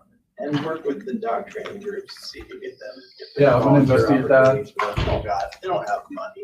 They're not gonna get Right. a couple grand out of it. I mean, but if they can put some time on it, I think that's worth it. But if there is additional significant interest for non-dog group people to train out there, we need to accommodate that too. this might be a good thing just because it kicks in the outreach session to developing a plan for the property, which I've always wanted to know what we're doing with DK. If I had unlimited resources and did what I wanted to do, I'd spray the cheatgrass out, chain harrow and drill seed the property with good seed mix and get perennial stuff to come up. And then spray Esplanade on the whole main thing to keep cheatgrass and annuals from coming up after we get the good stuff started. But that would be lots of money. I don't think we want to. Water, right? That's ponds. Yeah, I think so. We're very. Yeah. I think so. I mean, we're raising fish out there. For the ponds. Ponds, right. But we're not going to irrigate.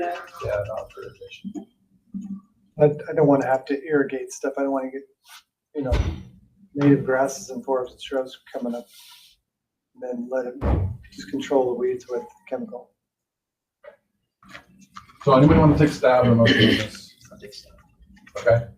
I will make a motion to approve funding consideration with the caveat that Mark approaches some of the current user groups and tries his best to get some volunteer hours on the project. Is that fair, Mark? Sure. Okay, we have a motion from Tyler. Do we have a second? Okay, we have a second from Sarah. All in favor, say aye. Aye. Any opposed, say no. Okay, we have a no. Okay, the motion passed. Appreciate that. That's part of how we do this. So. I need to know how to write that in minutes. That usually doesn't happen, so. Okay. Do I just put that he objected? Yeah. Okay. One.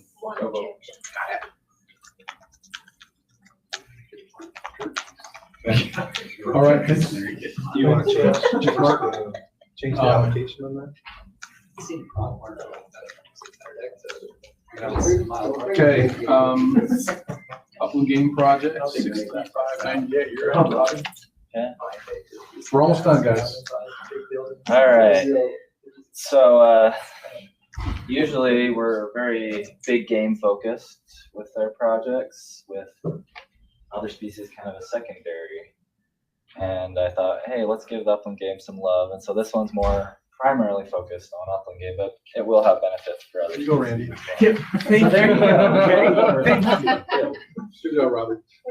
So it's kind of I met with Lynn Warwood with the Turkey Federation, talked with him for a good hour and just kind of picked his brain some ideas. And I got myself a wire hair pointer this year, so I'm getting into upland game, and I really got out and hunted the pheasant hunt quite a bit, and it was helpful because I saw some of the issues, like, wow, we really need to improve this or that. And so that's what kind of got this project going, and got trying to do a diversity of things. So yeah, if you can go, maybe just start, beginning picture there. The guzzler. So we're going to do proposing six guzzlers. 4 of those are really aiming towards chuckers, and 2 are for chuckers and turkeys, kind of they're in the same area. And it's these roto guzzler type style that you've seen before. They're a smaller tank, so they're cheaper, but they're open, so not only upland game can get to them, but also your big game. And this is one that we did out in the Cedar Mountains. So this is similar style that we would do. A metal apron, so if it burns, it's still good. It's the idea. And we get chuckers using guzzlers. Just a couple pictures, chuckers on some of these. That's me. So on this picture, one of the issues I came out there, opening day of the pheasant hunt, I'm like, there's no cover here. And I think part of the problem, maybe we need to work with our grazing a little bit better, but then also just getting some better plants out there. Grasses that have a taller and provide some more cover. So put some money in there for some seed for pheasant cover plots, basically, and on a few different areas around the lake. Next picture. And then this is just, you've seen this already. This is what we've been doing. That's a bitter brush. That's only, I think, a year after. So we're getting good success with our seed seedlings. And we tried this before in Nephi Canyon, doing a turkey plot to try to keep the turkeys. We get problems with them going onto the private land and try to keep them up on public land more. So the idea is to plant some food plots, just try to keep them there longer. So we would do some shrub species that have berries and things like that for turkeys. So same method, but different species. And then this is just our Hobble Creek WMA right there at the mouth of Hobble Creek as one of the sites where I'm proposing next picture, putting one of these guzzlers for chuckers. And so my idea there is just to try to boost those chucker populations closer to big cities. You don't have to drive way out to the West Desert to go chucker hunting. Kind of idea. I don't know if there's any more pictures. And then we do get other wildlife using the guzzlers. I'll put these pictures in there. Non-game as well as big game. And if you go to the map, I'll kind of run through that real fast. So it's a diverse project: guzzlers, food plots for turkeys, and some grass plots for pheasant cover habitat. So that shows the guzzler sites. Here's our Hubble Creek WMA. We have another WMA right here by Mapleton. And then down here we have a walk-in access by Goshen, bass property. So a couple guzzlers there. There are chuckers there, but just to try to boost those populations. Here's one of the sites that Lynn told me about where they've released turkeys, and just to try to get that population going, get a guzzler over there. And then lastly, Mark talked about our Levan WMA. There's quail there actually, and turkeys. And we have issues with turkeys going onto some farms, so just to try to pull them up. And so the food, I didn't include the shrubs because we'll do that on Mark's project. And then if you go look around the lake, I just kind of highlight, it just shows all the different properties where we do release pheasants right now. And we won't be seeding all of that area, but just kind of pockets in there where we're struggling to have cover. That's my idea. And I'll work with Dave Lee, our Utah Lake Wetland Manager. And he thought it was a great idea. And then I forgot to mention, I guess Nephi Canyon. It's a diverse project, so sorry. You can find Nephi Canyon is where our food plots are on our Nephi Canyon WMA. We have a little property here, so the private land's here, and if we can just get them, the idea is just give them somewhere else to go and attract them, try to reduce that pressure on the private land. And then last minute, the Pheasant Forever group came to Dave Lee and asked them to do an irrigation project, and they actually submitted a WRI proposal as well, but we included it on here, and so we'll have to figure that out, whether we'll keep it in our proposal or have them run it. And that is this one? Yeah, right there. And so basically it's to put some culverts and culvert pipe in here to be able to direct the water to irrigate these fields here and improve the habitat for pheasants. Who owns those fields? We do, or I guess it's the water mitigation, but that will be transferred to us.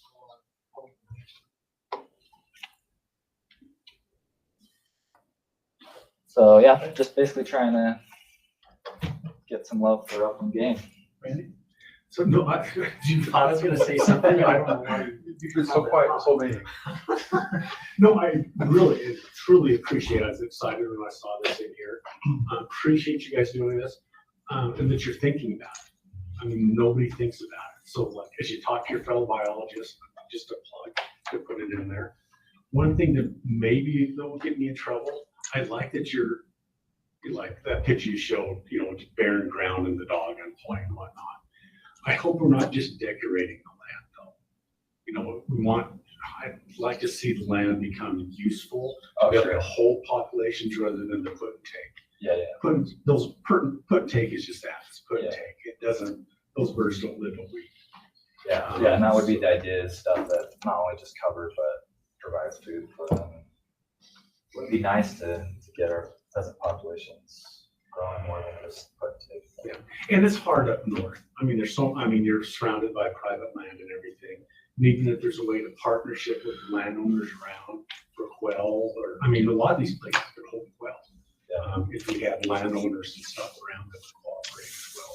But I appreciate you guys putting this together. Any other thoughts or questions? What's the breakdown on it? 90% big game, 10% upland. You can take your 10%.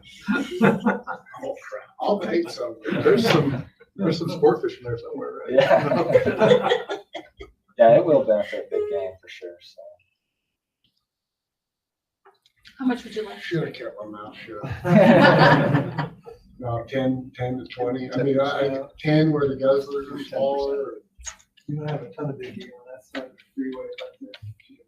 If I can. Where was the sheep at? If I can, it's good. Wants to know where to set up. Oh, that was. That's the mouthful of the nerd. You outed him. Okay, any other questions on this? No, I'm just gonna say, I also appreciate the focus on an upland project specific to that, so good on you. Anyone want to take a stab at this one?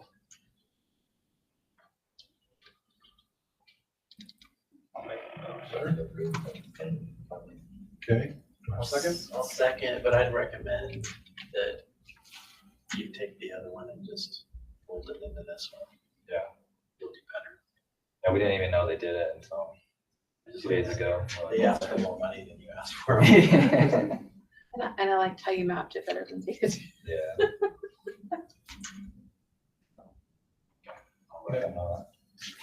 Okay, all in favor, say aye. Aye. Any opposed, say no. Okay, no. No no's. Motion passes. All right. Thanks, Separated. Appreciate your time. Okay, we're almost done here, guys. We just have two more things. There's Salt Lake Office Centric that we need to go through. First one is Habitat Council Program Administration. It's something we do every year to fund doing all of this. Plus, it administers not just Habitat Council, but the wildlife side of the WRI system. Yeah, so this is Daniel Eddington's position. He's on medical recovery today, so otherwise he'd be He here. still might be listening, so feel free to. Yeah. Throw your gas. Yeah. He said he was watching earlier, but he's extremely valuable. He's the backbone that makes all this happen with Alison, and runs WRI from DWR perspective, which means all the making sure the funding programs are all put in the right place and watching spending and runs all the contracts through our fiscal side, and it's just a huge job. So we try not to fund a ton of personal services people with this funding, but it makes sense, I think, in this case, because he administers this entire program. And so I don't know if there's much more to say to that. Got some cool pictures of him working in his office, maybe, or something. The job that I did before. In the 5 years, he totally increased 1,000 contracts for money going in and out of that program, which is just amazing. The worst part of my job, so. There's a few people in our agency who literally shovel a lot of manure. And Daniel is sometimes one of those that does a lot of the work, that hard work that sometimes is not honest, but he does a great job, and we appreciate it. I really panicked when I knew that he wasn't going to be here today, and he doesn't just have a cough. He's something different from that. But anyway, yeah, this is really important. So, anyone want to take a stab at this one? I'll make the motion to approve it. Okay, motion from Tyler, second from Randy. All in favor, say aye. Any opposed, say no. Okay. Last one, Danny. Trying to go through the pictures. So this is a program that I administer. I have 2 employees that are our heavy equipment crew. And their specialty is doing projects like this one, which is a stream restoration project. This was actually funded last year, this current fiscal year. This was last fall, right by Schofield Reservoir, Muddy Creek.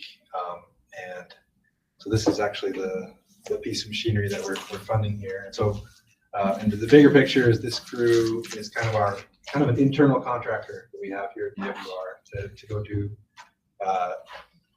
like I said, kind of their specialty primary work where you can't go get a contractor as easily is to do this kind of stream work.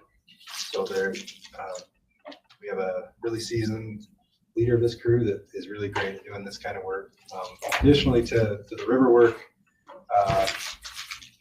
we have 2 dump trucks. We also have a old grader, 1984 grader.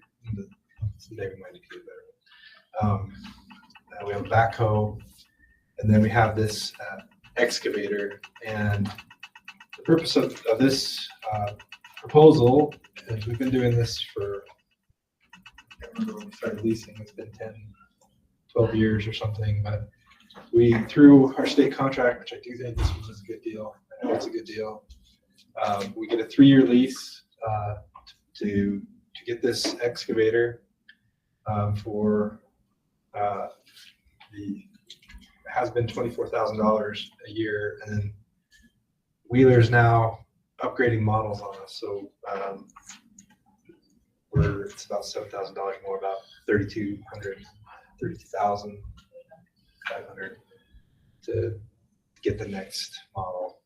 We're keeping our 316 for a 4th year because we didn't have the extra funding in there. But so when our lease expires this fall, we would get a newer machine. So now our cost is $32,500.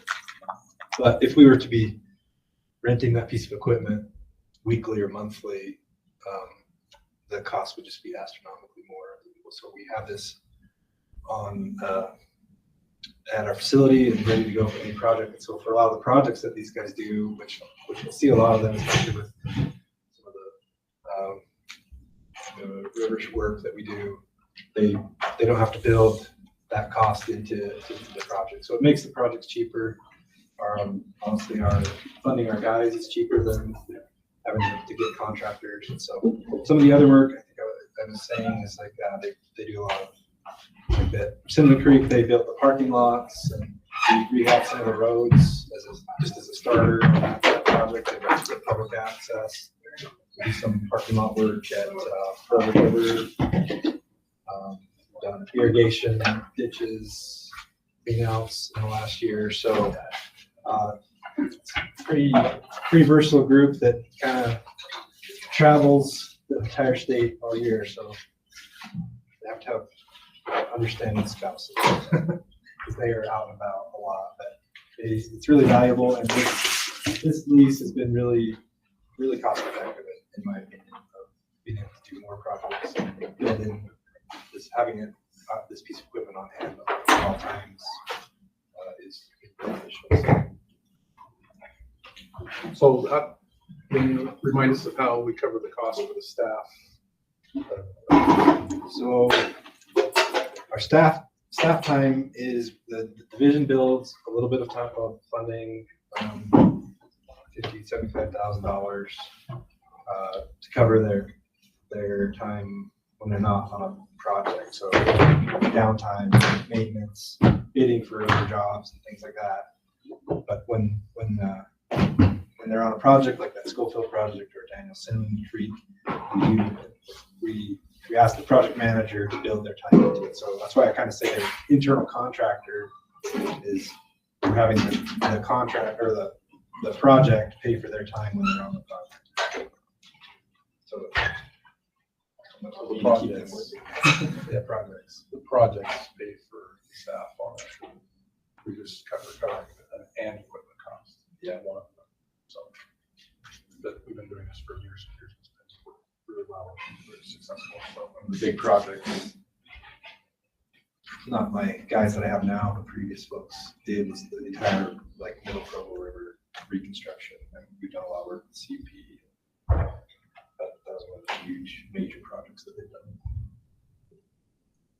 If you leave that to a contractor, how does it get done?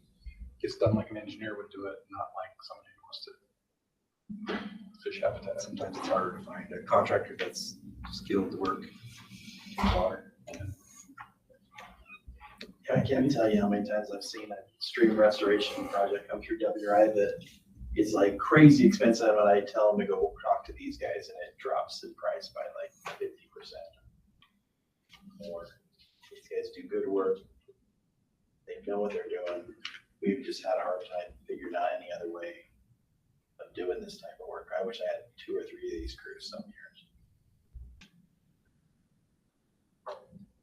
Any questions? Okay, good motion on this one. I'll move to tentative. Okay, thank you. Do you have a second? I'll second. Tyler, all in favor, say aye. Aye. Any opposed, say no. Okay. All right, we are done for today. Thank you again for all of your time and effort being here today. You said? Check your email. March 16th isn't gonna work. Okay. The other 2 days will. Okay, so we need to find a different date for March. Why doesn't it work? Because Blue Ribbon. Auditorium is not available. Where else would we do What it? about VK? Not VK. The Core Center? Education Center. I was gonna say the core center. Yeah. Like the Core Center, we've had meetings there. Farmington's nice. Yeah, that's what I'm thinking. It's Farmington. I can check with Farmington as Wildlife well. Education Center. So Absolutely. let's leave the date for now Okay. and let's check these other options. But if we have to come back, we might send out an email and provide some other dates. I think we can. Keith Edgley. Yes. We were just, Blue Ribbon just finished up and they announced their next meeting is March 16th, also at the Nature Center. So I doubt that's available. Well, we're combined with And them. we're combined with them, so we should be, I guess they already decided the venue. so they might have already decided our venue. I don't know. That's why I heard in other public meetings that I'd pass along. Following the preceding opinions are not necessarily those of the governor. So the Nature Center, meaning the Wildlife Education Center? Yes, the Farmington. Okay. I would defer to Randy. It may be worth checking in. And Ashley. And Ashley, yes. Oh, is there a board meeting? No, there's no board meeting. No, then where are we split up? There's a classroom, there's another place that we can split. That's because we did it there last year. Yes. And Blue Ribbon went into that classroom and we stayed in the. Yeah. Okay, we'll leave it at that for now, and we'll let you know if it changes. But our next meeting is February 23rd, which is Thursday again. We decided that's our waterfowl meeting, right? Yeah, February 23rd, that's what we talked about. It's our waterfowl and upland meeting. And so you'll hear a lot about our waterfowl management areas and other upland projects. So it's always an exciting meeting. Finally, our waterfowl guys get out of the. We should do the waterfront meeting at Farmington also. Here's Lynn's presentation. That's always worth being here for. Yeah, Lynn always has a good presentation. Clear Lake. You might have an interesting story about that one. We've had a squatter try to attempt to commandeer our property, Clear Lake. Awesome. So it didn't work. We're Anyway. Okay. W Mason trying to sell it on us. Yeah. Does anyone want to make a motion to adjourn? Motion to adjourn. Second. Done.